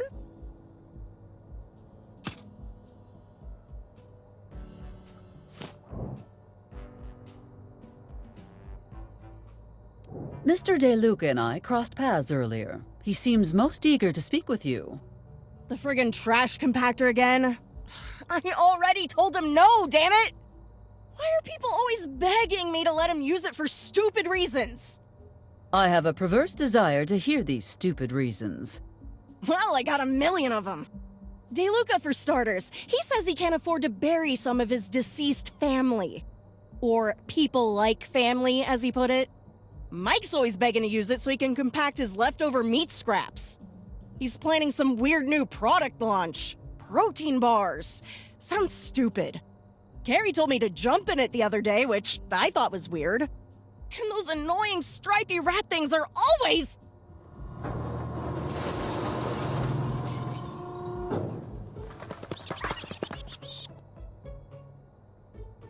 Anyway, tell Marco that I said no. If he wants to talk about it, he knows where to find me. My offspring needs your help. I do not know all the details, but something involving a blender and one of Roscoe's cows. But isn't she grounded? Yes, but how do you know? 'Cause Betty's always grounded. I think it is best we change topics. Whatever you say. I would like to know more about your cousin. Which one? Spike or Jamie? Actually, the other one. The one that was at Max's this morning. Oh, you mean the mailman! Mailman? Please tell me someone in your family knows his name. Look, keep this between us, but no one in our family remembers his name. We can't even ask his mom, 'cause she died giving birth to the triplets. And the hospital lost his birth certificate, so we're all in the freaking dark. It's a little too late to ask now, so we just sort of avoid addressing him directly. How are things going with your new landlord? Oh, they're going great! For him. I'm on the verge of bankruptcy thanks to you. This is a valuable lesson in personal responsibility, Miss Valentine. You will read the fine print next time, will you not? Yeah, you know what? I got some fine print here, but it's kinda hard to read. You cannot intimidate me with your little tool. Fine, just give me a minute. I'll go grab a bigger one. It would be wiser to use that minute to read the fine print of your contract. Fine print? Nice talking with you, Miss Valentine. Now, if you will excuse me. That was a particularly forlorn sigh. Are you feeling unwell? I'm fine. Just forget it, okay? Well then, if there is nothing else... This is against my better judgment, but I feel compelled to ask, what is the matter? Look, I hate to ask, but I need some advice. We both know where this is going.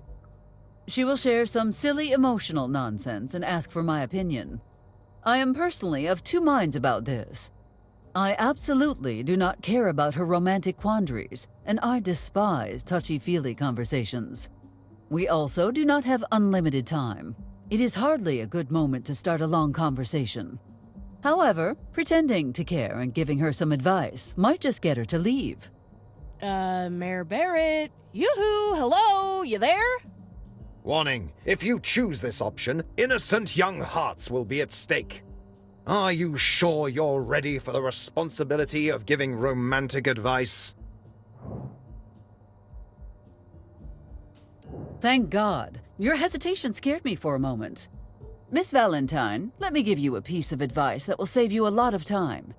In this relationship, and also in any subsequent relationships, new is always better. Well, at least it was short. All right, Mayor Barrett, thanks. I'll take that advice right now, if you don't mind.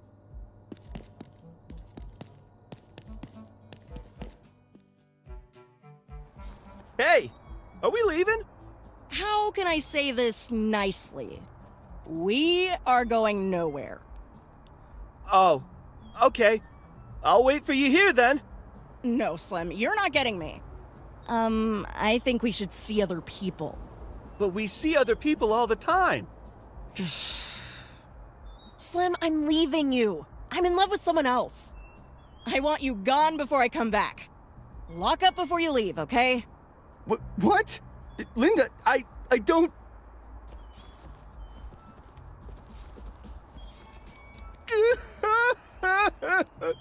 Linda! What will I do now, Carrie?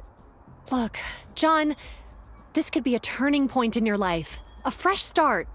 Now, are you gonna stand up, hold your head high, and move on?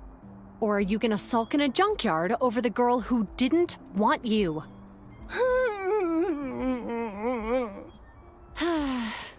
So much for the subtle approach. John, I have a huge crush on you. Ask me out. What? Really? No. What if Linda changes her mind and comes back? I'm not. Carrie, are you free for a date tomorrow? I know this really nice spot in the park and... Yes, John! Yes! Now that Miss Valentine is out of the picture, let us return to less emotional pursuits. If you intend to do anything to Mr. Hardy's car, I suggest you do it before Amos and Ortega get here.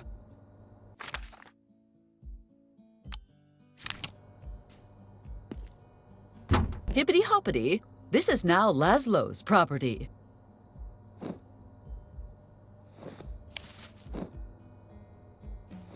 And that's how I brought the Yeti to justice.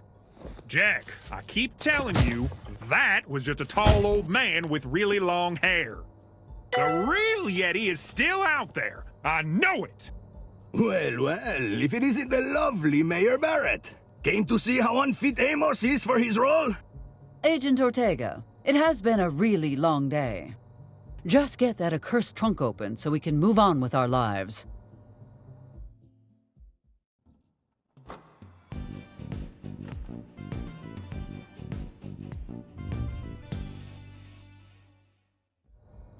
Yo tenía un perro que se llamaba Pingo. That's another notch on my belt.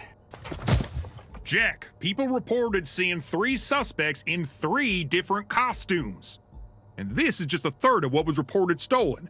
Maybe the suspect didn't work alone. What do you mean? Yes, Amos. What do you mean? Nothing. I guess I've just been reading too many detective novels. Amos, it's exactly that sort of thinking that limits you to local law enforcement. Clearly, Hardy has tricked us with mirrors and costume changes, and hid the rest of the money elsewhere. Anyway, case closed. Come on, let's get some shut-eye before we check out this alleged secret military base of yours. You go ahead and get some sleep. I have to go check on a public safety concern. I'd offer to help, Socio, but rescuing cats from trees is beneath me.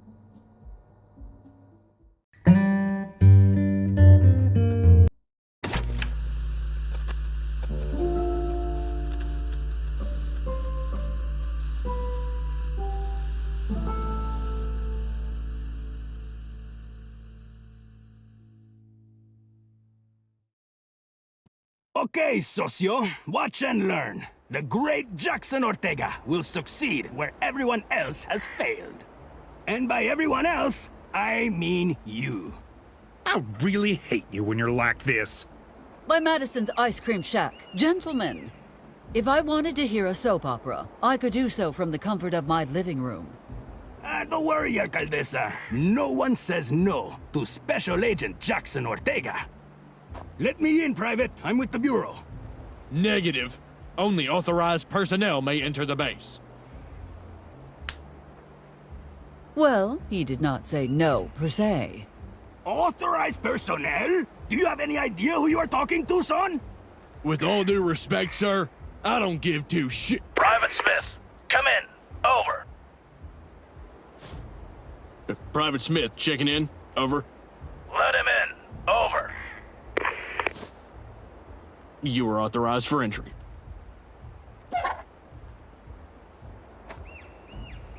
What did I tell you?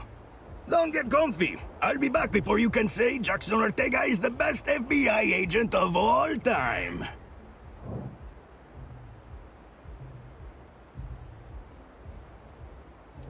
Jackson Ortega is the best FBI agent of all time. I know, right? Just go, Jack. What the hell, Eliza? I've been working at your service for 2 decades and never got so much as a thank you. It was the only way to make him leave, and you know it.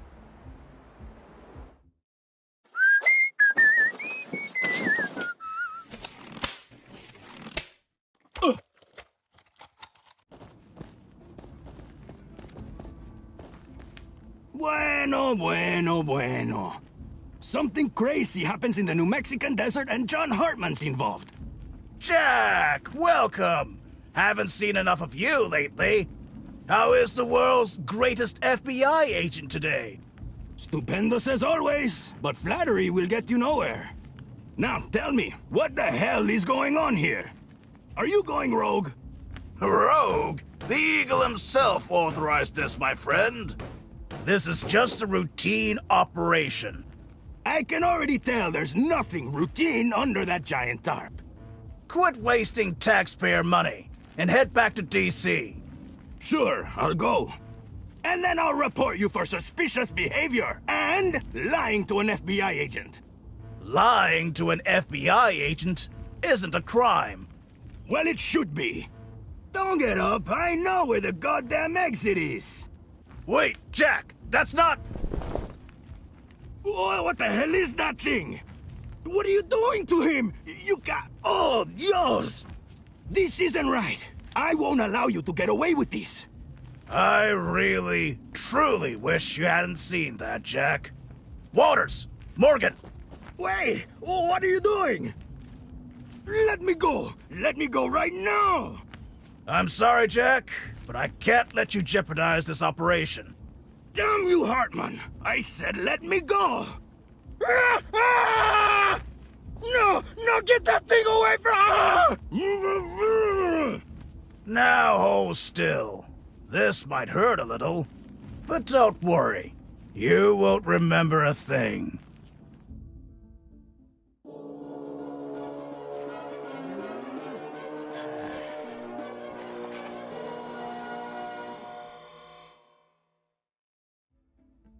Looks like it's already taking effect.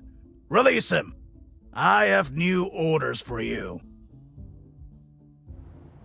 We must go, Amos. Who knows what havoc Betty might be wreaking with us out of town. We'll deal with the collateral damage later. First, we need to... See? I told you it wouldn't take much longer. Mellow greetings, fellow citizens. This base is merely a typical military outpost established by the government in an orderly fashion. There's nothing to arouse suspicion. Do you think you are being funny, Agent Ortega? What a joker. Of course that's not all. Right, Jack? Pardon me, Amos. I must have communicated ineffectively. I will make another attempt.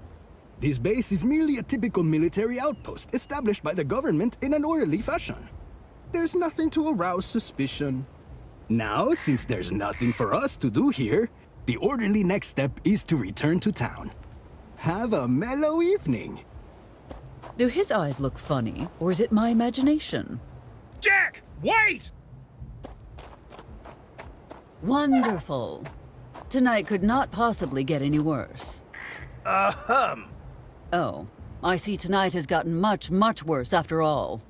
It's good to see you too, Eliza. How's life? Spare me the small talk and tell me what the hell you are doing here. Straight to the point. Some things never change. All I can tell you is that we have to install a device somewhere in your town tonight, and... Well, it is a straightforward process, really. All you have to do is submit Form WD-28A on the first Monday of the month. Signed in triplicate by the Grand High Council of Leprechauns. Hilarious, Eliza. Do you really think I would fall for that trick again? Look, this device has to go in the absolute dead center of town. There's already something there, so they'll have to go. Dead center of town? Wait! That's Max's Tiki Bar! Take this. You'll need it. Napalm? You must be out of your mind. The bar will come down, and it will come down tonight. If you don't want to take care of it yourself, we'll do it our way. And my men are less squeamish about what happens to civilians. Damn you, John. You are a sick, twisted monster. You have until midnight. At least now, this night cannot get any worse.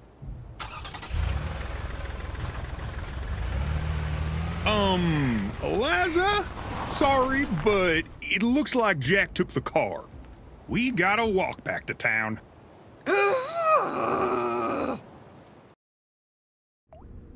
Damn it! I can't believe Jack would just leave us like that. Do not fret, Amos. Give me a line to Washington. I shall call Edgar and cash in that favor he owes me.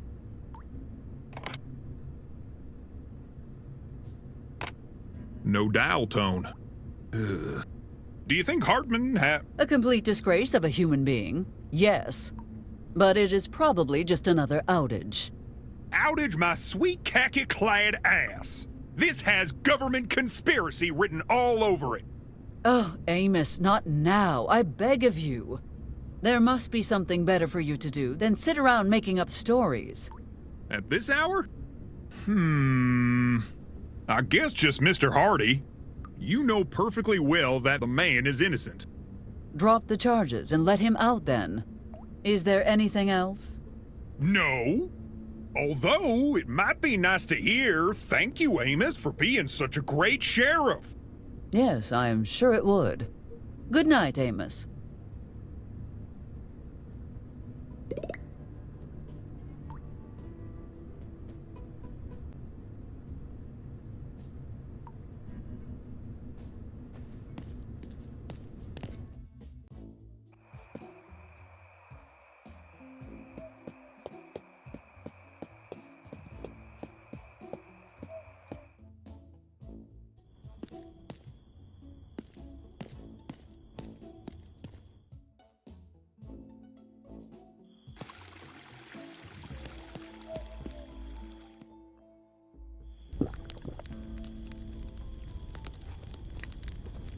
You appear to be distressed. What happened? I can't find my pet rock, DeLuca drank all my moonshine, and Miss Nancy left me for your boyfriend. Wait. Miss Peterson did what? Nancy and I had a date. When I got here, old hound dog Porter was already talking to her. He must have hit his head harder than I thought. Perhaps I should give Stalin a call and have Ms. Peterson called back home. Who that? The mayor of Maine? Sure, let's go with that.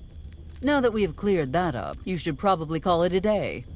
Go spend the night in your gas station, and I shall have all this cleared up by tomorrow. Hell no!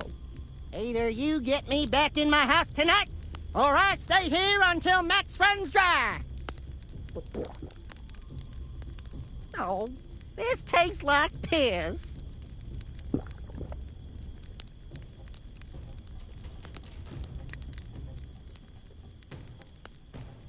Benjamin, you should really... I ain't going home until I have a home. That almost made sense. I'm very nearly impressed.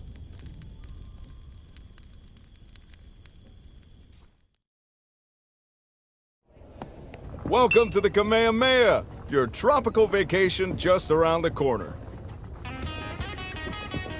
I still can't believe you work at Mike's. See, where I'm from, 24-hour interrogations are just routine. Where were you from again, Miss P? Ellie! Oh, thank God you're here. I thought you would have left by now, Ms. Peterson. Actually, I was hoping Mr. Porter could get me onto the airfield. Just for a quick session of bird watching, of course. Enough of this bird-watching twaddle. Listen carefully, Miss Petrova. Petrova? I've heard that name in a briefing. Holy moly, that's you? Yes, and what you told me will make a very interesting addition to my report. Don't push your luck, Miss Petrova. Fine, fine. I'll go. But you have not seen the last of me.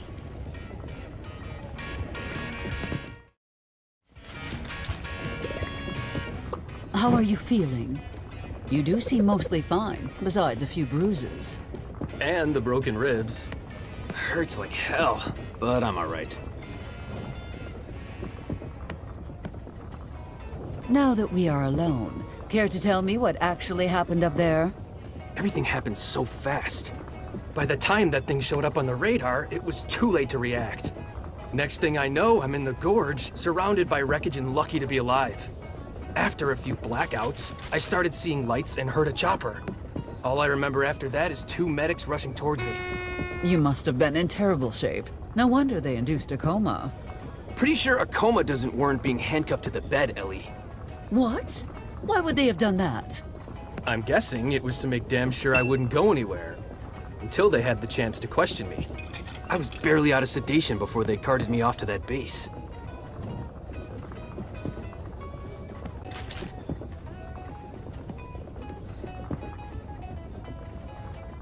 And then what happened at the base?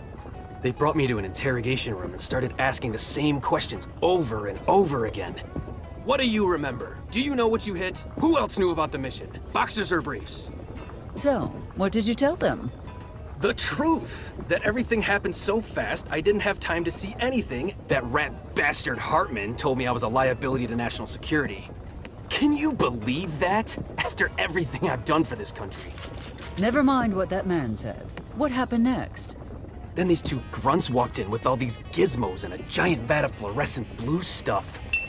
Ooh. Something really twisted is going down at that base, Ellie. Thank God I managed to escape. How did you escape? Pure, dumb luck. Some FBI guy showed up and started demanding to inspect the base. He caused such a commotion that I managed to free myself and slip away without anyone noticing. You must have escaped while Amos and I were waiting for Agent Ortega at the base. Ellie, what the hell is going on? I do not know, but I think whatever they were planning to do to you is what happened to Agent Ortega. Well, we may not fully know what we are dealing with, but at least things cannot possibly get worse. Yeah, about that.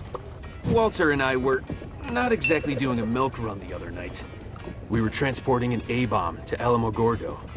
Does Betty know about this bomb? Is that really your biggest concern right now? Have you met my offspring?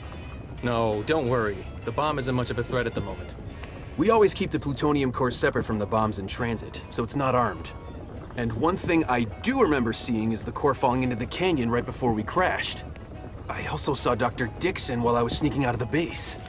You are telling me they have Dr. Dixon and an A-bomb in the same place? I do not like this situation one bit, Lincoln. We must recover that bomb core before anyone else finds it. Did you see where it fell? Hard to say exactly, but somewhere near the bridge to Corona. Maybe by the hiking trails? You lay low tonight, and tomorrow I will help you get to the crossroads so you can recover the core. So, think you can get me to your place without anyone spotting us? It would be my pleasure. Well, he should sleep soundly after that. Now, back to the less enjoyable business of burning down the bar.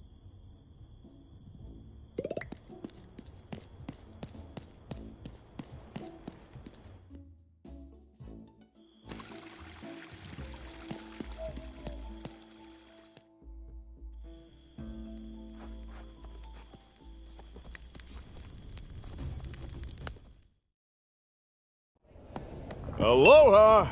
Welcome to the Kamehameha Tiki Bar, where every night is a luau just for you.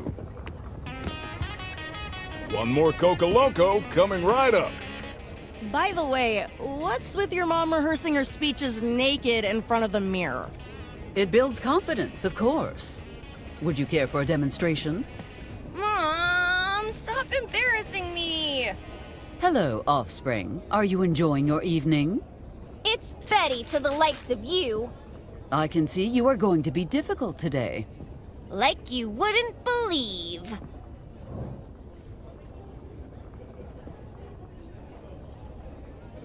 Offspring, I would like you to accompany me on a little stroll. So you can ground me again? No thanks. Besides, I haven't even done anything to be grounded for today. So that project to turn one of Roscoe's grain silos into the other kind of silo... How did you know? Portia's right. I'm not saying anything else without my lawyer present. I am your lawyer.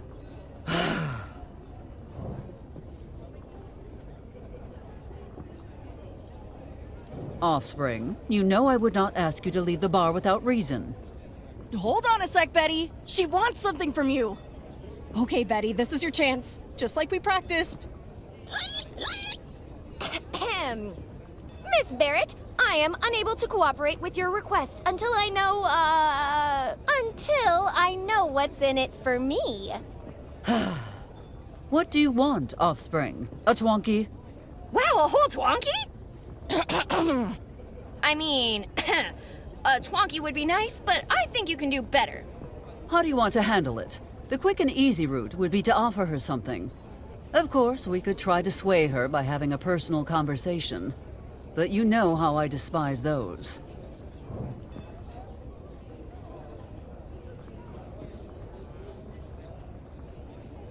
What if I gave you something rare and valuable in exchange for your leaving? What you got?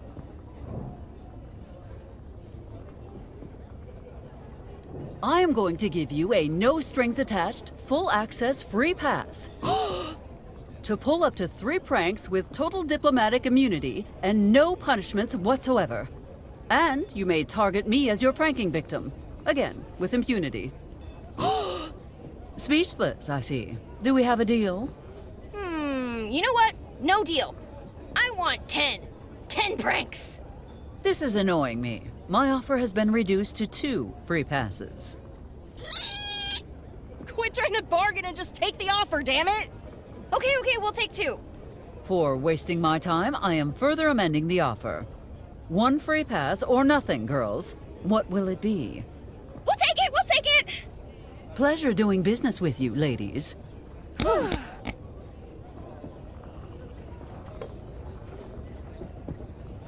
Do you really have to bother me when I'm off work? Would you prefer I bothered you when you were working? No, I I'd prefer you just left me alone. I'm enjoying myself. Don't ruin it. What are you still doing here? Just give me a minute or two to finish my drink. I'll be gone by the time you come back, I promise. Max? Hey, Eli. Whoa! What happened? You look like you've just seen a ghost. No, much worse than that. I saw John. That son of a... Let me just grab a couple of things and I'll beat the crap out of him! Thank you, but unfortunately, I must ask you to resist. I can't believe it! What does that snake want from you after all this time? Oh no, please don't tell me he found out about... No, nothing like that. But it is really bad, Max.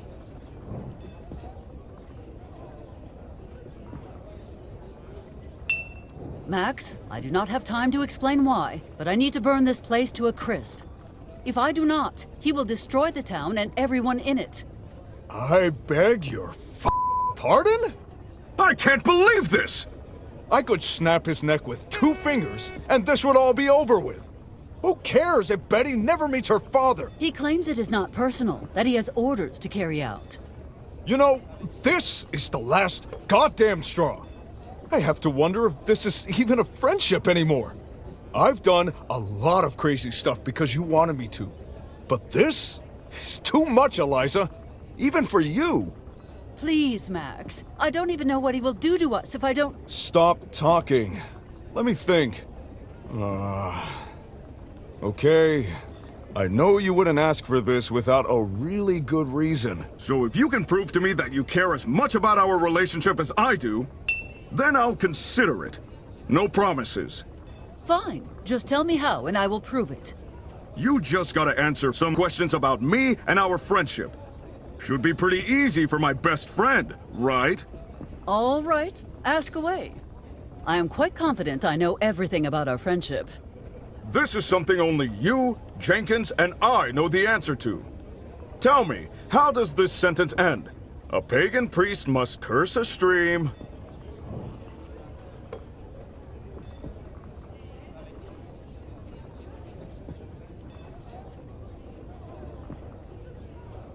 But not without first feasting on roast boar and fine ale. Eliza, you're not ordering lunch at the damn Renaissance Fair. This is serious. And I am seriously hungry after all these questions. I'm not even gonna bother asking if that was a joke or not. You obviously don't care about our friendship, so we're finished here. I can't even begin to tell you how disappointed I am. Not that you'd care, obviously. I do care. I care more than anything. Please give me another chance, Maxwell. Just ask me something else. Anything else. I am sure I will get it right. I don't want to hear it. In fact, I don't want to hear anything from you ever again. I'll let you leave quietly instead of kicking you out. Last thing I'll ever do for you.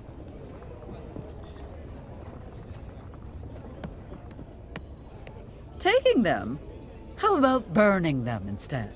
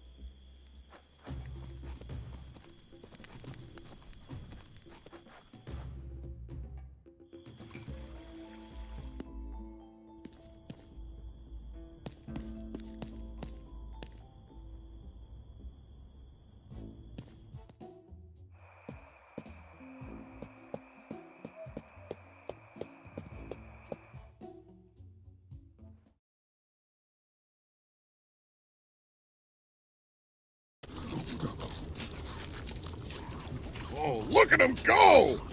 Man, It looks like crap, but it tastes so good. Oh, ni mi abuelita could surpass this.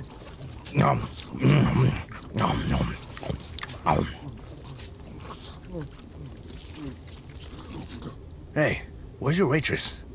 She's on vacation! Huh? Then who brought me this food?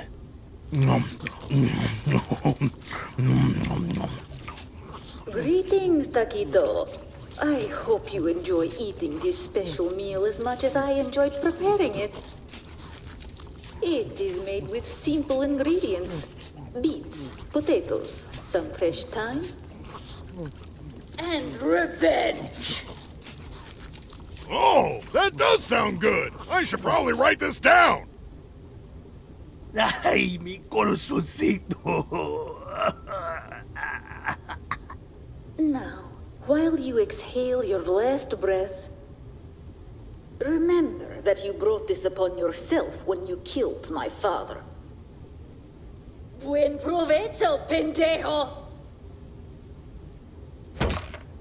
The scarlet bird has killed her prey.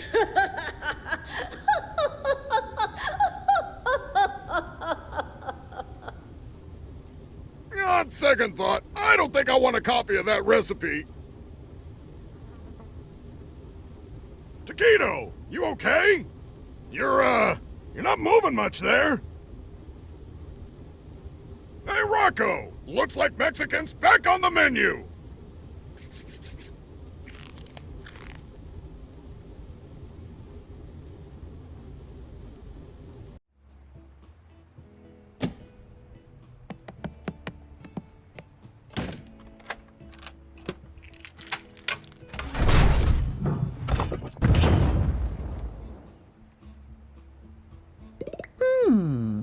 A Corley, ripe for the taking.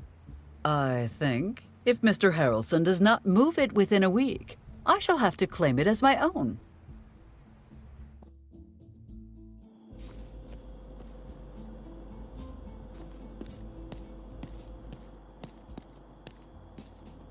Leaving us so soon, Ms. Peanut?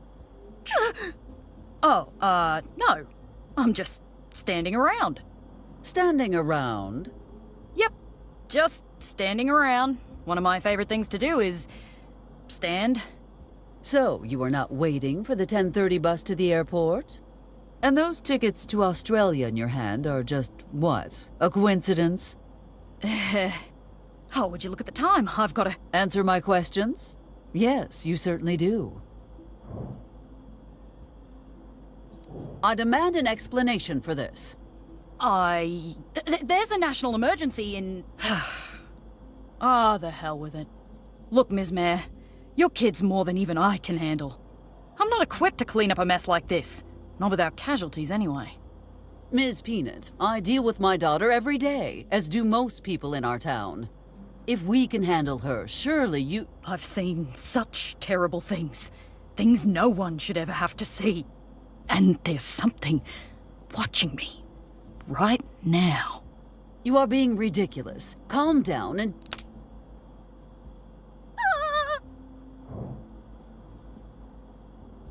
There must be something I can say to convince you to stay. No, absolutely nothing would make me change my plans. Are you sure?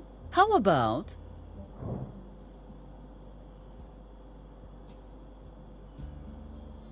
I arrange a visa for your sister. No! Well, if you want me to bring your parents over as well, we could manage. No! What? Do you want me to bring your dog over too? Damn it, woman, no! I don't want anyone I love near this horrible place. Ms. Peanut, I live with her. What could you possibly have seen that I have not?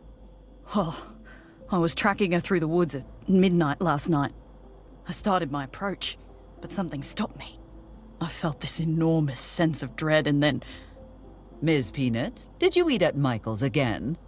It was like a wolf, but not a wolf at the same time. I ran like hell out of there. Never run so fast in my life. It is all right, Ms. Peanut. That was just the local, wolf species. Very rare. I am sure that if you go home and sleep on this, you will change your mind about... No, I just want out. That thing caught my scent. It's after me. I can feel it. I need to leave while I still can. What will you do next? I thought I might take a crack at Great White Shark Dentistry or... Maybe Portuguese man-o-war massage.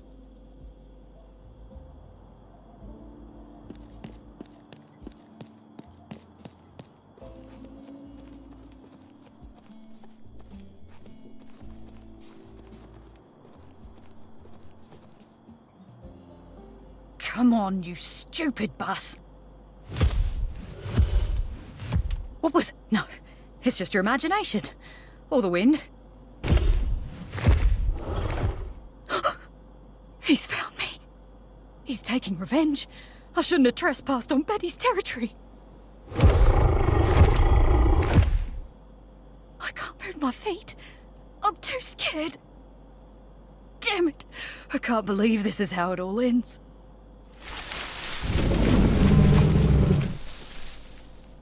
No. No. No, no, no, no, no.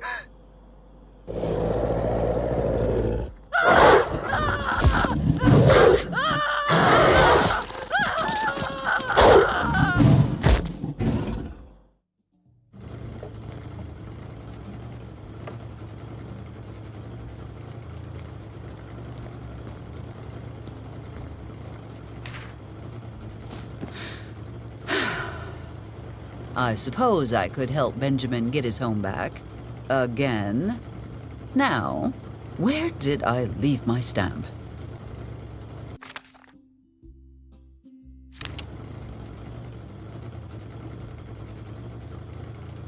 I already have a pile of broken dreams. My offspring. If I am not broadcasting one of my speeches, there is nothing worth listening to.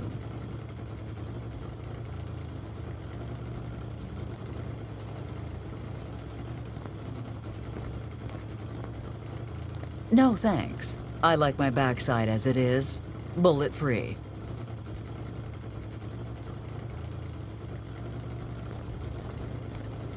It is a rather beautiful view, although I could do without the glare coming from Amos's roof. What was once an ordinary home has become a glass palace.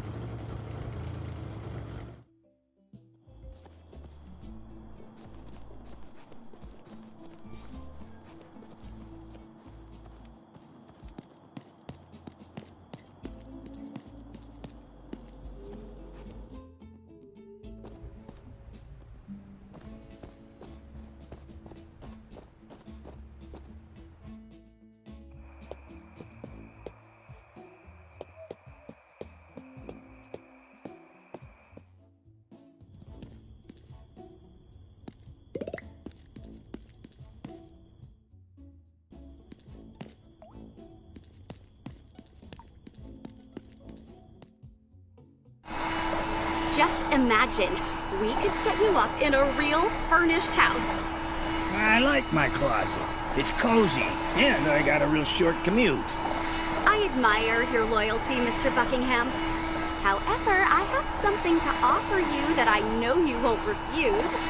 A brand new, shiny, enhanced broomstick.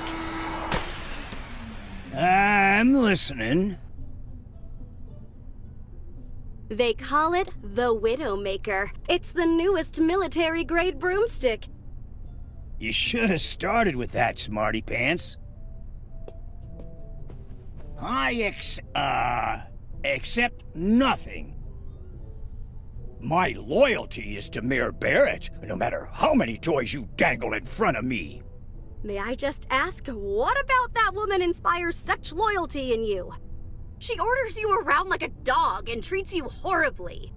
It certainly sounds like someone is jealous of my management skills.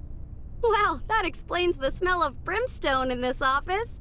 How dare you drop in unannounced and violate the sanctity of my office? Someone has to stop you, and that someone is going to be me. It's only a matter of time before everyone sees you for what you really are, and then... Sic Semper Tyrannosaurus! Yeah, you tell her, sweet cheeks. Wrong side, Joseph. Friendship and loyalty cannot be bought, Ms. Hart. You know what, Mayor Barrett? You're right. It's Mr. Buckingham's life, and it's his choice. Huh? Come on, Mr. Buckingham. Break those shackles and choose for yourself. You know what's in your heart, don't you, boy? Joseph is far better behind the scenes. Put him on the spot and he freezes up. Luckily, I can answer for him. I find joy and value in the very nature of my work. Compensation only cheapens that. It does? Joseph, do not interrupt when I'm speaking for you. God damn it! Why does this always happen? I offered Amos triple the average salary to move to Corona and be our sheriff, and he declined! I tried to convince your friend Maxwell to open his bar in my town, and he just laughed in my face. Even that idiot daughter of yours defends you, although I can't understand why she would bother. Why can't I ever beat you? Even when I have you dead to rights, why can't I win? You're just... Always just a few steps ahead. I know. You have the charisma, intelligence, and ruthlessness that every good politician needs. But you made one terrible mistake. What mistake? You chose me as your first opponent. Ambitious, but foolish. Welp, I'm bored of all this squawking. And, I've got a memorial to attend at the high school. You two have fun. I'm out of here. Now that he is gone, we can get down to the real matter at hand. Wait, you mean you... Directed the conversation in such a way as to make him get bored and leave? Why, yes, I did. What part of always a few steps ahead did you not understand? But why? Because family matters are better dealt with in private. Do you not agree, Layla Hartman? You knew? I will admit that I did not at first. You have changed greatly since the last time I saw you, little bunny. I don't like being called that. You used to love it. Yeah, 20 years ago before you abandoned us. How could you do that? We were a family. Look, your father and I always had our differences. We just had very disparate outlooks on life. Politics, social issues, whether to have stuffing or potatoes with dinner. Yeah, I remember, but that's no reason you had to stop talking to me. You have to understand, Layla. After I left your father, things were very difficult for a long time. And when I moved back here, I became extraordinarily busy. With your stupid political career. And with my offspring. She required so much special care and attention as a child. I barely had time to change clothes and brush my teeth between raising her and my career. I streamlined my wardrobe to nothing but scarlet pantsuits just to save a little time. I hate that I can't argue with any of that. Still hurts like hell, though.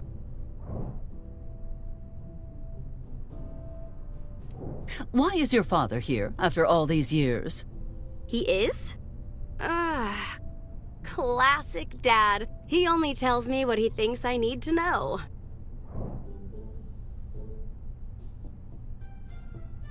Why did you choose to pursue politics?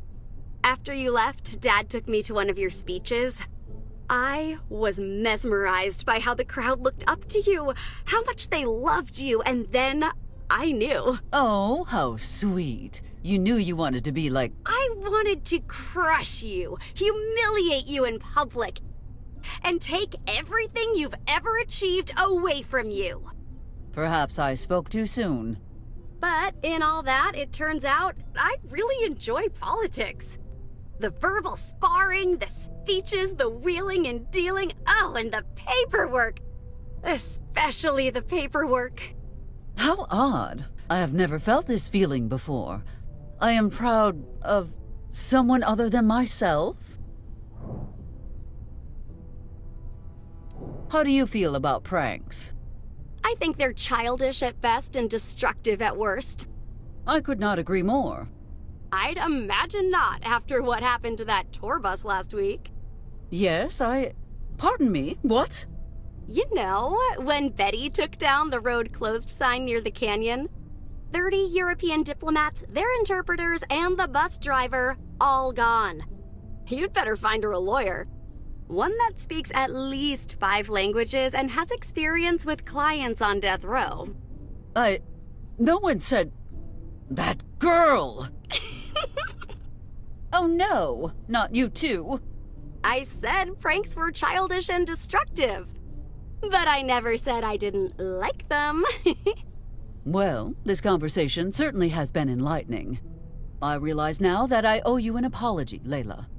I am truly sorry about the past, and I will not disappoint you again. I promise. Now, enough sentimentality. We both need to get back to work. Back to work? What do you mean? You see, with a few exceptions, members of my family have always held power in high places. What would you say if I offered you that opportunity? Shouldn't Betty be first in line for that?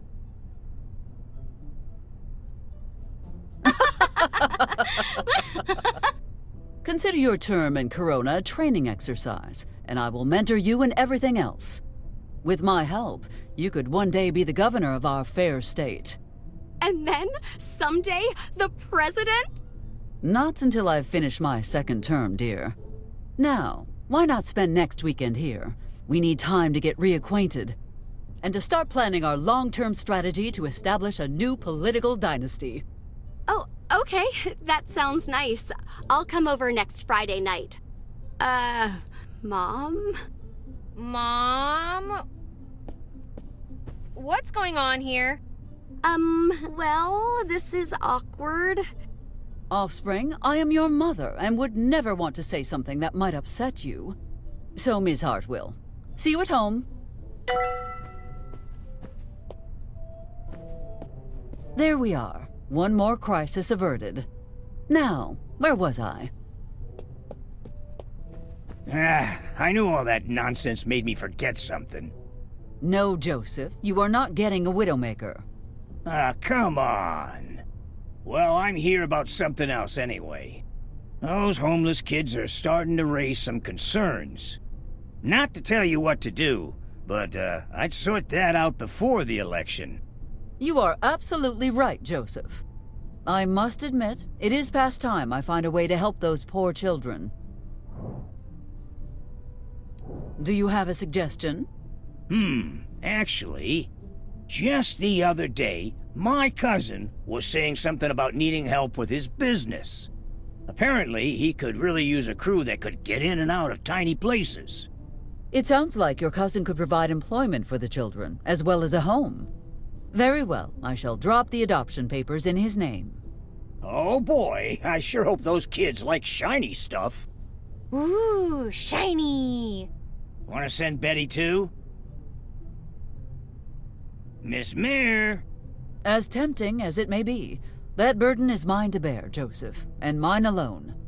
The town might beg to differ. Anything else? No, well, maybe just one thing. It's just, Custodian Appreciation Day is coming up. And I did turn down that sweet offer from Ms. Hart, so... All right, I will see what I can do about procuring a widowmaker for you. Yippee! I mean, groovy.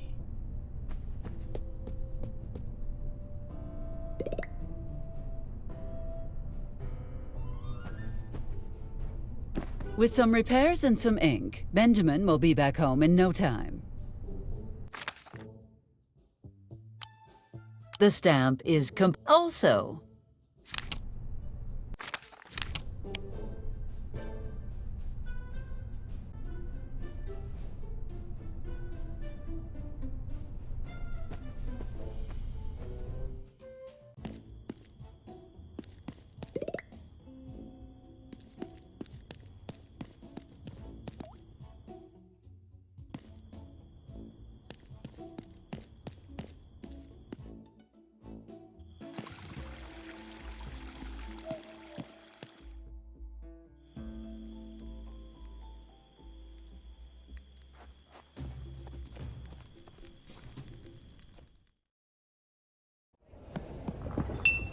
Perhaps Miss Valentine could assist us in repairing the stamp.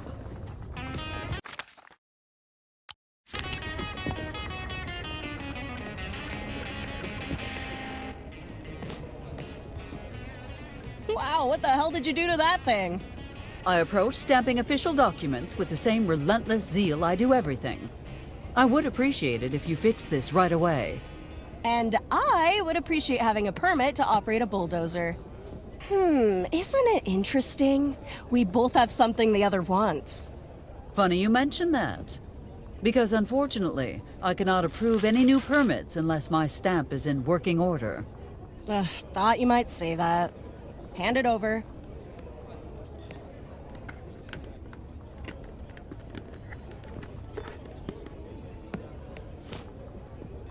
And there. All set. Try not to flatten this one right away, all right? You have my thanks, Miss Valentine. You were never actually going to approve that permit, were you? No, not in a million years. What? No wrench of retaliation? No snippy comeback? Maybe there will be both when you're not expecting them. You might want to start sleeping with your coffin closed. Enough fooling around, Elizabeth. Go straight home and do not do anything. Hey, look behind you! It's a four-headed founding father! Oh, please. Do you really think I would fall for such a childish trick? Holy hell, Eliza, look at that! Please, Max, not you too.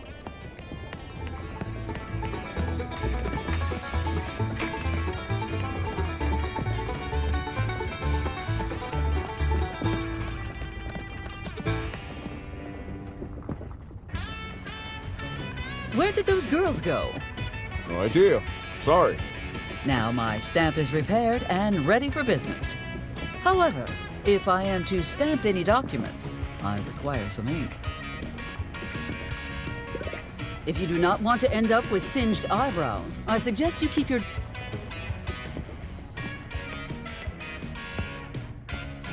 I have heard better music coming from a malfunctioning ice cream truck.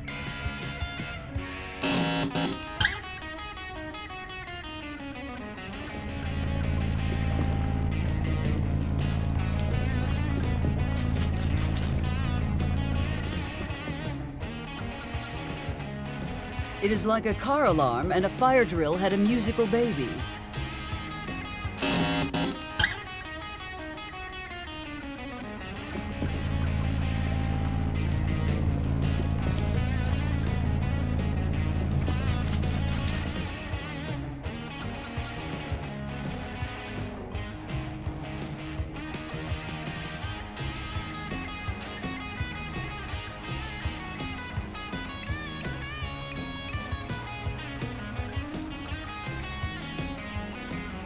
Where is a trapdoor with hungry crocodiles when you need one?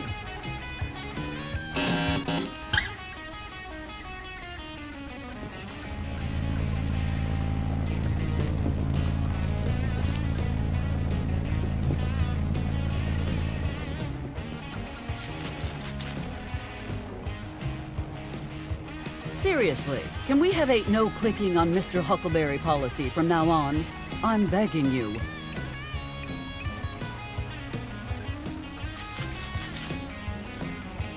Hey everyone, are you getting tired of your usual order?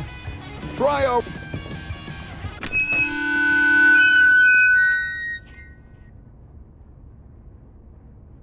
Hank, what the hell did you do? Me? Nothing! It went crazy all of a sudden!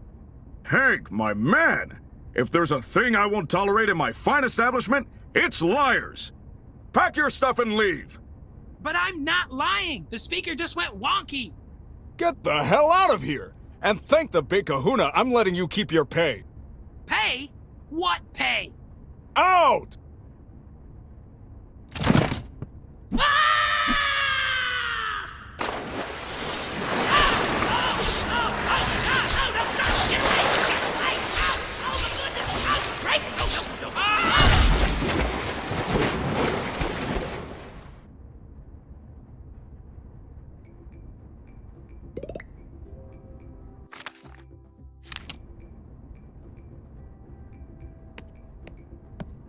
A liquor so expensive. The perfect drink for snow vampires.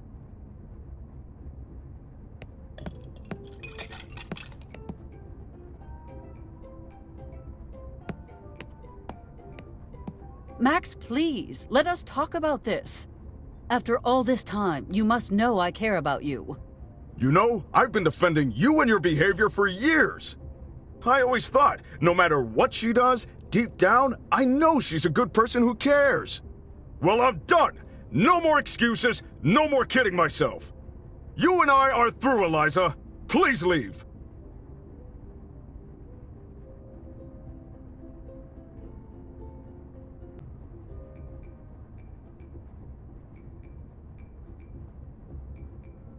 I would not even touch.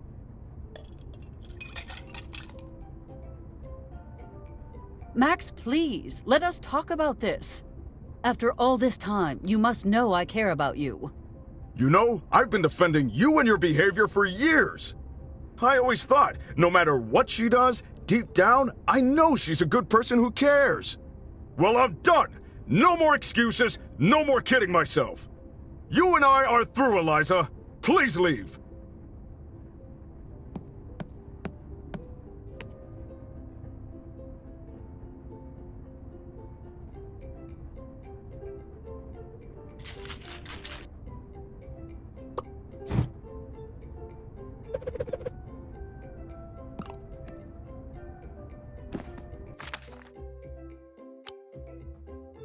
Unorthodox, but it should do the trick.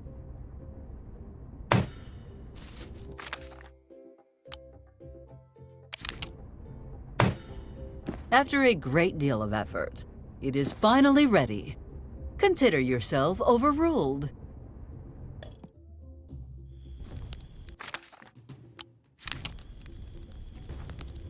Congratulations, Benjamin. You can legally return home. Thank you kindly, ma'am, but I want an apology from Amos first. Either he comes here and apologizes, or I ain't budging.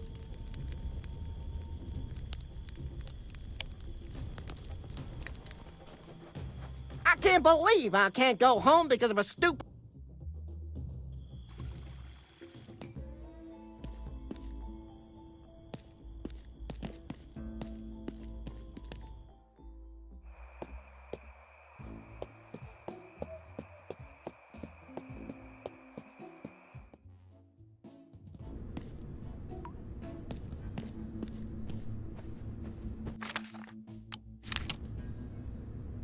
Amos, I need Benjamin to... No. What do you mean, no? I cannot let that man go back to a trailer that's one sneeze away from falling off a cliff. Come now, Amos. That caravan has been there for decades, tow chain or not. All right, I'll find some way to secure his home tomorrow. First thing.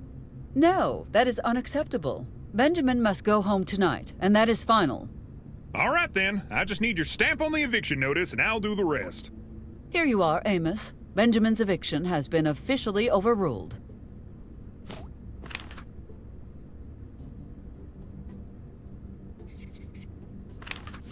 Go give him the good news. Why in the world do you want Ben back in his trailer so badly anyway? The less you know, the better. Fine. It's your mess to clean up, I suppose. I'm gonna take Ben home now and make sure he's as safe as he possibly can be in that death trap. I know you will. Have a good night, Amos.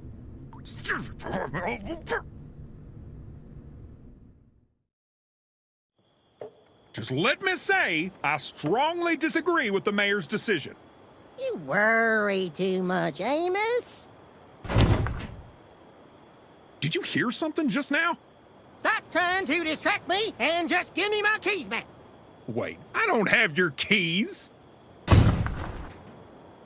What do you mean you don't got my keys?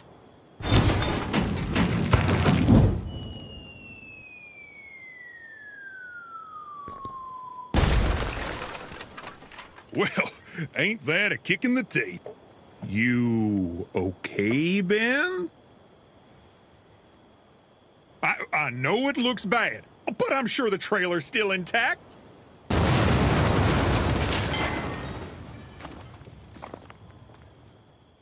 Well, most of it. You're taking this awfully well. I was sure by now you would have...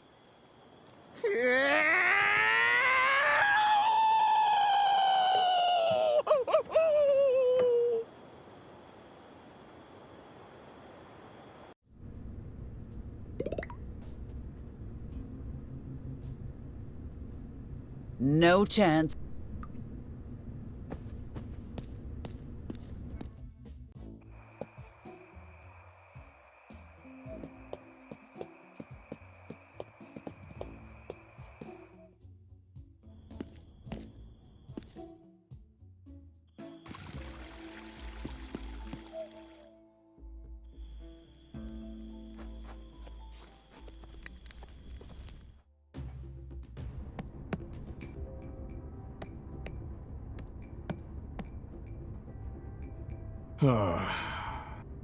What the hell am I supposed to do with a half-ton of pineapples? Beg your pardon? Are you speaking to me again? I guess I was a little harsh on you just now, Eliza. I was so angry about my bar. I didn't really consider your reasons. If you're willing to forgive me, I'm willing to forgive you too. Of course, Max. No matter what happens between us, I am always here for you. Can I get something to drink? Sure thing. On the house. You are far too generous. That, and a lot of this fruit is about to go bad. Goddamn mailman! Just left him lying in the sun all day.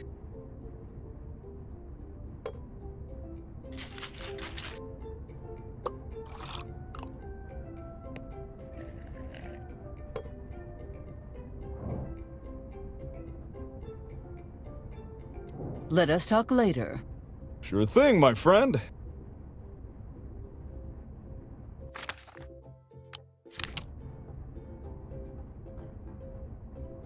Your offerings are not enough to cover her shame. Pyromania is my offspring's divertisement, not mine.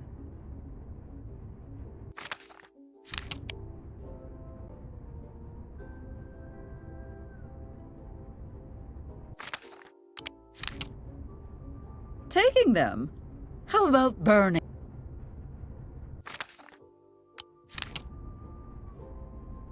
How did that fire-breathing trick of yours go again, Max?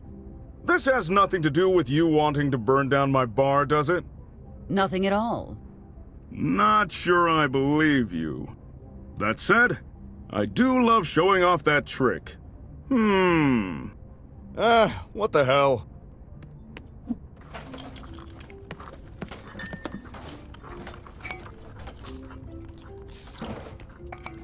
I love the smell of napalm at midnight. Wait, why am I smelling napalm? I'm not imagining things. This smells like napalm. What the hell's going on?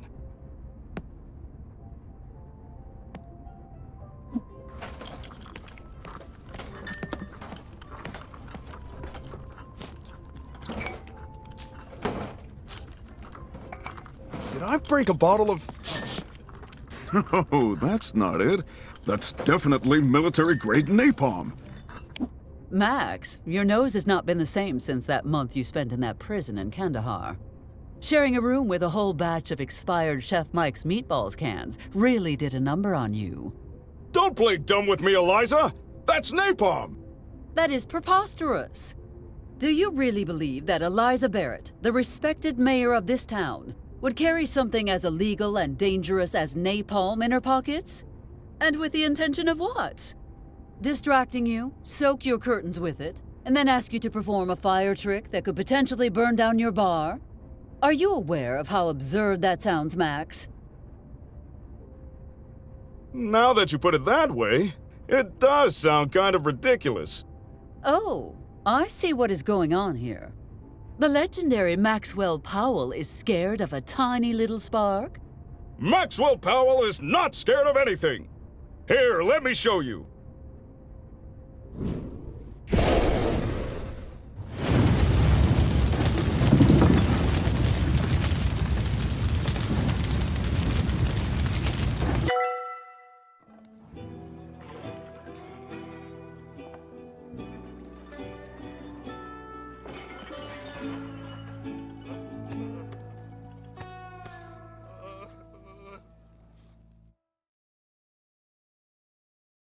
Look at the bright side, Max. The fire is a golden opportunity for me to get rid of some of my stuff.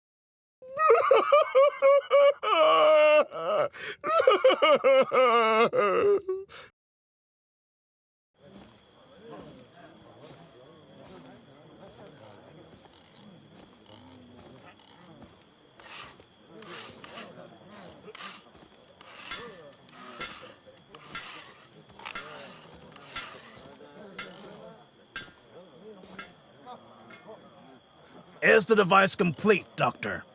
I did the best I could. Those specs were extraordinarily complex, even for me.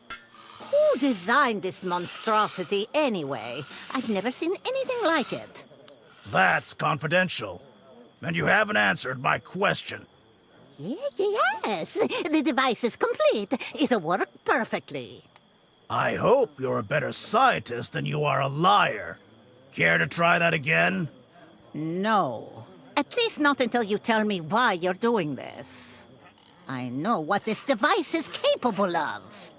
If this test is successful, it could stop armed conflicts before they even begin. It may seem draconian, but this device has the potential to save millions of lives. So, to stop a problem that doesn't even exist yet, you want to turn everyone into mindless zombies? Isn't the military supposed to protect Americans, not brainwash them? I'd rather die a slow, painful death than lose my free will. And if you keep arguing with me, I'll be happy to assist you with that. Now tell me what you're hiding. Did you do something to the device? Look, you asked me to get it up and running, and I did. That's it. I'm not cooperating any further with this insanity. Have it your way, then. Mendez, escort Dr. Dixon to her examination. Sir, yes, sir. Whatever happens now, General, I hope you live to regret it.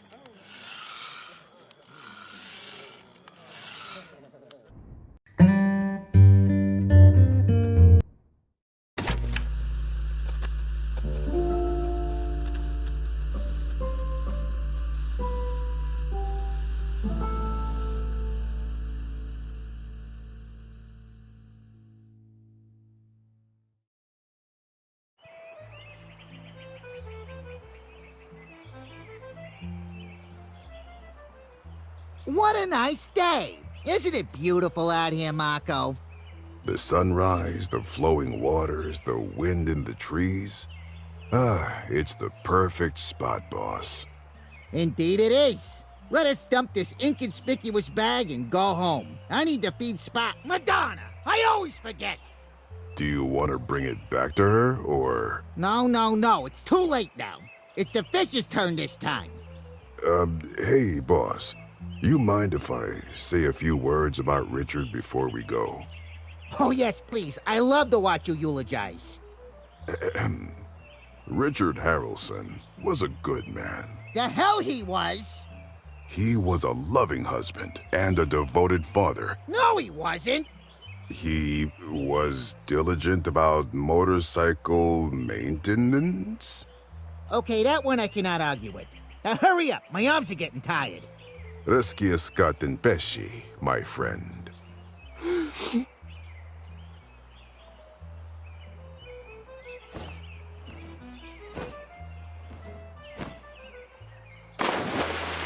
What's this? Are you crying? No. Allergies. And there's something in my eye. Crying for my enemies? I can't believe you, Marco. What the hell? How could you? Don't you remember what he was gonna do to me? It was just a job. It wasn't personal. Oh, just a job? Is that all I am to you, Marco? You know I didn't mean it that way, caro mio. Damn you, Marco. You know I can't resist that Sicilian accent. Thank you, boss. Would you have cried for me if Harrelson had succeeded? No, I would have made sure he ended up in a bag next to yours. And then I'd have gone straight to hell and brought you back myself. Oh, Marco, it's so romantic. Why don't you ever say nice things like that in front of people? I'm pretty sure that'd get us in trouble. You wound me, Marco. Of all the illegal things you've done in your life. Okay, you're the boss. Hey, people around the lake, spread the news!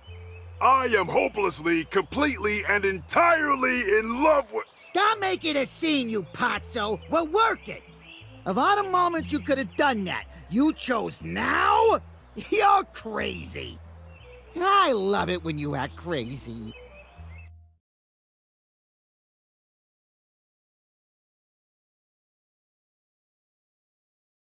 We were right. They are looking for you. How are we gonna get past them? I think I found an answer.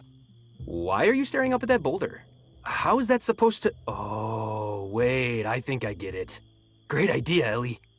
Just stay hidden. Let me handle this. Hey, what are you, who goes there? Greetings, gentlemen. Are you enjoying this beautiful evening? Freeze! The bridge to Corona is off limits. Yeah, what he said, lady. How dare you two speak to me in that tone of voice? Do you know who I am? A corpse if you keep bothering us. I could end your career without flexing so much as a finger. And if I flex my finger, I'll end a lot more than your career. Get out of here, lady. Oh, that is it. We are going to make them regret the day they crossed Eliza Barrett.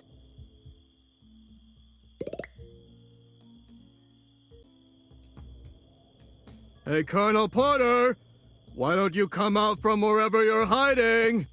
If you come with us, the General won't hurt you. Promise. You really think anyone would be stupid enough to fall for that? Whosoever pulls the Scalafork from its resting stone, should they be proven worthy, shall earn by divine right the rule of the farmlands, and become the once and future king of the farmers.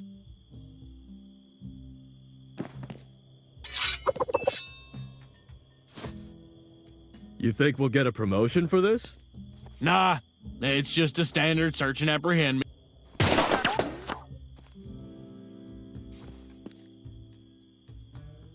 By Lincoln's fatal fondness for theater, what is the meaning of this, young man? No further, ma'am. This area's closed to civilians. You could have told me that without shooting at me. Yeah, what the hell, Patrick?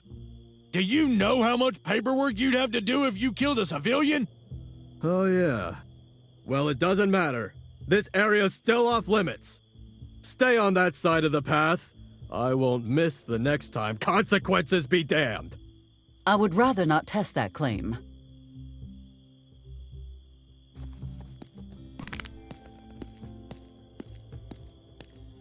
What in the name of George Washington are you doing here? I saw you two sneaking out this morning and thought to myself, this might be worth investigating. And it seems I was right. What an interesting predicament I find you in. Here is Colonel Porter, and over there, the men looking for him. It would be very, very easy for me to get their attention. What do you want, you smug little stalker? Oh, I think you may know what I want already. But I cannot continue this conversation on an empty stomach, especially after all that walking.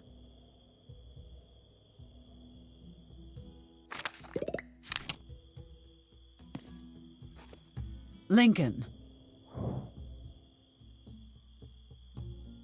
I cannot seem to find a solution. Our Russian friend is very likely to report us unless we give her something to eat. We could tell the soldiers to feed her some lead. While I like the idea, it seems counterproductive to your survival. You could pick up something from Mike's. I think poisoning her might take more time than we have. I wasn't thinking that. I just mentioned it because she loves Mike's food. Maybe it would soften her up a little. I will be back very soon. I'm counting on you.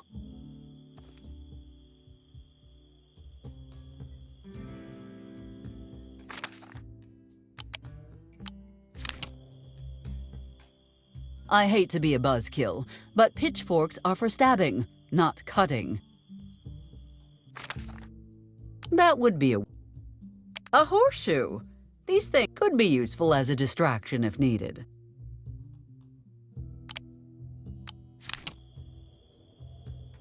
I doubt the soldiers would let me, not to mention it would reveal.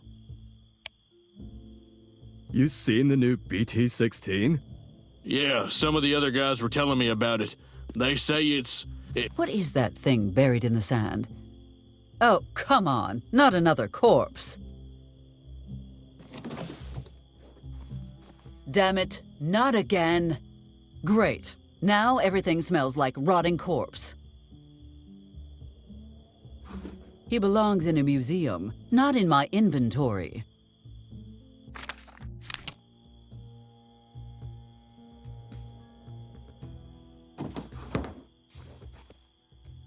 Shh! I heard something. It came from behind that rock over there. Yeah, I heard it. Eagle Rock Trail. The meanest trail for the most hardened hikers.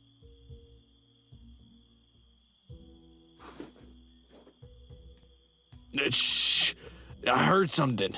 It came from behind that rock over there. Yeah, I heard it too. I bet it's Porter. Let's go get him! Uh-oh. Oh! It's just a dog! A dog?! Collecting rocks now.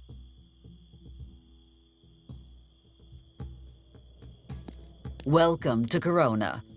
So close, and yet so far.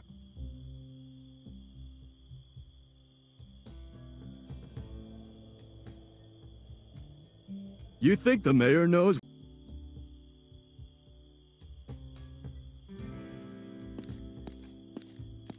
You want to try and get the...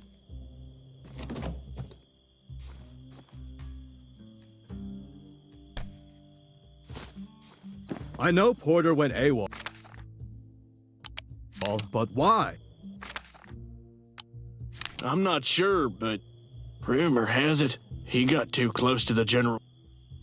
Will these sate your appetite? Frikadelki. Class.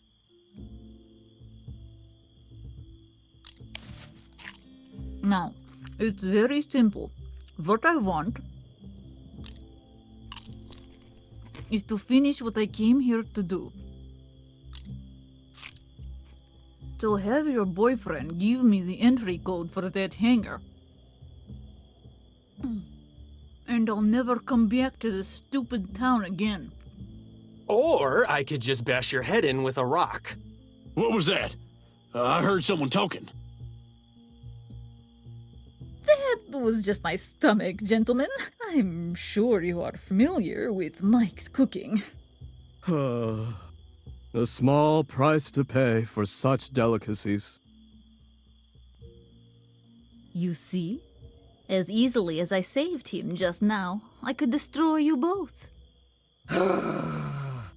If nothing else will satisfy you, I shall try to convince him to give up the code.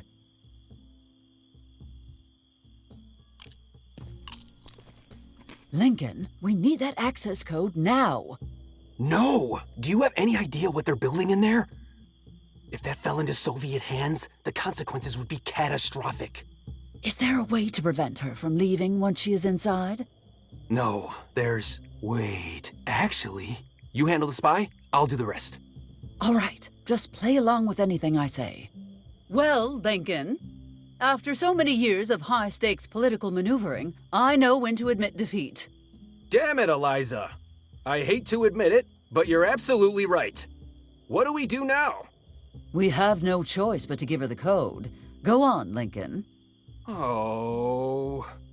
All right, Miss Petrova, since I have no choice. The code is 99999. Are you serious? Please tell me that was a ruse. You think that's a weak password? Don't even ask about the nuclear launch codes. I will be back very soon. I'm counting on you.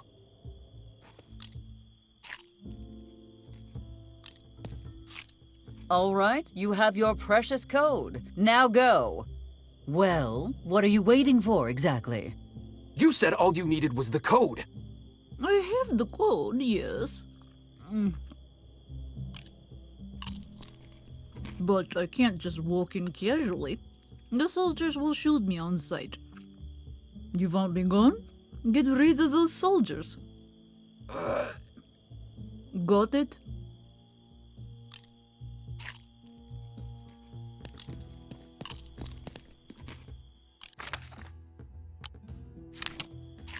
Hey, Bob.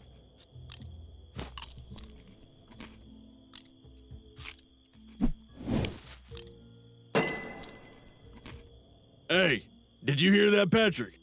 Hey, I warned you about that burrito, pal. First, that burrito was totally worth it. Second,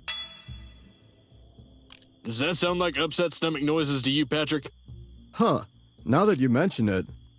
Still, about that burrito. Would you shut up about my damn dinner? Come on, let's check it out. I think it came from the cliffside.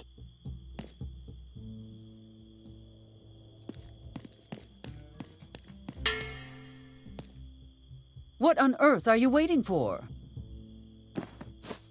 Hopefully I'll never have to see you again.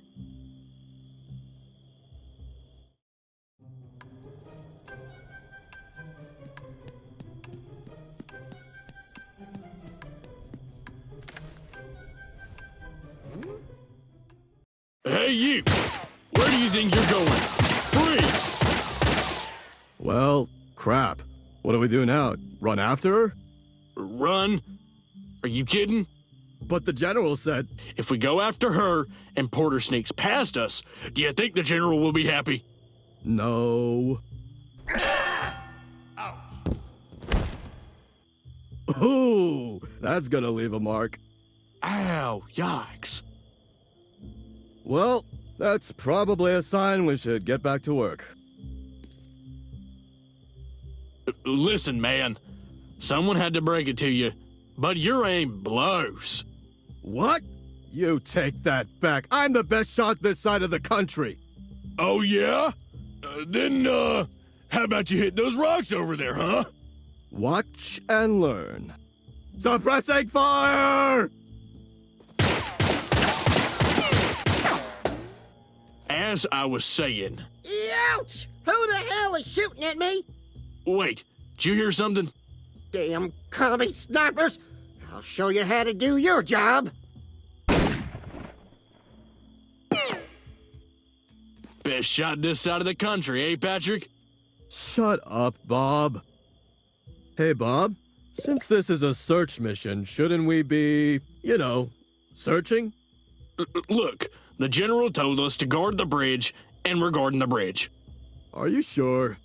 Maybe he just wanted us to stay out of his way because we're incompetent. Damn it, Patrick. Would you shut the hell up? That's close enough, ma'am. That's close enough.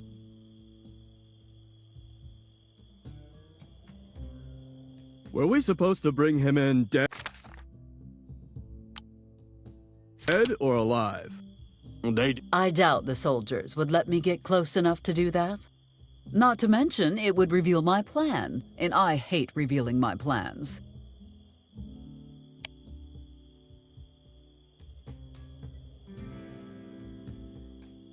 Did you find him yet? Did you find him yet? Still no.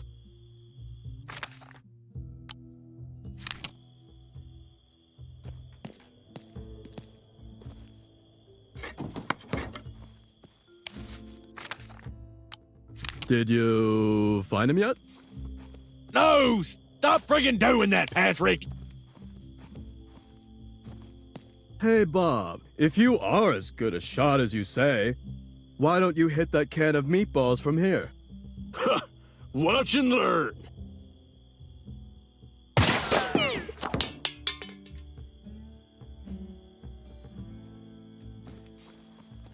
What the hell is all this noise about?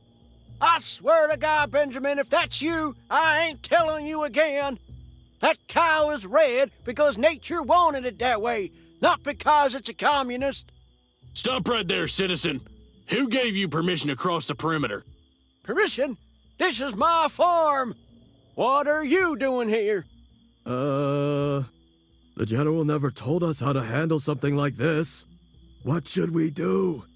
Sir, we have orders to shoot first and not bother asking questions at any point. You should go back to your home, for your own safety. No thanks. I'm gonna keep an eye on you. Don't want your bullets to ricochet and hit one of my cows or something. Roscoe! Eliza, long time no see. Stop right there, sir. I won't warn you again. I do need to talk to Roscoe, but how can I do it without attracting attention?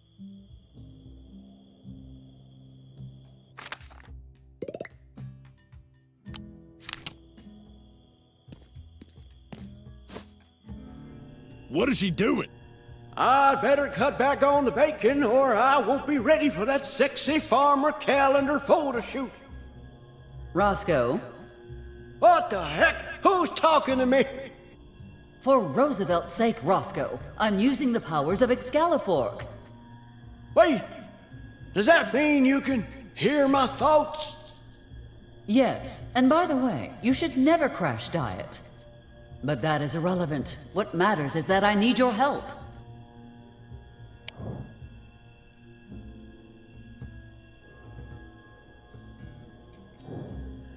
I need you to go and distract those soldiers.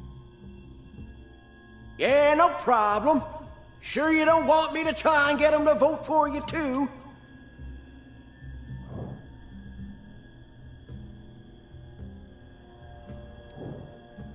Frighten them off with a terrifying tale.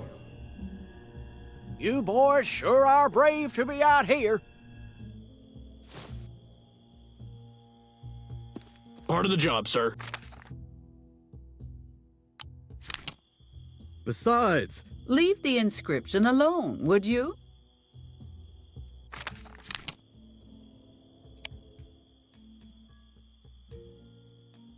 The only thing that It will not budge.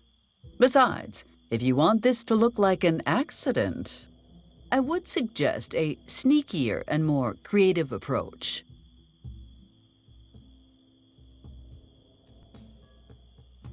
Last year, I'd say you have a better chance of being devoured. Devoured? By what? Oh, remember from the brief? Damn it! It cuts!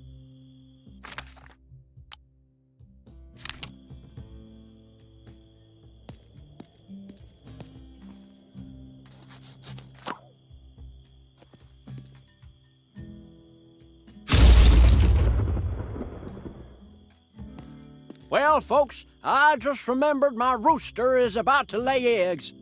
Roosters don't lay eggs. That's why I can't miss such a special occasion. Au revoir, gentlemen.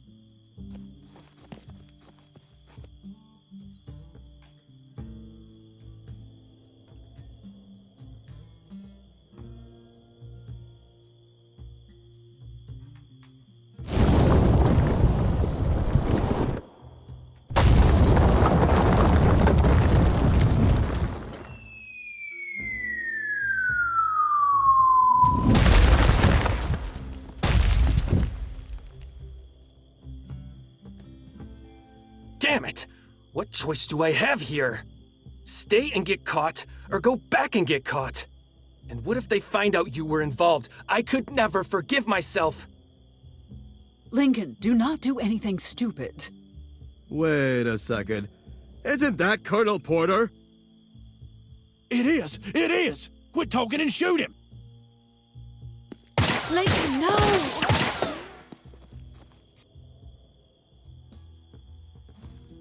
Damn it! He's headed for the hiking trails. Go after him! Whoa, whoa. Aren't they infested with bears? I don't want to get mauled. I don't care if they're bears, cougars, or freaking garden gnomes. Go get Porter. Oh, and if you're so brave, why don't you go, huh? Hey, I was told to watch the bridge, and I'm watching the bridge. There is no bridge anymore.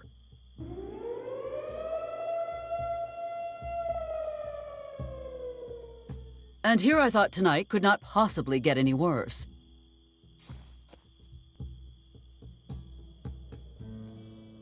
After everything that happened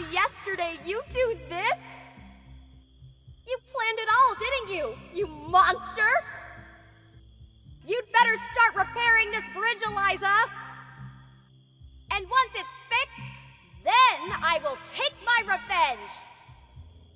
Did you hear me? Revenge!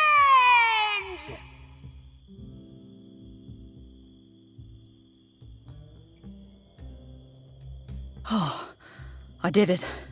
I made it.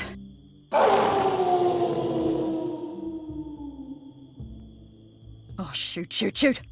Where am I? Oh, damn. It trashed my plane tickets. Doesn't matter. A long walk and an even longer swim home is a cakewalk, compared to spending one more day with these lunatics. Mayor Barrett, General Hartman requires your presence at Town Hall. What the devil is going on here?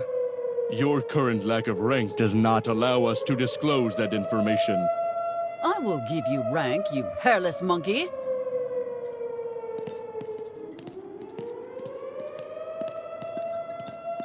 You're lucky you caught me without my broomstick. Eliza, give me a hand here. I am a little preoccupied at the moment, Joseph.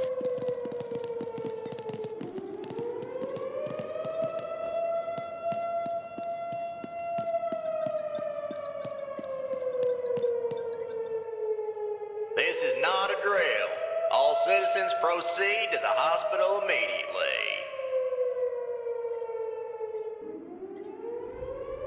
Hey, hands off! Do you know what my father did to the last guy who grabbed me like that? He's part of a wall in a parking garage in Evanston now! Miss Mayor, help us! Where are you taking them? All individuals must attend examination.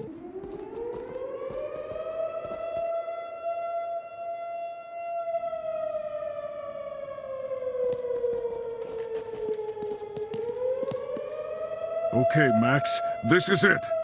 You're gonna go out there, snap those bastards' necks, grab your best friend, and hightail it out of here! Now, quietly. Unorderly noise detected. Proceed with investigation. Watch where you are walking, you buffoons. You almost made me trip.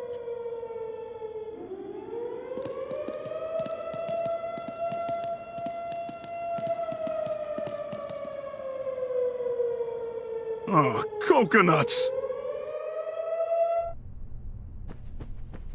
Report, soldier. Currently, 50% of the local population has been examined, and all communication with the outside world has been cut off. And the vehicles have all been disabled? Well, sir, I wanted to ask you about that actually. When you said all, surely you didn't mean... Are you questioning a direct order, Private? I said all the vehicles! Understood, sir. We'll take those out right away. Good. Any news on Porter or the Plutonium Core? Nothing yet, sir. Keep looking, Private. But remember that examination is our first priority. Sir, yes, sir.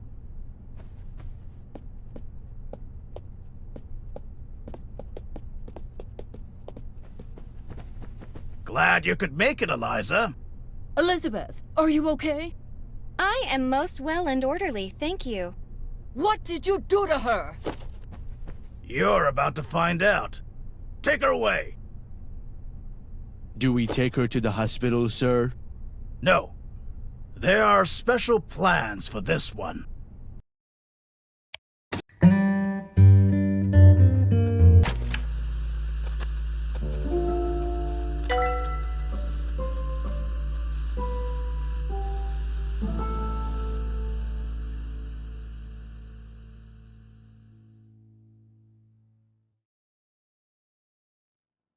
Wow, what a read!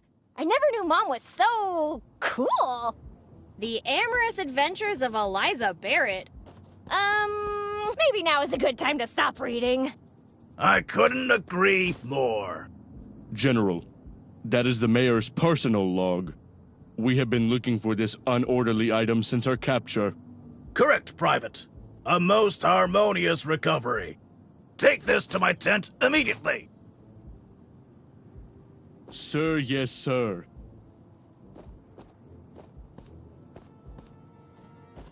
Okay, you and I need to have a little talk, kid. I'm not saying a word until you tell me what you did with my mom.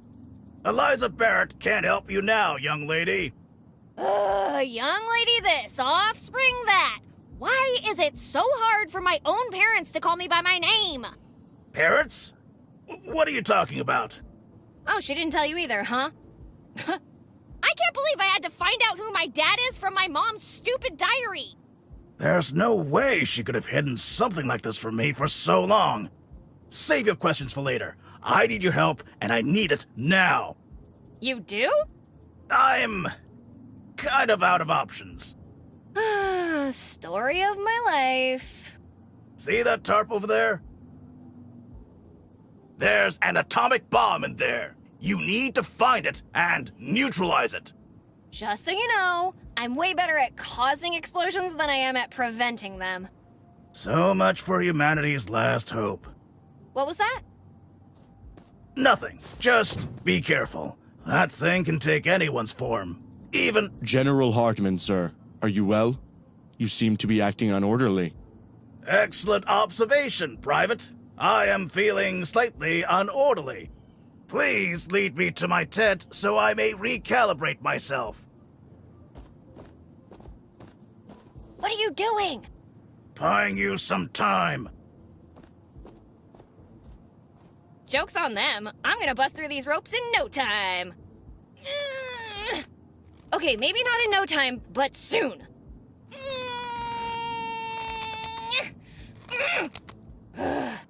Oh man, I'm screwed. Peaky! Oh, thank God. Can you chew through these ropes? Oh, come on. I'm sure you've smelled worse than those undies. Oh man, what am I gonna do now?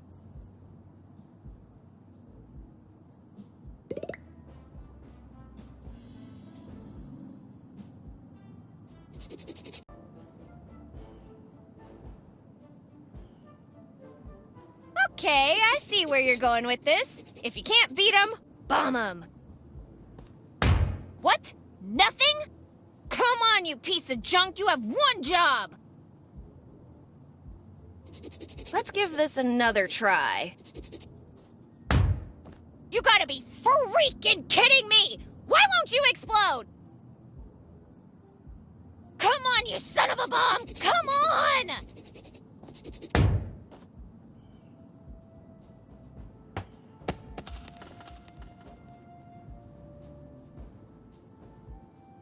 Huh, how about that?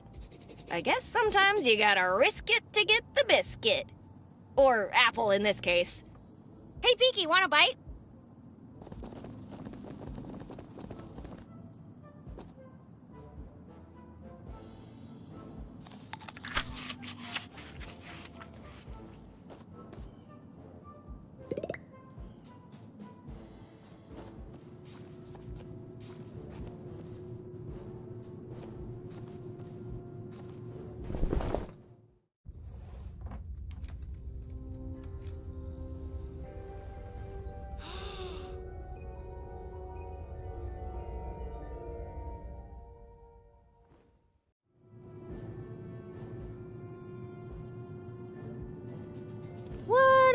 Missing.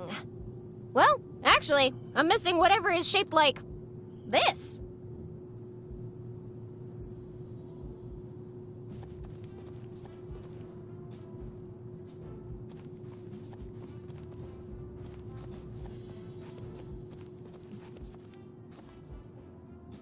There's nothing useful in there. Leave it alone. There's nothing Nuh-uh. And my answer to this is no.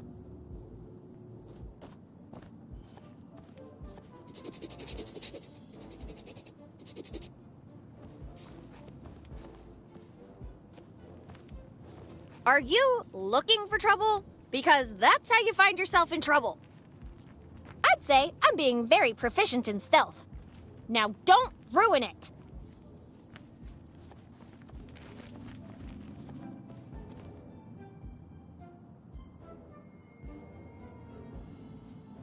If there's something... I'm in trouble just by being here. Let's not add to it.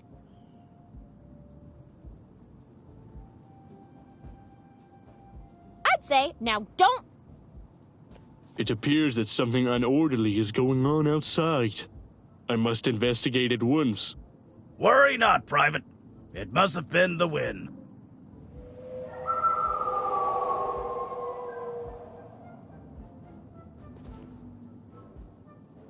There's no going back now. If there's something you don't want to... There's no going back.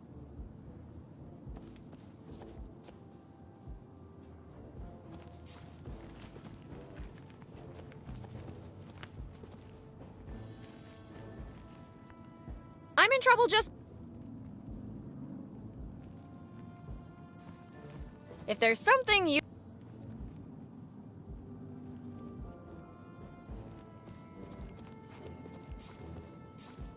Hey, buddy, pigs squeal pretty loud when you grab them. And the last thing I need right now is to attract attention.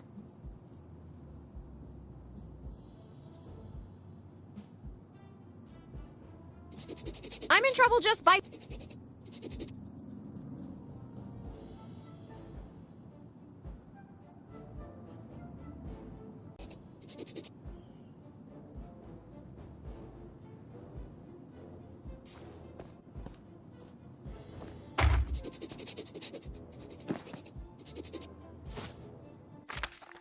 Whatever it is, its shape looks out of this world.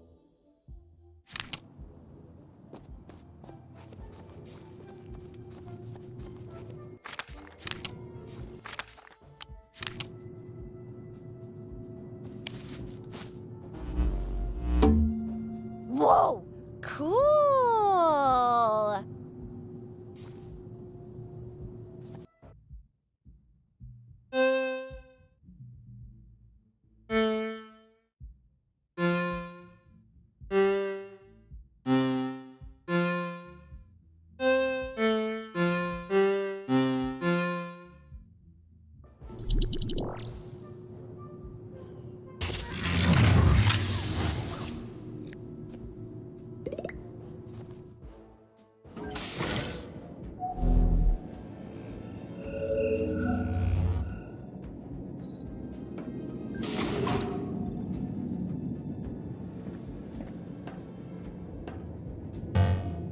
I think I have too many fingers for this to work. And before you ask, I'm not chopping them off. Considering my track record, I think this is a bad idea.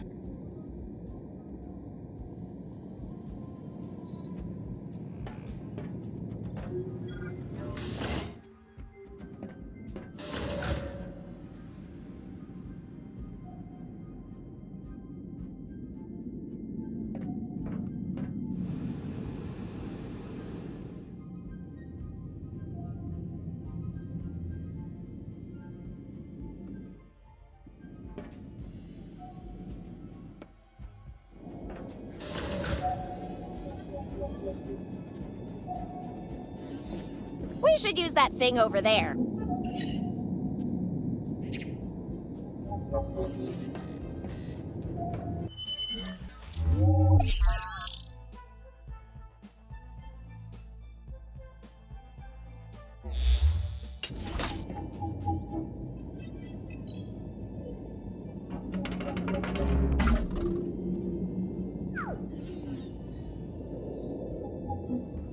We should use that thing over...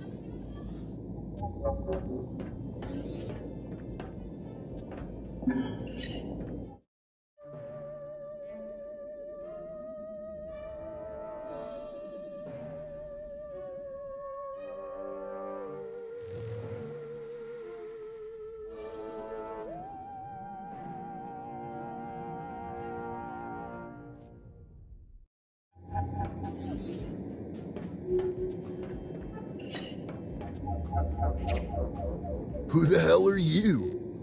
You're not a pirate, are you? What? No! Do you see a space parrot on my shoulder? Huh? Well, never mind. You wouldn't find anything of value if you raided us anyway. Wait, us? There's more of you? Yes, and we have names, thank you very much. I'm Patah, from the Sparklian Nebula. this is my friend... Wait, where did Trenzer go?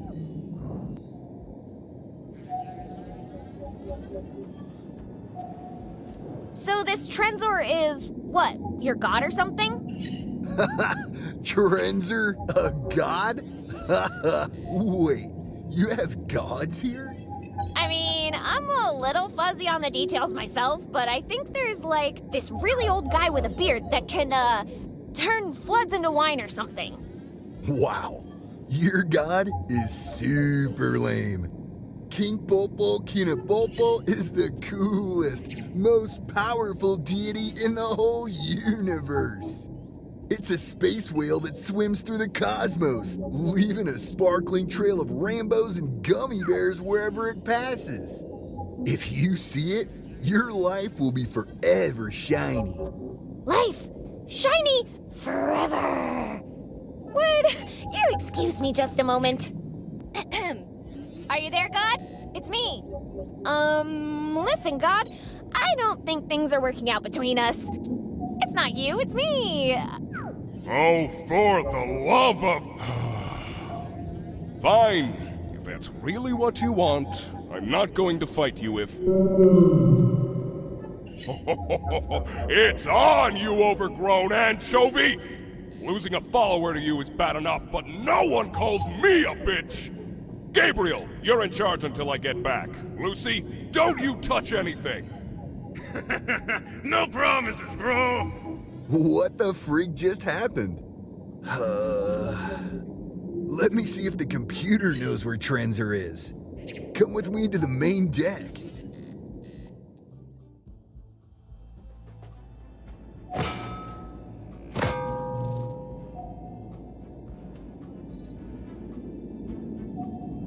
Oh boy, this ship is a mess. Apparently, your species was identified as primitive, hostile, and underdeveloped. The first priority task would be to prevent our technology from leaking to the locals, by any means necessary, while mimicking an ordinary member of your species to control the situation from the shadows. The populace would be carefully monitored and the evidence of our presence eliminated. Oh, crap baskets. Well, from these reports, it seems Trenzer found a crude mind control device nearby and used that instead. Wow, you guys really made that easy. Ugh, of course we did. But I'm more concerned about that eliminate any evidence part. Well, it seems Trenzer has taken one of your festive explosives for that purpose. It's something called an A-bomb. The combined blast force of Trenzer's equipment and that bomb would be insane. Are we talking hot dogs for breakfast insane? No, more like eradicate everything within 5,000 miles insane. Luckily, scans on the bomb reveal it's lacking some core component. Yeah, I kinda handed the bomb core over on a silver platter. Human stupidity. Its boundless nature never fails to amaze me. Look, there's gotta be a way to fix this mess, right? What can we do? Let me dumb this down for you.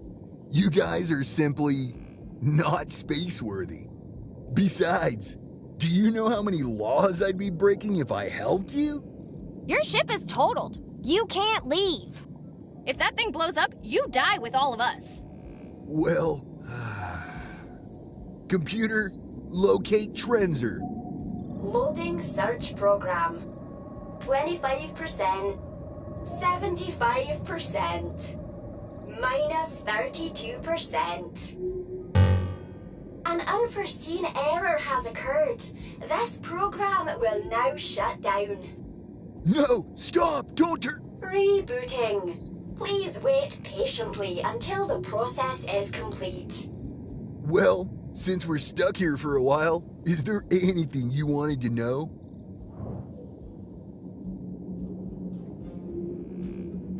How come no one else managed to get in here before me? That's because I have the most complex security system in the universe. Wait, how did you figure out how to get in?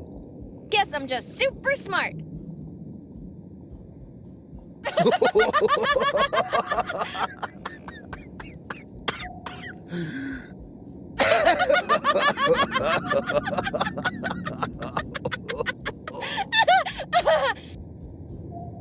What are we laughing about?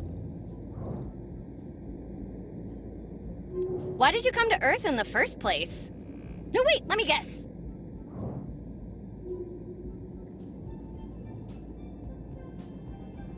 You're here to abduct me. Yeah, totally. I traveled over 60,000 light years to reach the middle of nowhere, crashing my ship and losing my friend in the process, and seeing your primitive land ape species through its latest existential crisis during the one damn vacation I get all millennium for the sole purpose of kidnapping you and feeding you broccoli until they pay your ransom. Aha! I knew it! I'm here on vacation. It's the King Popo Kinepopo Jubilee, a once-in-a-millennia celebration where our God rewards us with a full weekend off. The vacation of a lifetime, only for the most discerning Sparklians. Experience everything Earth has to offer in a single microcentury. Start your trip with a dinosaur safari, followed by fireworks as you experience an extinction-level event. Swim in the Nile while watching the pyramids being built. What about the crocodiles? Don't worry, I'll just stay 11 meters from the water's edge, and it'll be fine. Why 11? Because crocodiles would walk 10 meters for a snack, but not 11, of course. That makes sense. Sorry to interrupt. Please, go on. You'll join revolutionaries in France for a tour, but don't lose your head. Experience all the wars. World War I, World War II, World War 3D with a vengeance. With special guest, Arthur Fonzarelli. All this and more in L. Hardy's latest and greatest travel package. No refunds, no exceptions. Sorry to be the one breaking this to you, but, well, most of that already happened. I think you got hoodwinked, pal. What?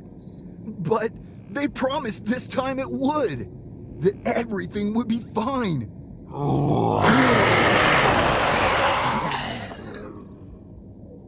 Damn L. Hardys. The system reboot is complete. Now installing update 1 of 1627. You worthless son of a faulty discount toaster! Well, we seem to have more time on our hands than I thought. You got any more questions?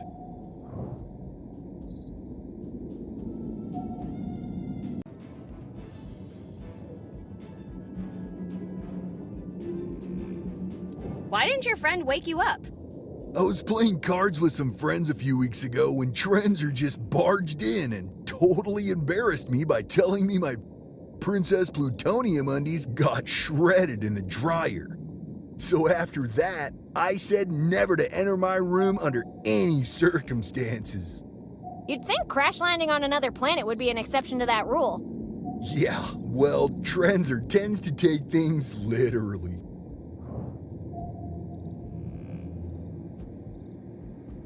Don't worry, we've got cool stuff in New Mexico too. Sorry, where? Yeah, we're in New Mexico. Are you saying Roswell? But I can't. Listen, Stop screwing around. Just say it. Roswell. Do you have a cold or something? Roswell.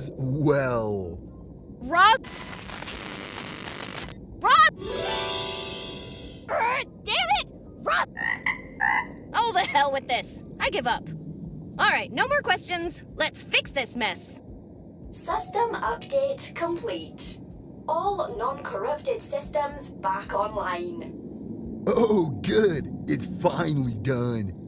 And it looks like we won't have to look too far for Trenzer. My pal's right in the cargo vault, installing the plutonium core into the bomb. Oh, crap!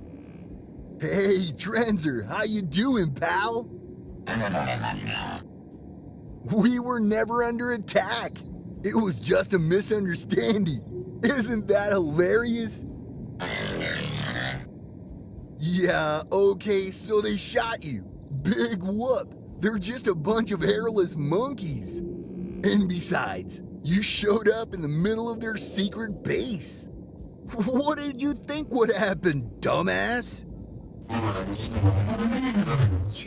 So, all set then. All doors are sealed. Detonation imminent. All right, if it's come to this, then show me where he is. I'm gonna hand his ass to him, Green Hornet style.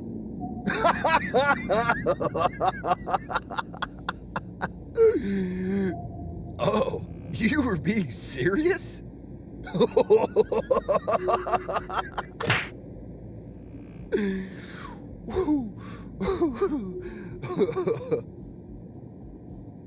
Oh boy. Well, you did say your protocol's top priority was preventing information from leaking, right? So, how about we expose some of this alien technology? Broadcasting schematics of our technology? It could work, but we can't do that from here. Could we use the mind control device to broadcast stuff? Yes. Overloading your control system's antenna should do the trick. Okay, so that's all good, but there's one more tiny little problem. Everyone in town is on the lookout for outsiders, and I may have stirred them up a bit when I left. Oh, that's no problem. All you need to do is shrink down to a size where you won't be noticed. You can do that, right? Why would I be able to shrink? Wait, can you shrink? Of course not. What a stupid thing to ask. Well, then we're screwed.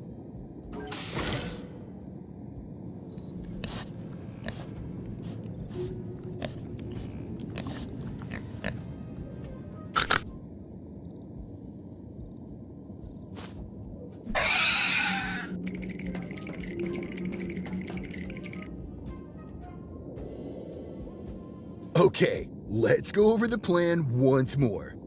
The Suscrofa domesticus will infiltrate the town without drawing any attention or suspicion. It'll place the device near the antenna's power supply, and then the broadcast will begin. What'll happen to Peaky if Trenzor catches her? I think the human term is baconized? Damn it! The sus won't last long enough for me to swap cores. Let's say we both go, Peaky and I. And I do manage to keep Trenzor busy long enough for you to finish the core. Will your plan work? Well, maybe. But why would you do that? It'd be a suicide Will your plan work or not? Yeah, it'll work. Then that's good enough for me. Angry little creature, isn't she? Tell you what, you press the button. Okay, my little friend. One last prank together. You handle the antenna, I'll take care of the rest. Let's go!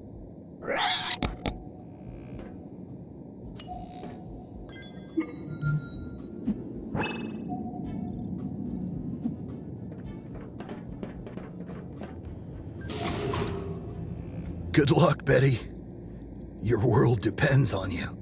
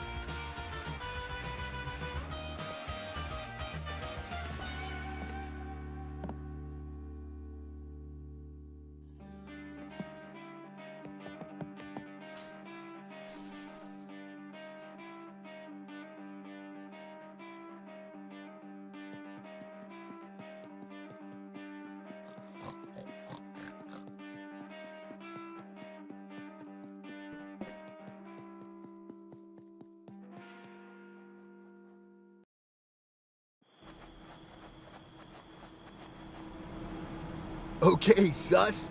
Time to get this party started. Hit it! What do you mean it doesn't work? Well, we don't have time for this. Fix it. What do you mean, how? What did they teach you in college? Ugly. You didn't go to... Oh. Well, Betty's almost there, so I guess you could ask her to handle it if... Then you'd better hurry. You'll need to perform a simple commutative, associative, self-inverse binary operation. Look, just press the buttons until everything lights up. I'll call you when you're done. Godspeed, sus.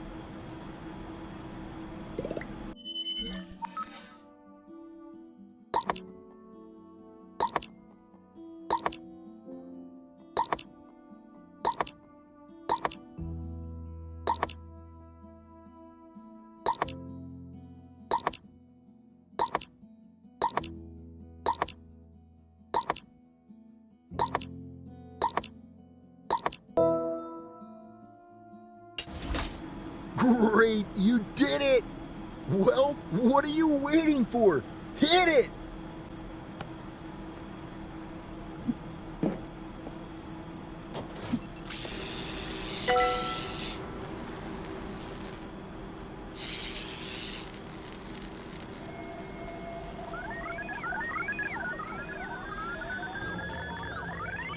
Where did Peaky go? Well, say whatever you want about her, but she delivers. Let's just hope Trenzer takes the bait.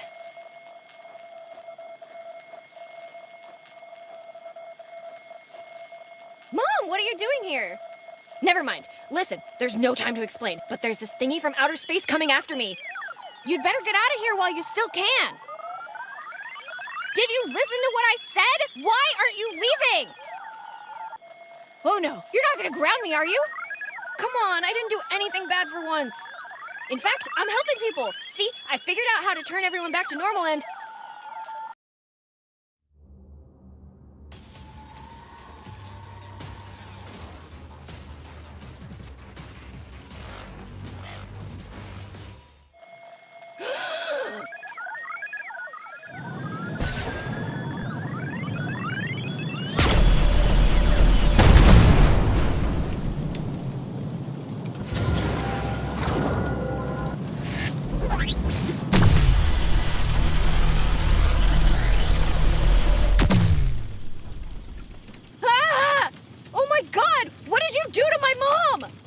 That thing is not your mom. Wait, who are you? What's going on? And what's that thing you have on you? Wait, what was my first question? I already forgot. A better question would be, why did you push me? What?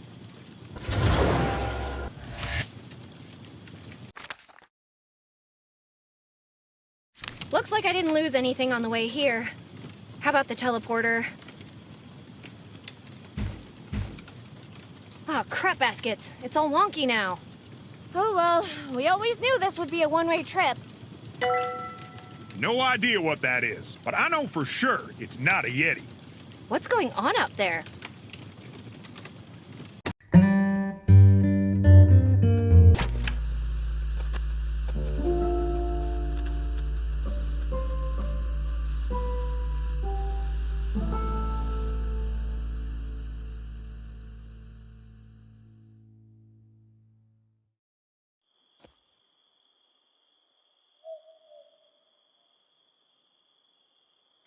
Guys, what are you doing here? You're the only one dumb enough to get yourself into this kind of trouble.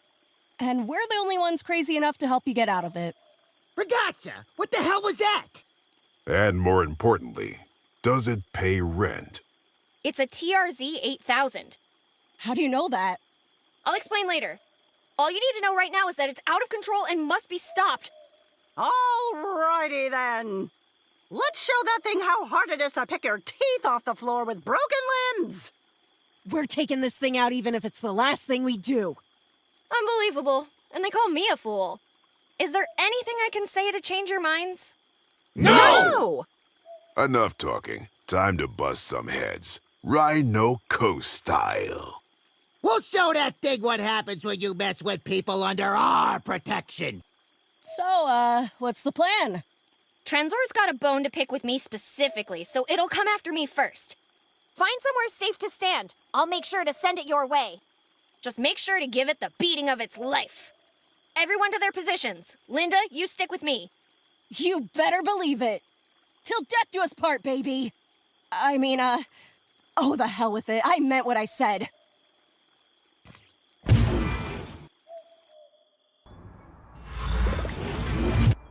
So what do we do? Because I don't think a wrenching's gonna cut it this time. Yeah, I'm gonna have to disable some of Trenzor's systems before you guys can go to town on it. As long as its shields, proximity awareness sensors, and auxiliary boosters are online, you won't make a dent. The hell are you talking about, fool? How do you know all this stuff?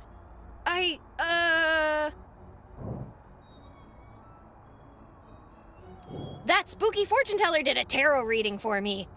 Got all the cards upside down, too. I don't know why I even ask at this point. Anyway, I'll look for the crane keys while you do your thing. Bring that scrap heap here when you're done, and I'll give it the wallop of its life.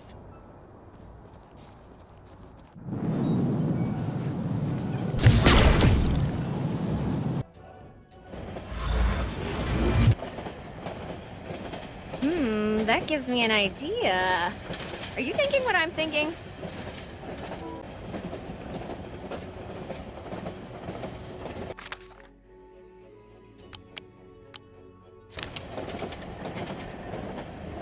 Diesel engines are unaffected by EMPs. Besides, how would I hit Trenzor with it if it's stopped?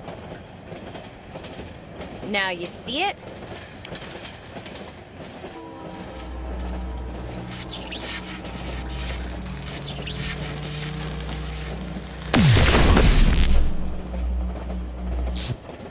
Now you... Ah! Hey! I'm trying to cook in here!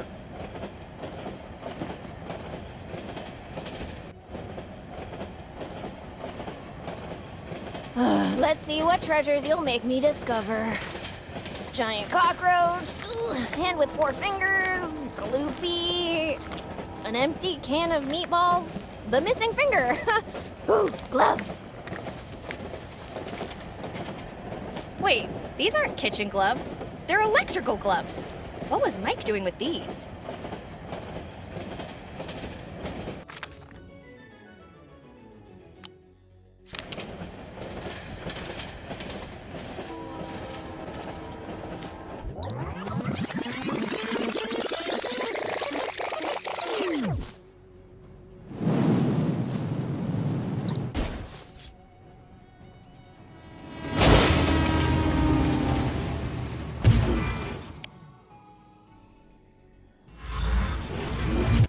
Did you see that? There's no way Trenzor's force field survived that hit. Let's not mess with the space-time continuum more than we absolutely have to, okay?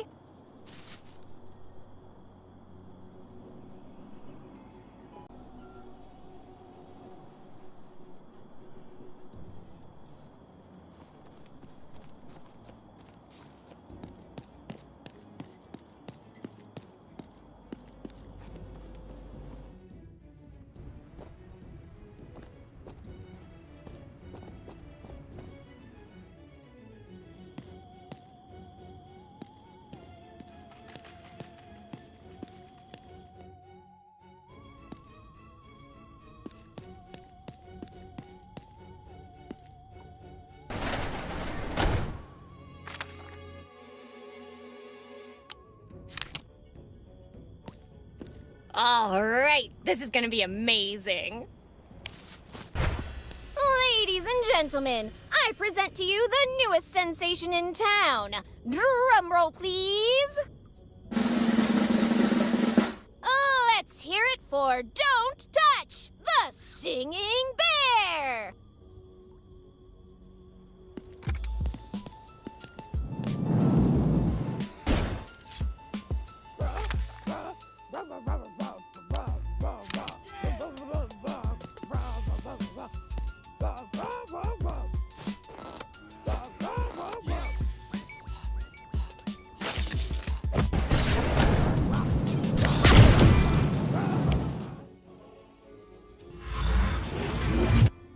That should level the playing field. With its auxiliary booster disabled, Trenzor won't be able to dodge what we throw at it.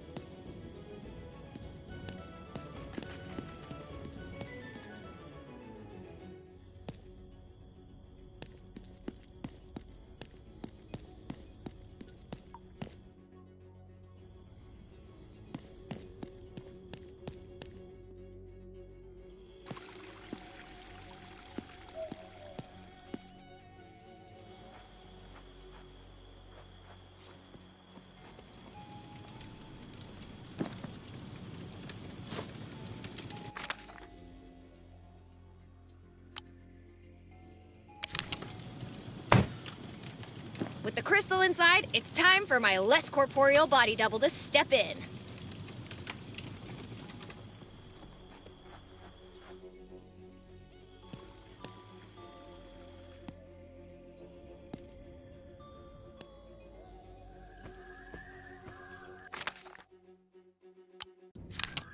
Oh, God. Hey, Father! Wanna see a miracle? Holy Mother of Miscreants! It's so beautiful. It commands me.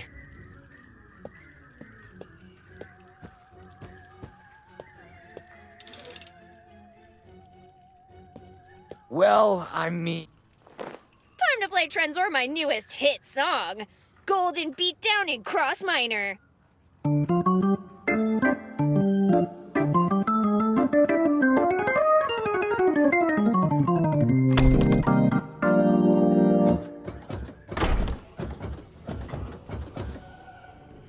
You think you can just waltz in here and take what's mine? Well, think again, scrap heap.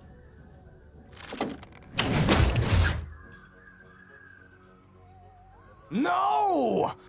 My booty! Give it back, you overgrown freezer!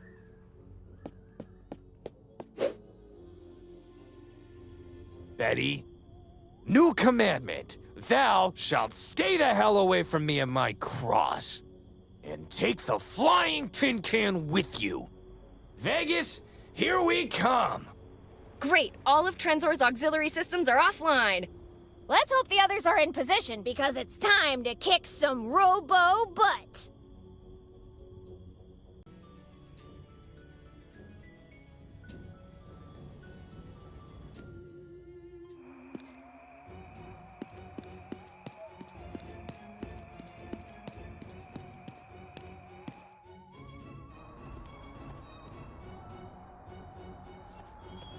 I know what you're gonna say. Just do your job, fool.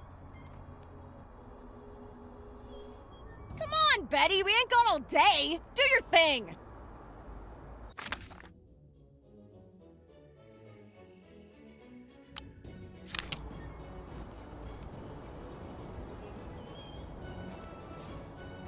Come on, Betty. What are you waiting for?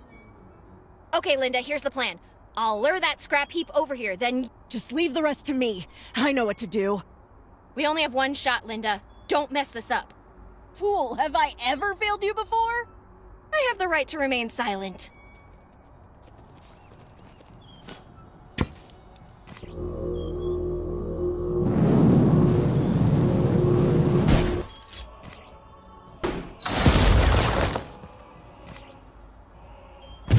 Welcome to Earth, fool!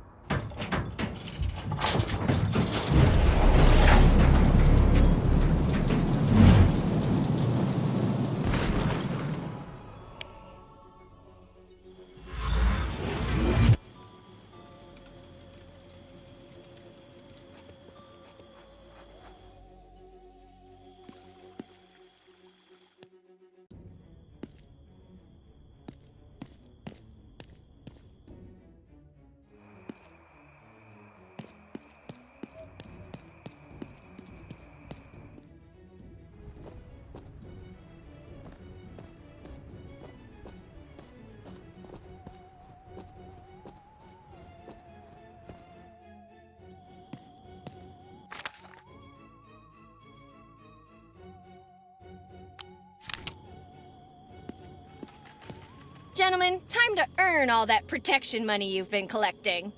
Don't worry, Ragazza. We'll show our tenants that our protection services are well worth the scam. Marco, Procetti. Got it, boss. Get down!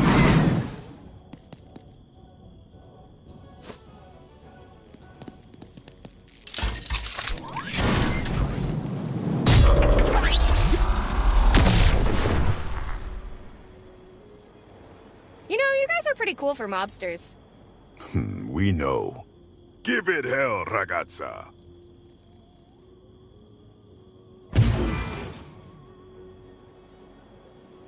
It's safe to come out now, boss. That was terrifying, Marco. You were so brave.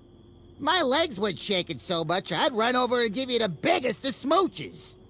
I could just come over there. Then shut up and kiss me, you beautiful man!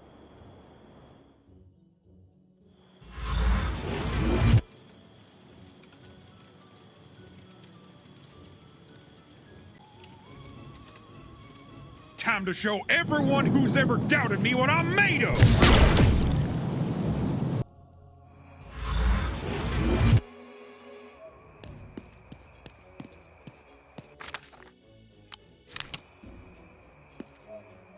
Lorraine, I'm sure you know how to use one of these. Oh, goody! It will work wonders with this rocket launcher I found in the basement. Hey! Over here, you flying trash can! I bet you haven't eaten your greens, have you, naughty boy?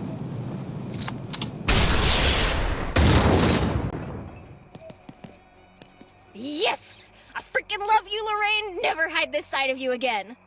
Go now, dear, and please be safe.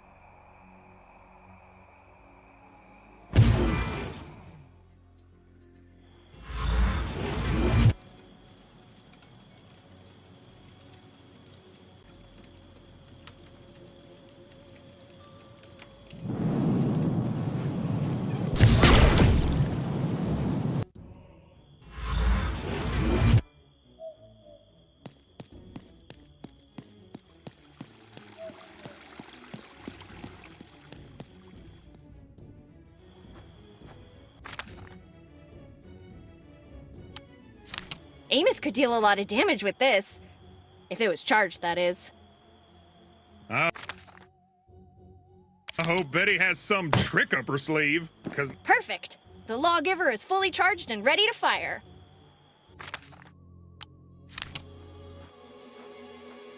Even after all this time, I've never once regretted trusting you, Sheriff Coltrane. Thank you, Betty. It's nice to be appreciated. I gotta say, though, this situation is kind of above my pay grade. No way! If you can subdue and arrest a gang of evil chipmunks, this should be a piece of cake. Wait, when did I arrest...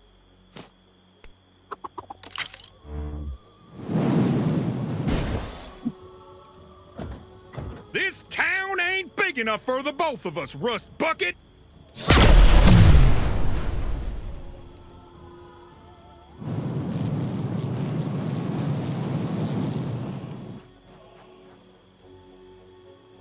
I know it looks bad, but he's gonna make it. Trust me. Boy, I hope I'm not here to watch when Ben resuscitates him.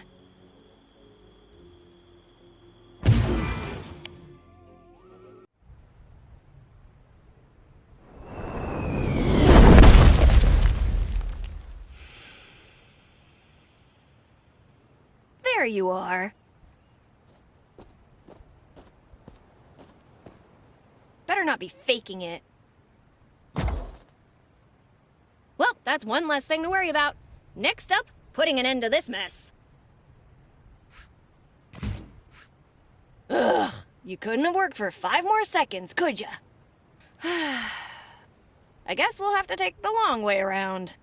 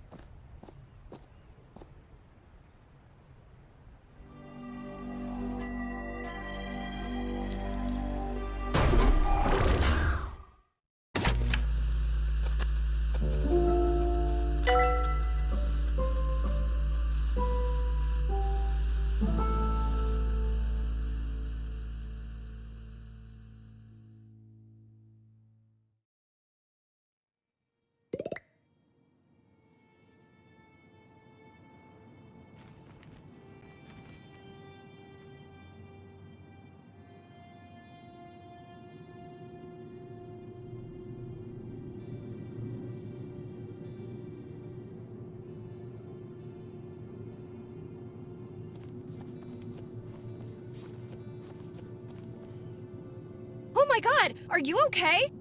Yeah? Let me just stand up real quick. Ah! Oh. You know, I think I'm going to sit for a little while longer. What the hell happened? Not long after you exited the UFO, I realized my men weren't controlled anymore. You must have had something to do with that. So when I saw that thing leave, I knew he was probably heading straight for you. I had to stop him, so we attacked. Tried to buy you some time. Anyway, if you're back in one piece, that means we won, right? Well, let's say that thing will never hurt anyone again. Good. Let me take a look at you. God, you are your mother's spitting image, and a magnet for trouble, just like her.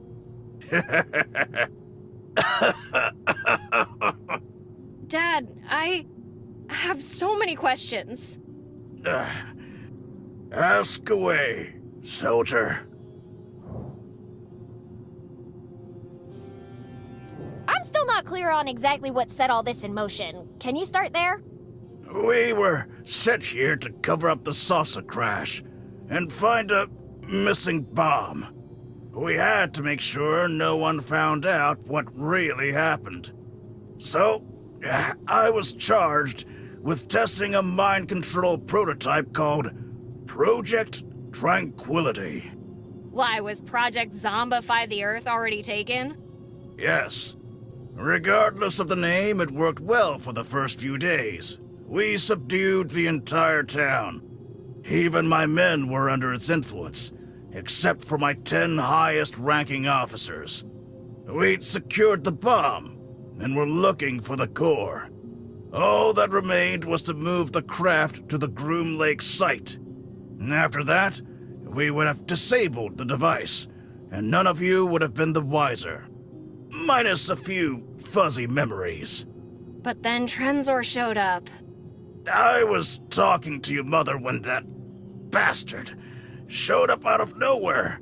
The soldiers who still had free will attacked, but, well, they weren't much of a match for the robot. Eliza wouldn't stop trying to control the situation, so I had to put her in a cell for her own safety.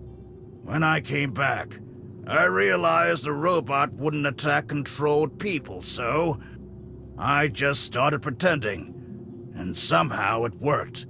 It left me alone then, and I've been doing it ever since. How does the device work? Is it full of tiny gremlins that get into your brain and control your thoughts? Did your mother ever tell you not to eat paint chips as a child, Betty? Yeah, but don't worry, I never listened. Like I'm really gonna turn down tasty dried paint. The studio does not recommend the consumption of paint, dried or otherwise. Geez, I can't believe I had to say that. Regardless, the process is simple. First, we implant a microchip on the subject's wrist, followed by a nanoparticle injection. Then, we energize both of those through a specific frequency of electromagnetic waves, allowing the system to interact directly with the subject's brain. More specifically, the frontotemporal area. I see. That's how you manage to control the victim's free will, memory, and speech. The end result being a docile, mild-mannered, and easily controlled populace. Or it should have been. Wait, how do you know all that? Let's just say I've had a crash course in nanotechnology recently. And, despite that, your first guess was tiny gremlins? If you'd seen the things I've seen, tiny gremlins would always be your first thought. You sure you're gonna be okay? Yes, unless someone does something stupid with that bomb. Now, go disarm it before that happens.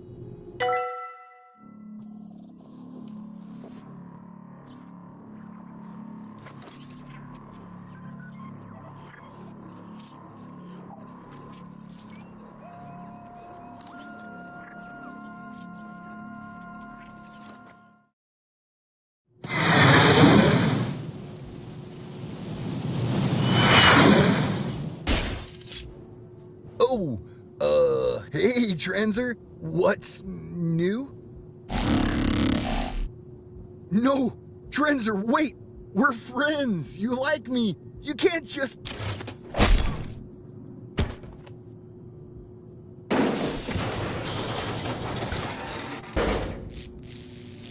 Don't waste any more time!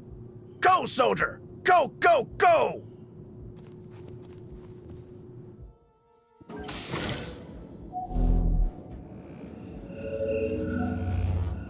Oh no! Attack! Betty?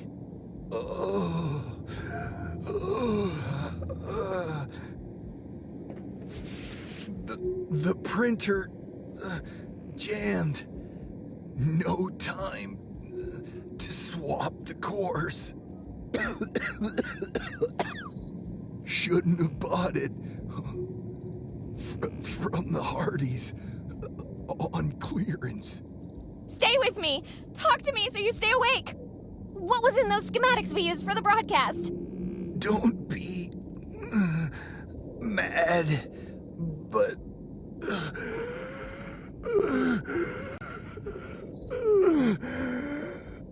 it was the plans for the bread smoker 18,000.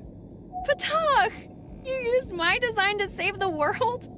I mean, I'm flattered, but what if your plan had failed? Then, whatever was left of humanity would have enjoyed a perfect toast until the radiation killed them anyway.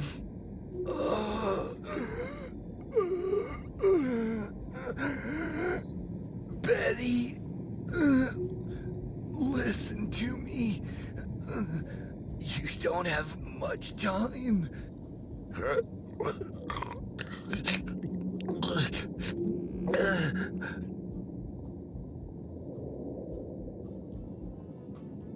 No! No! Patak!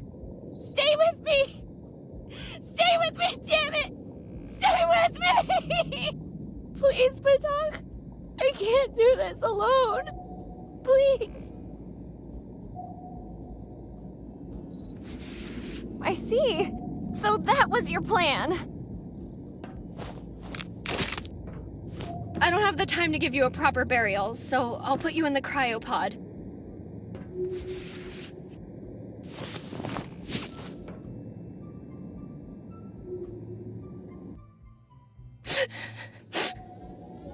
Okay, pal, listen up. Patak did not die in vain. We just need to get into the cargo bay, swap the cores, give Trenzer a wallop on the way out, and blow this friggin' spaceship to oblivion!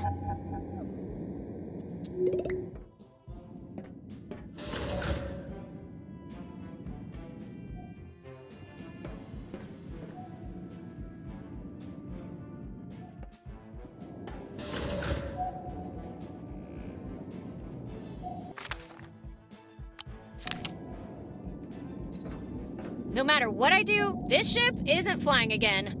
But maybe it'll activate some of the subsystems.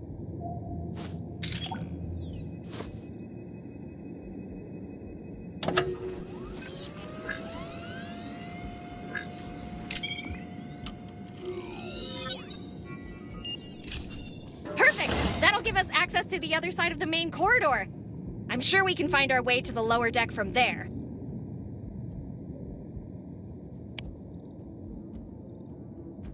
There's no going back now.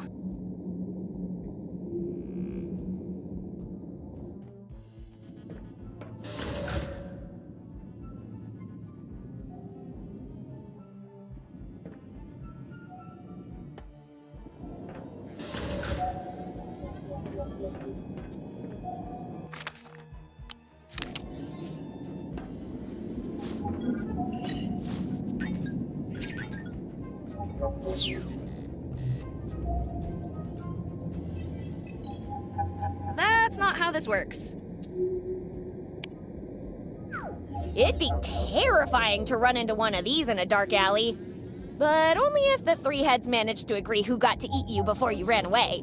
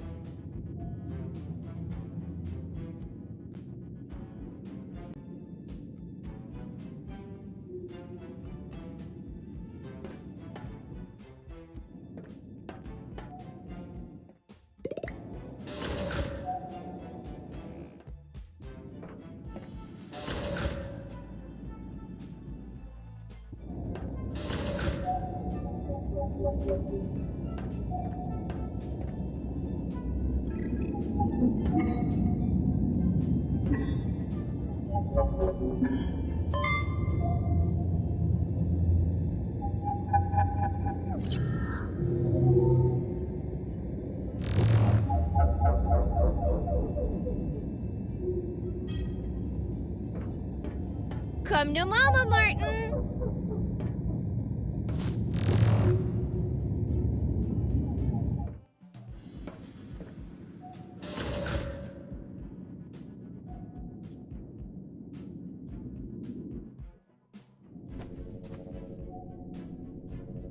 I can't fit in there.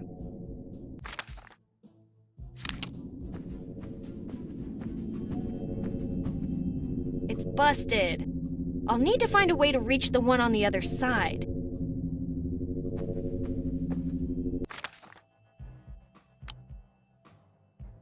Here, Martin. This might come in handy.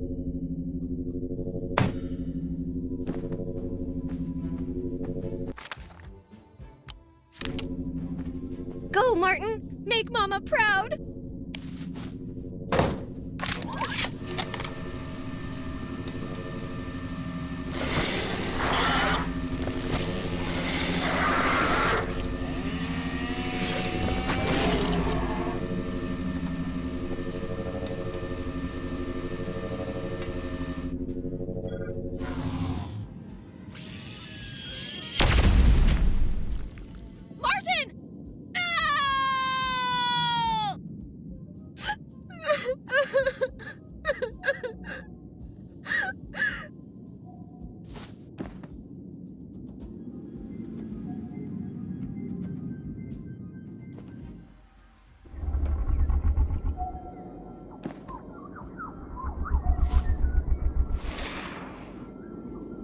As much as I'd want the people of Earth to have access to these plants, I would be breaking a million intergalactic laws.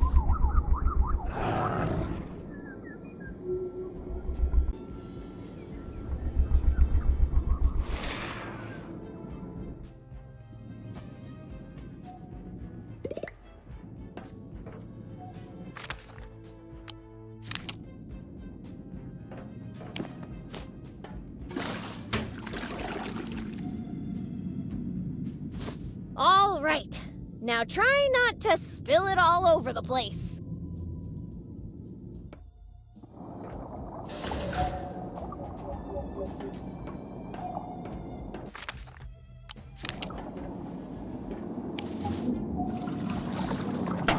All right, one less thing to worry about. The core is almost too hot to handle. We need to find a way to cool it down.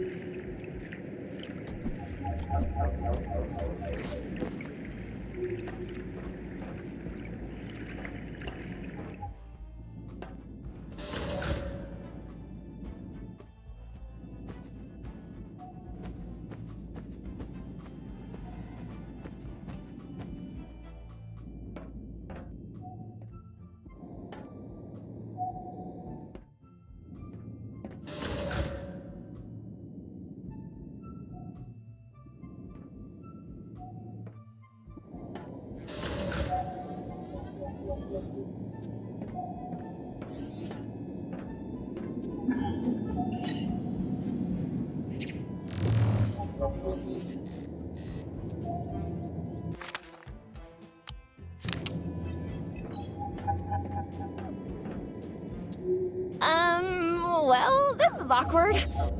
Sorry, Petah. I'll get you back in there in a moment.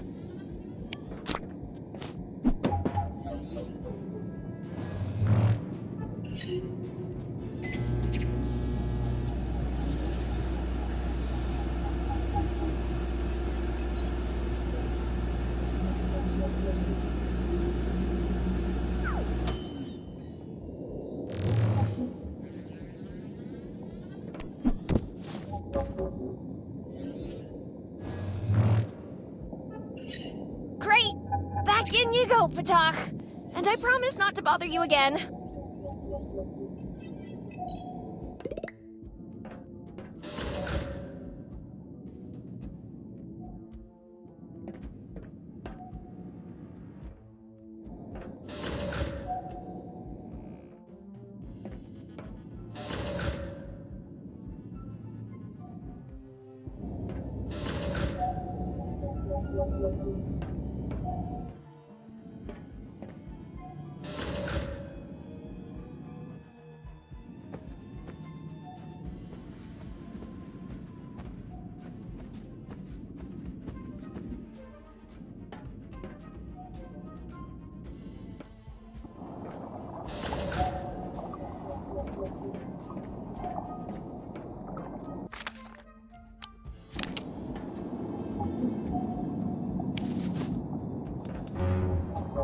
Good job, buddy. Time to rock this place.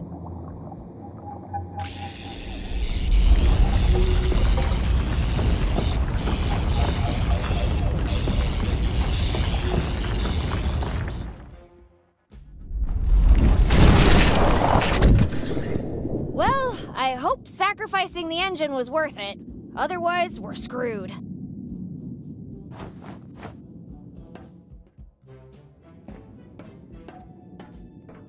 Hell yeah! Take that, you blasted door! I take that personally. Betty, why do you wish to harm me? It's not you, Ship, it's me! I like to blow stuff up!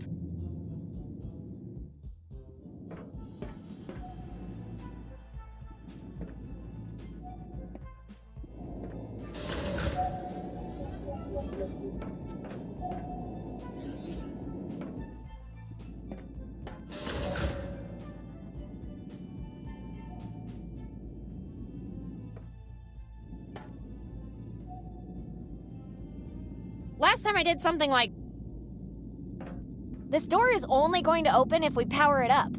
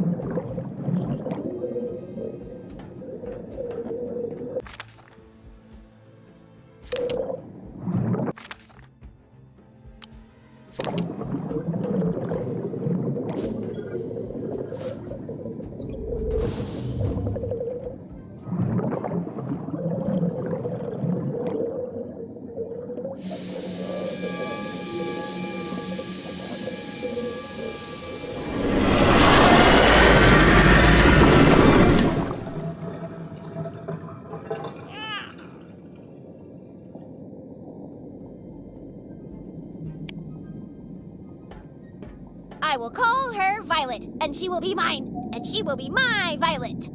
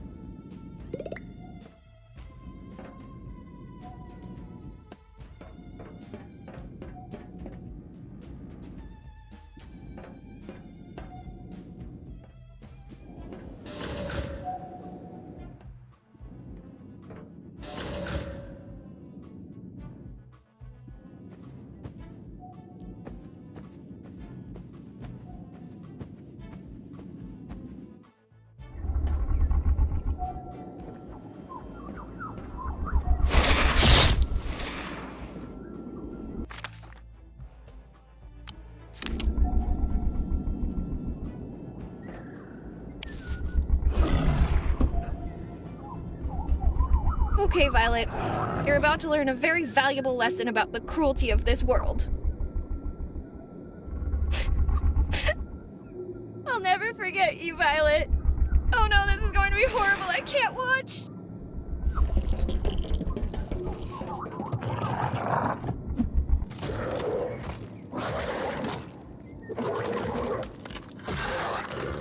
Make it quick, you monster! Don't chew, just swallow!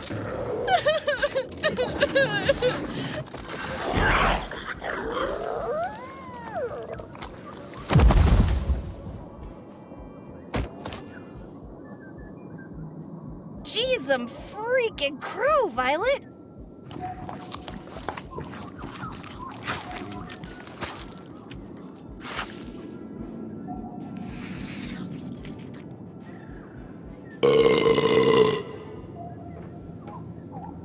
That was so horrific, so savage. I've never seen anything like that in my life. Say, you think you could do that again, but with broccoli?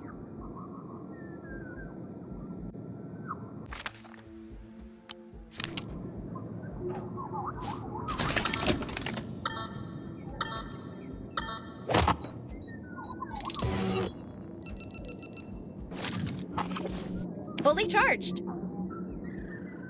She's too heavy for me to carry her. Worth it. Oh, you.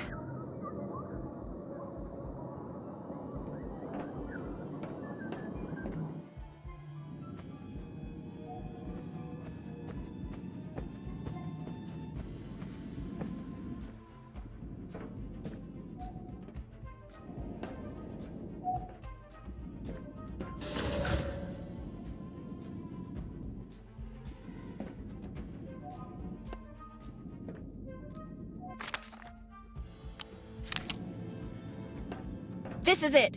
The point of no return.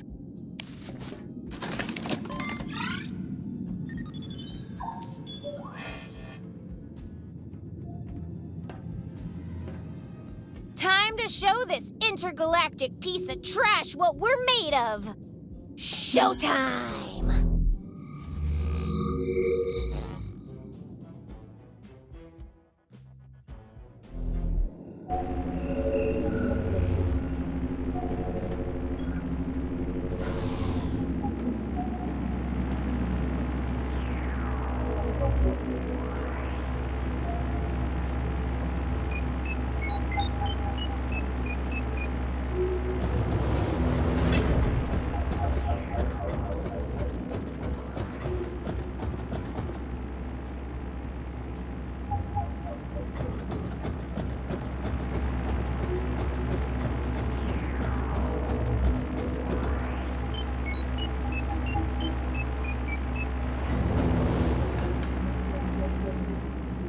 We're gonna need access to that console, so we better get him out of the way somehow.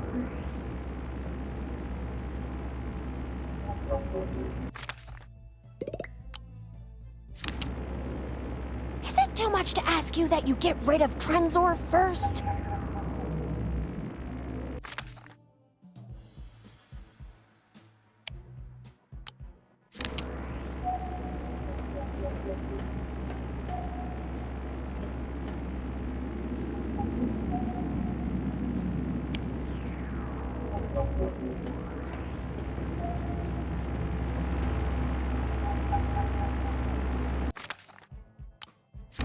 Is it too much to ask?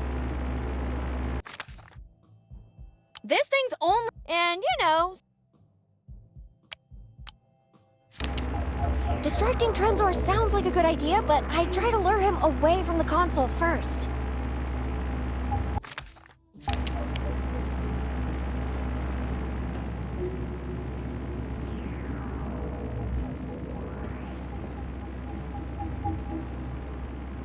There's no going back now. And to track Trenzor's...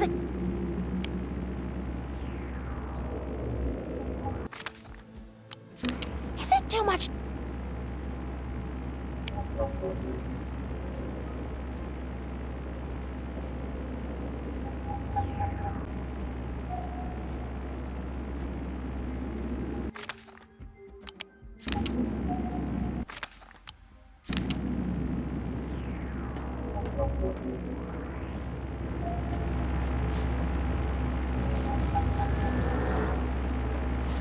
The plasma cymbal-banging monkey. The loudest, most annoying thing in the entire universe. Now powered with enriched plutonium. Buddy, even after all these years, you still catch me by surprise.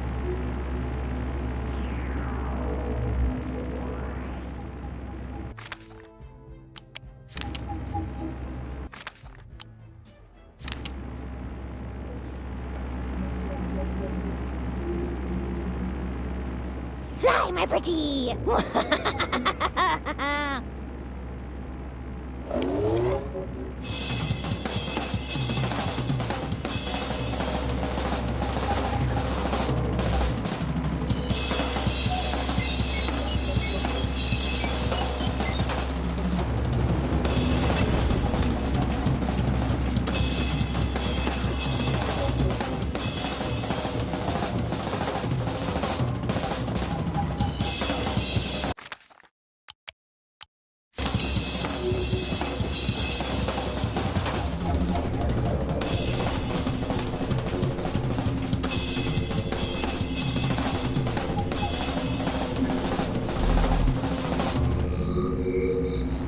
This'll buy us some time.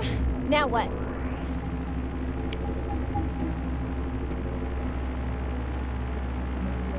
I strongly suggest we swap the cores before activating the bomb. Besides, there's no point in opening the bomb if we can't detonate it. We'll need to change the activating handprint first. I strongly suggest. Besides, only Trenzor can activate that. There's no point. We'll need to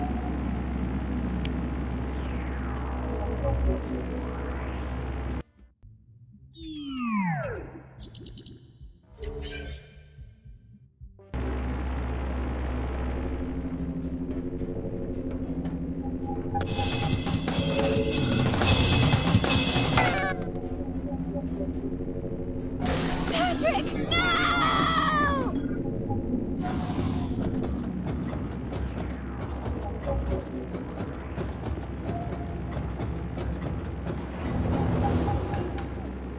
Now that the transporter's broken, we'll need to get creative to get rid of Trenzor.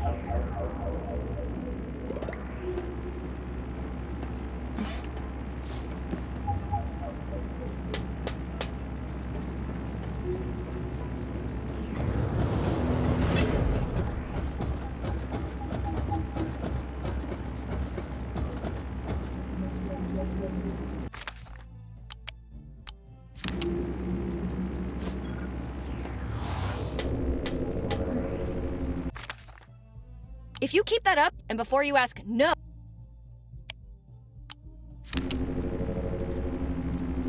Trenzor, hammer time!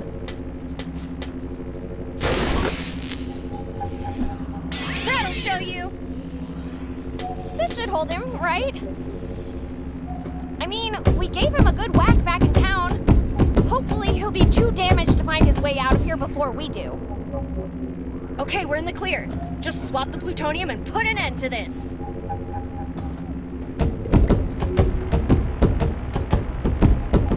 I strongly suggest we swap the...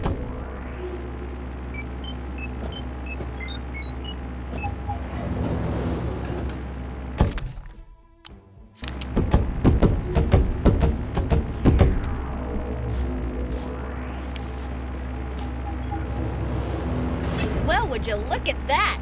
We might actually survive this trip after all. Now let's find somewhere far away to watch the fireworks.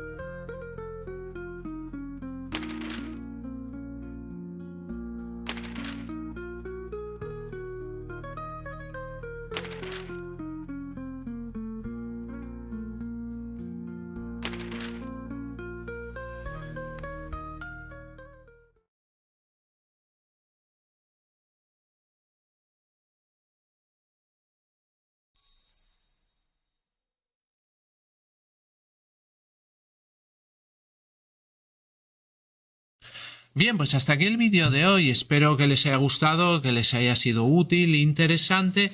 Y antes de terminar, vamos a hacer un pequeño recorrido por todos los canales creados por EBM Informática. Y así, si alguna temática de alguno de ellos les interesa, pues pueden acceder a ellos fácilmente.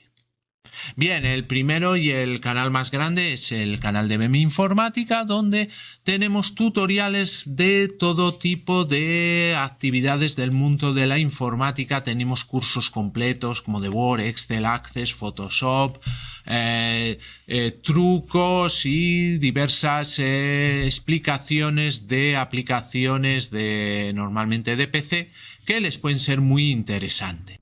Y luego tenemos el canal de Brumas del Pasado, donde lo dedicamos a temas culturales. Por ejemplo, nos especializamos en vídeos de biografías de ficción, donde elegimos personajes ficticios y hacemos una cronología, una biografía, una vida y hechos como si hubiera existido realmente, y elegimos personajes de películas, series de televisión, de cómics, de videojuegos y de libros. También tenemos la sección de lugares ficticios, que es parecida a la anterior, pero cogiendo pues esos lugares que no han existido, y otra que sería la de biografías reales. Aparte tenemos secciones como secretos de la historia, una sección dedicada a los pioneros del cine que la llamamos en blanco y negro, y otra sección que se llama pequeña gran pantalla, que nos centramos más en el cine de hoy en día, rankings también de series de televisión, etcétera. Entonces, un canal muy completo donde van a encontrar diversos contenidos culturales muy interesantes. Para finalizar, tenemos el canal Just Surrender, donde tenemos curiosidades de videojuegos, historias de videojuegos y gameplays o walkthroughs, soluciones completas en un solo vídeo de algunos de videojuegos que más me gustan, sobre todo del tema de aventura gráfica. Pues muy bien, muchas gracias y hasta el próximo vídeo.